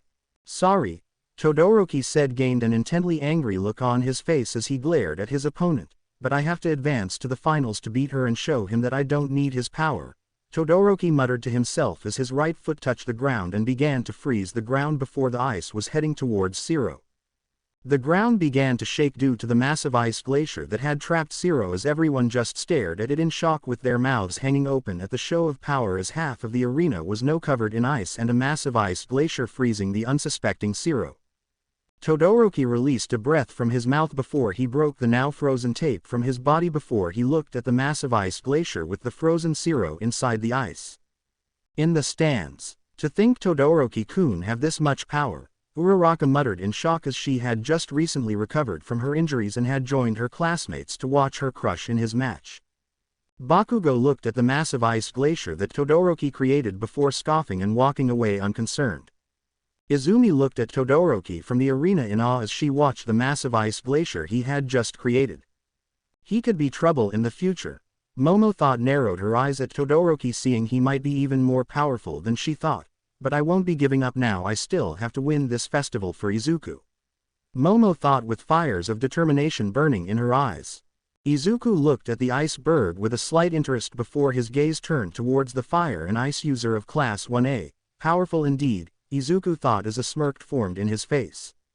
Endeavor grumbled in annoyance at his son's stupid rebellion and refusing to use his other quirk. Isn't that a bit much? Present Mike asked in shock as he looked at the massive glacier that was covering half of the arena. Shiro, can you move? Midnight said as she was shivering from her body due to the huge amount of cold. Are you kidding me? Obviously not, my body is freezing, Shiro said as he was shivering from the cold. Shiro is immobilized. Todoroki advances to the second round. Midnight announced. Oh well, hey, nice try, a hero said awkwardly as he gave the still frozen Shiro a thumbs up. Nice try, another female hero shouted as soon the crowd began to chant, nice try, to Shiro, trying to make him feel better and praise him for trying as Todoroki walked forward towards his frozen opponent. Sorry, I went overboard, Todoroki said as he walked towards Shiro as he just gave him a, ya think, look before Todoroki began to melt the ice using his left side. I was just angry, that's all, Todoroki said as his mind flashed to what Bakugo did to Uraraka and then his conversation with his father as he gritted his teeth in anger.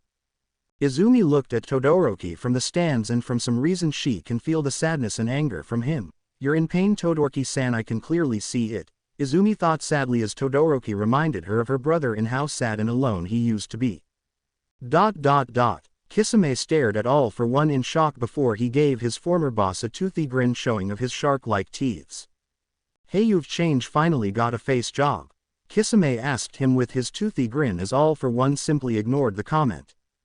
Good work, Kisame, All for One said as he ignored Kisame's comment. It's been a while, hasn't it?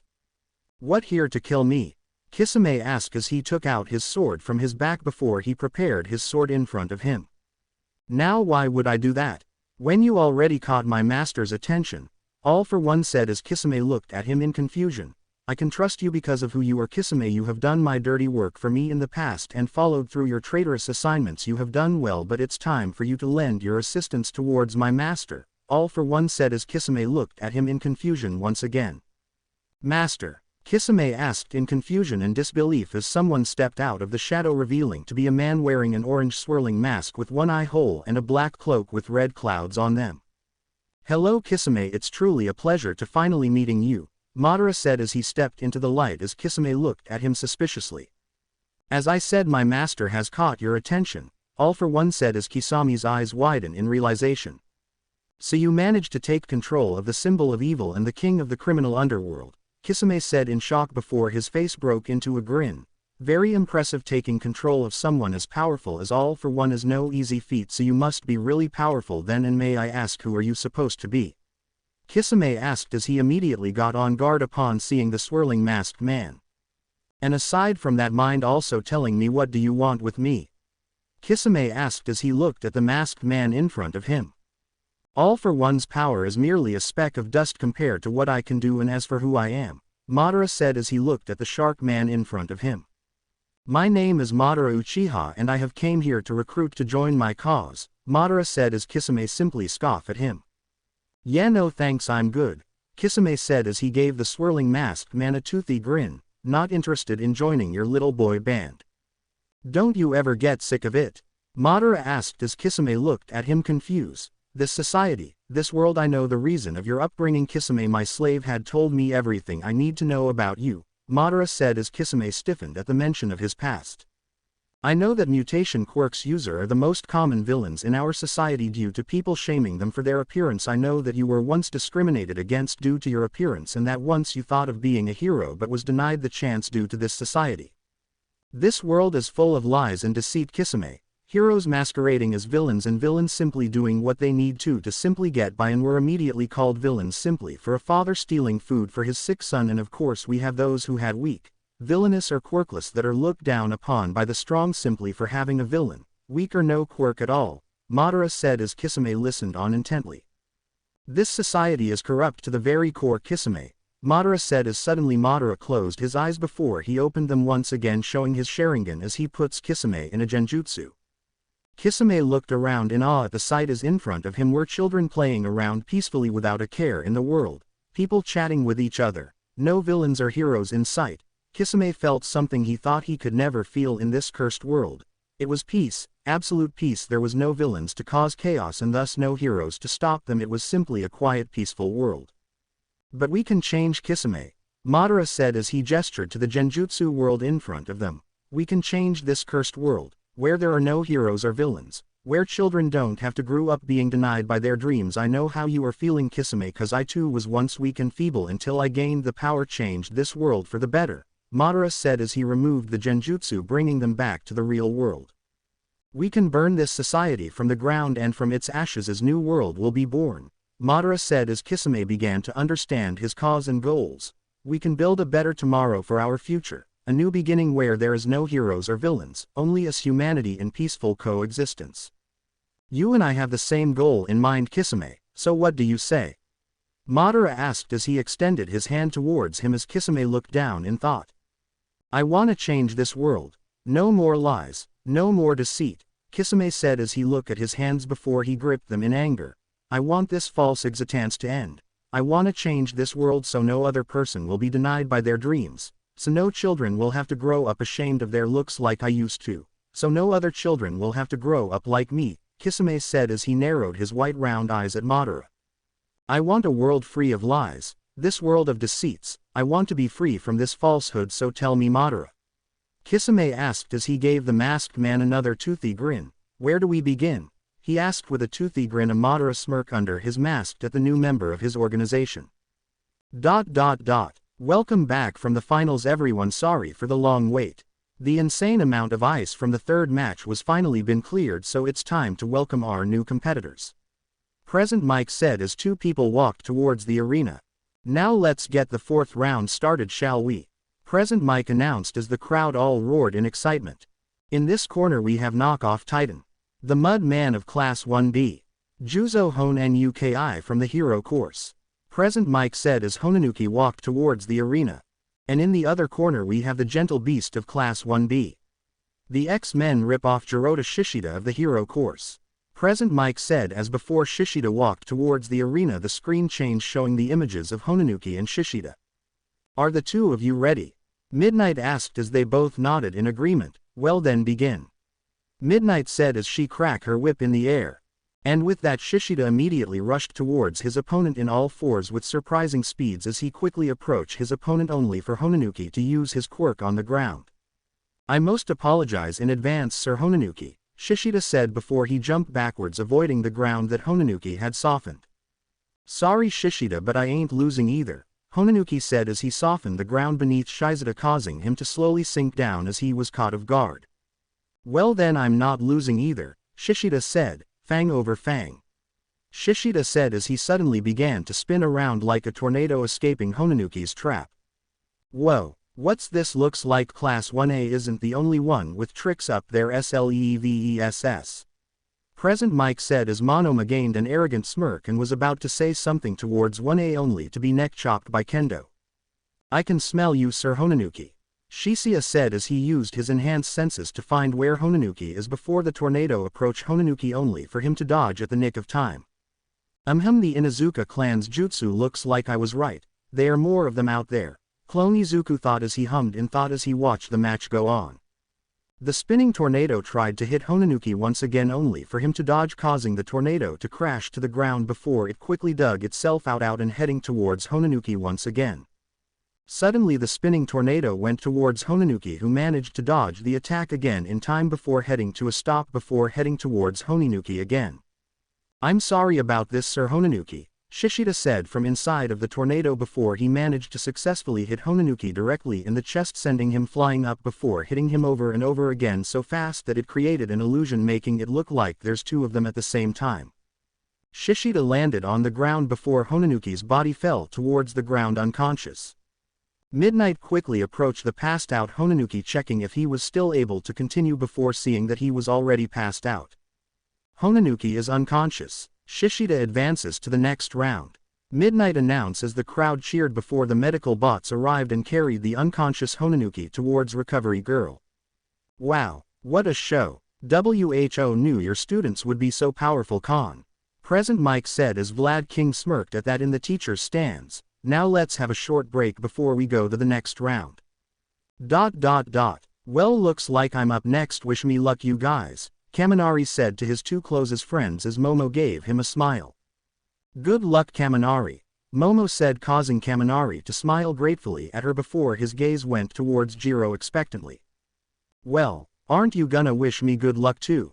Kaminari asked her with a sly smirk from his face as Jiro looked away from him trying to hide her blush from her two friends. Why yeah whatever good luck jamming yay, Jiro said still looking away from him as Kaminari gained an annoyed look on his face before he sighed.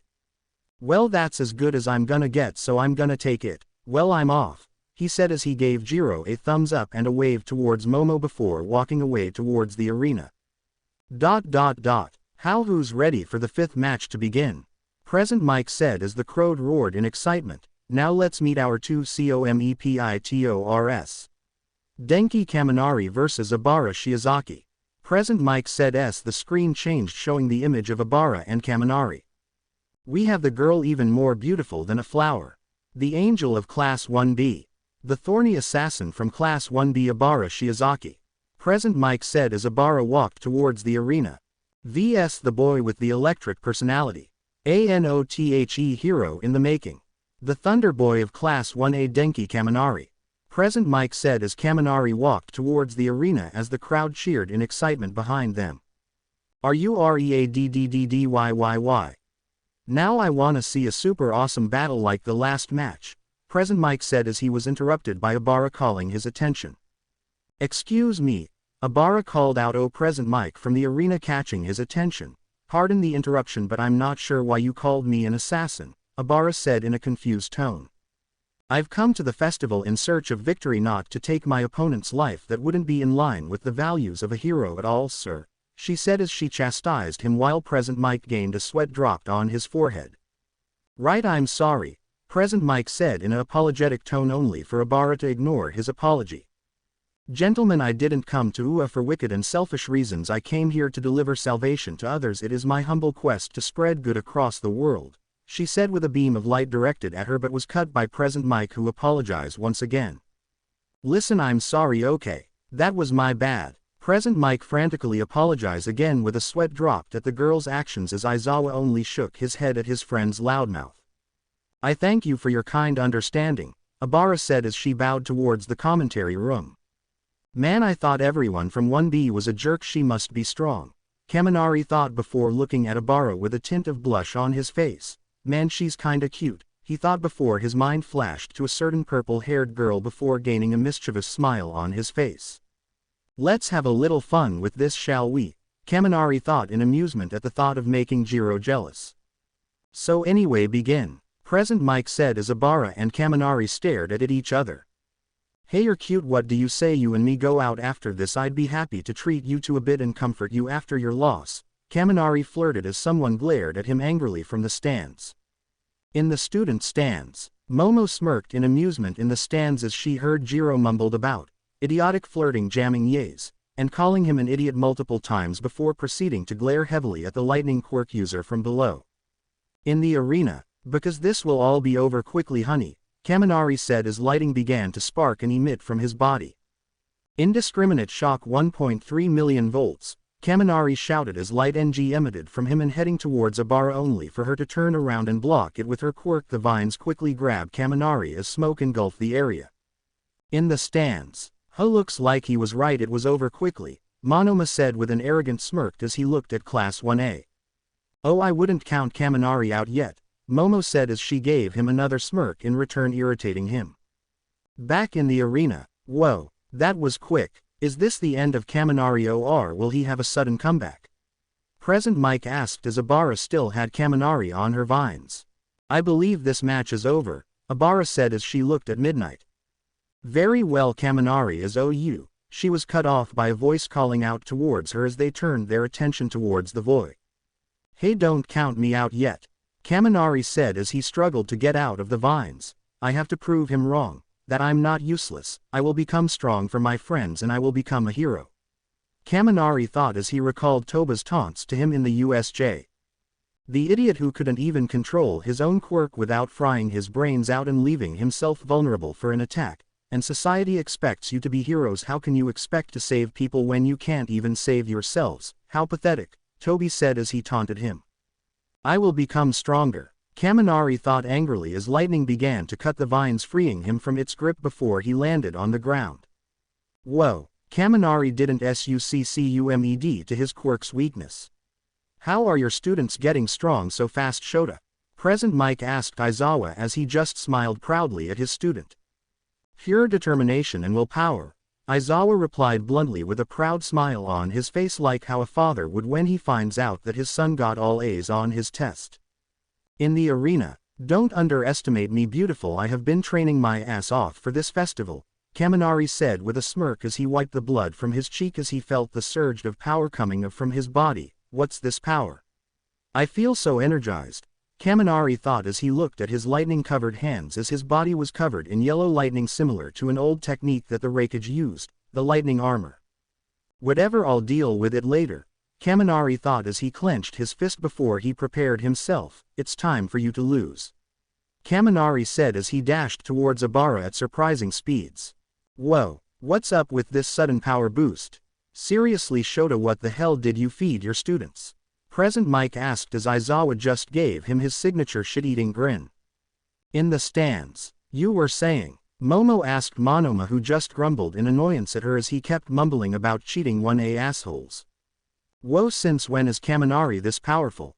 Jiro asked in shock as she watched Kaminari's sudden surge of power. It must have been Toba's words, it must have affected him more than we thought, Momo said sadly as she and Jiro recalled his words towards Kaminari. The idiot who couldn't even control his own quirk without frying his brains out and leaving himself vulnerable for an attack, and society expects you to be heroes. How can you expect to save people when you can't even save yourselves? How pathetic, Toby said as he taunted him.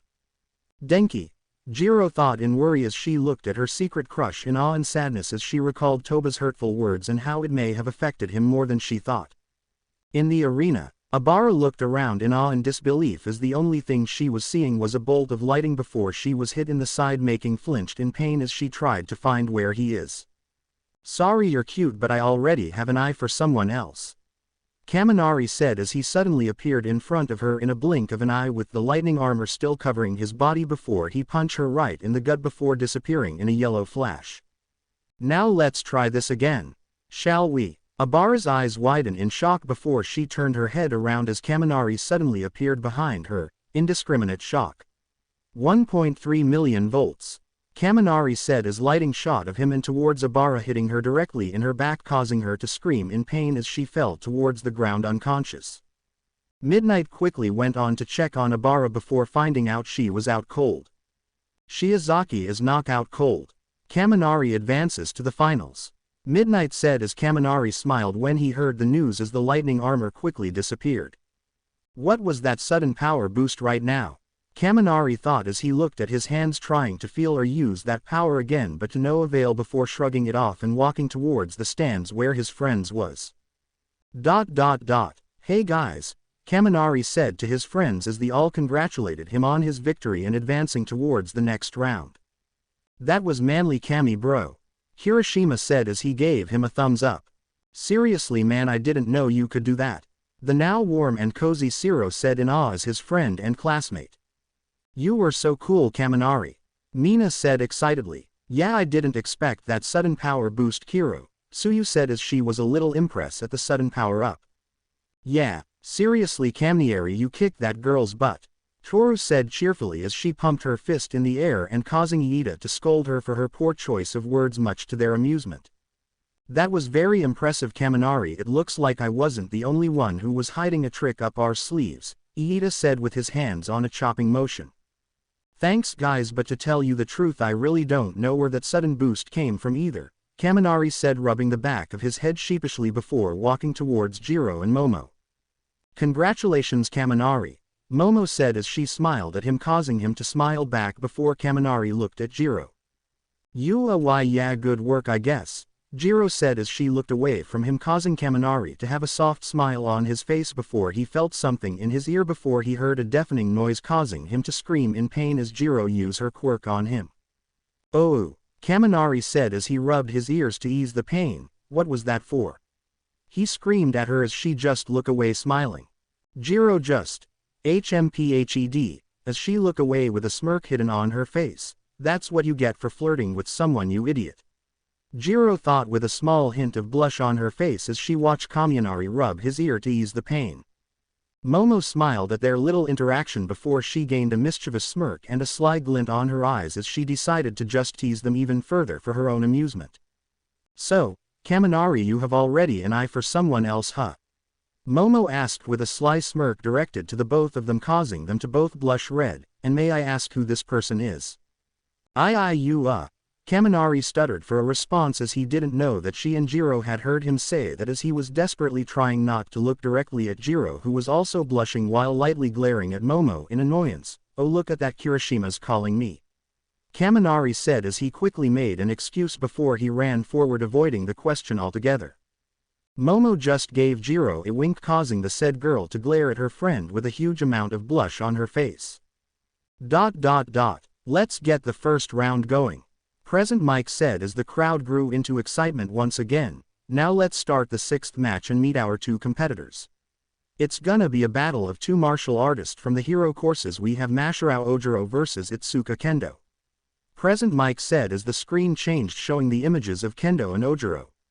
We have the martial art expert of Class 1A, the monkey boy himself, Mashirao Ojiro, Present Mike said as Ojiro walked towards the arena. vs the big sis of Class 1B, the big fist user of UA, Itsuka Kendo, Present Mike said as Kendo walked towards the arena. Now let's see what the Yonbi brat can do, the wood clone of Izuku thought in the stands as he paid a special attention towards the monkey boy of 1A. Are you both ready? Midnight asked them as they both nodded in agreement. Then begin, Midnight said as she cracked her whip in the air. Kendo immediately rushed forward towards her opponents with her using her quirk, making her hand enlarge.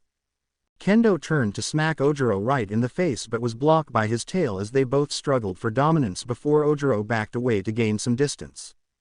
Ojiro immediately rushed at her again, attacking her with his tail relentlessly as she used her massive hands to block the attack while dodging at the same time.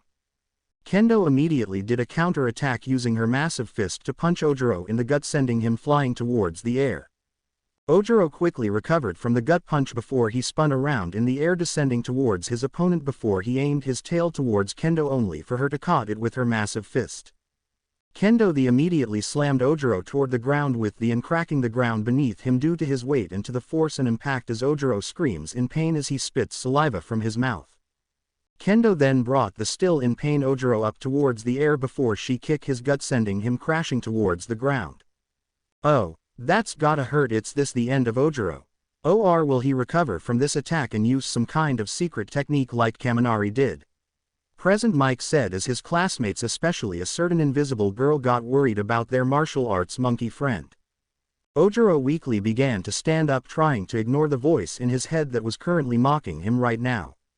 Ha ha ha, now that was hilarious. You need to work on your reaction skills, brat. The voice said in a taunting tone, laughing at his host misfortunes. Now quit playing around, you're making me look weak here. The voice yelled in his head as Ojiro winced at the loud noise before he rolled his eyes at his quirk's behavior. Shut up, Ojiro muttered weakly as he slowly began to stand up before glaring at his opponent. You better end this soon, a voice from the back of his head said. Show her why apes are superior to this annoying humans. The voice said as Ojiro rolled his eyes at his quirk's ego. Yeah, it's time to get serious, Ojiro said before he did some hand signs, then spit some ball of lava towards Kendo. Here, let me give you a little boost, the voice said as Ojiro felt his body getting stronger with his wounds quickly healing themselves before he rushed towards Kendo once again. Kendo began to jump up, trying to dodge the lava balls as Ojiro used this opportunity to sneak up behind her while she's distracted, using a little bit of the monkey's power to boost his speed and strengths. Whoa, spot on. And since when can Ojiro spit lava from his mouth? Seriously, Shota, what is your secret? You're freaking me out here. Present Mike said as Aizawa just gave him his shit-eating grin once again, much to Mike's annoyance. Ojiro got behind her before he smacked his tail on her back, causing her to crash towards the ground before she quickly recovered from sneak attack before doing a flip as she landed softly to the ground. She then rushed towards him before Ojiro did some hand signs once again before he spit some lava from his mouth, causing Kendo to stop in her tracks. Ojiro immediately jumped up and spun around in the air as he aimed his tail only for Kendo to catch it with her hands. Ojiro instantly used this opportunity to spin his body around in midair, causing Kendo to let go of his tail as she was caught off guard before Ojiro aimed his leg to kick her in the side of her stomach, causing her to gasp in pain and shock before Ojiro spun his body around again, causing his tail to hit her in the side of her head, sending her crashing towards the ground. What's this? Last time it was Kendo who was dominating the battlefield, but now it looks like that the tide has turned. Man, your students are seriously op, Shota. Present Mike said as Aizawa had a proud smile on his face. Kendo weakly stood up as she was panting heavily with blood escaping from her mouth and forehead as Ojiro rushed at her again and punched her in the gut, causing her eyes to go wide as she gasped in pain. Ojiro then kept uppercutting her in the stomach until she was up in the air coughing up blood before he spun around again and hit her hard with his tail, causing her to fly off the arena and crash to a wall unconscious. Midnight quickly approached the unconscious Kendo to check if she was okay before she declared Ojiro as the winner. Kendo is unconscious. Ojiro advances towards the finals. Midnight said as the medical bots quickly arrived and carried the unconscious Kendo towards Recovery Girl's office. There we have it, folks. Another amazing match in the finals. Now let's have a little break before we begin the next round. Present Mike said as Ojiro walked towards the stands. He's even better than I thought. He could be trouble in the future. Izuku hummed in thought as he watched Ojiro join his classmates. Not only that, but there's also the Hachibi brat, and of course my dear little sister. I need to be careful if I wanna complete my goals. The wood clone of Izuku thought before he noticed something in the corner of his eyes as he got up from his seat and walked off towards an empty hallway. The clone quickly arrived into the hallway as he saw the original, who was in the hallway leaning in a wall waiting for him to arrive. So how did it go? Did you recruit him? The clone asked in curiosity as he walked forward as the original just nodded his head. Yes, it went just as well as I expected, the original Izuku said as the clone nodded its head. Kisame had completely joined our cause after some convincing, and as such he will be joining the Akatsuki soon once we recruited the other members, Izuku said as the clone just smirked as it was going exactly as they had planned. And after that we can finally start on our goal on collecting all of the bijus to complete our goal, Izuku said with a smirk as the clone returned the smirk back. How about at your end? The original Izuku asked as the clone just activated his Sharingan and showed him what he saw before he smirked in amusement. So he's even stronger than we had expected, huh? Well, I guess that is expected for a Jinchuriki like him, and no doubt that Yonbi would have taught him a thing or two, and the Inuzuka clan had survived all this time much like I did with the Uchiha and that purple-haired girl with the Hyuga. Now this is even more interesting, Izuku said with a sinister smile on his face. And with the Kyubi and the Hachibi in Uwa, we have 3 out of the 9 bijus location, and we can get them much easier in the future, and soon we will begin collecting them all, Izuku said with a hungry and slightly insane gleam in his eyes as he smiled sinisterly. Don't worry dear sister, soon enough you will finally be useful and won't be worthless anymore once we capture you for me to complete my goal, Izuku thought with a sinister grin spreading throughout his face as the clone just smirked at finally getting their vengeance. You can dispel now, you have served your purpose, Izuku said as he turned towards the clone as the clone nodded its head before it dispelled in a puff of smoke. So it's almost her match, huh? Izuku thought as he looked at the leaderboard to see only 6 matches are left, and one of those matches were Momo's. Let's see what interesting strategies are you gonna pull out now and how you're gonna win your match, Momo-chan, Izuku thought with a small smile on his face as he walked off to go back to his seat. To be continued. I hope you guys enjoyed this video and make sure to like and subscribe to the channel. Now we will see you in the next video.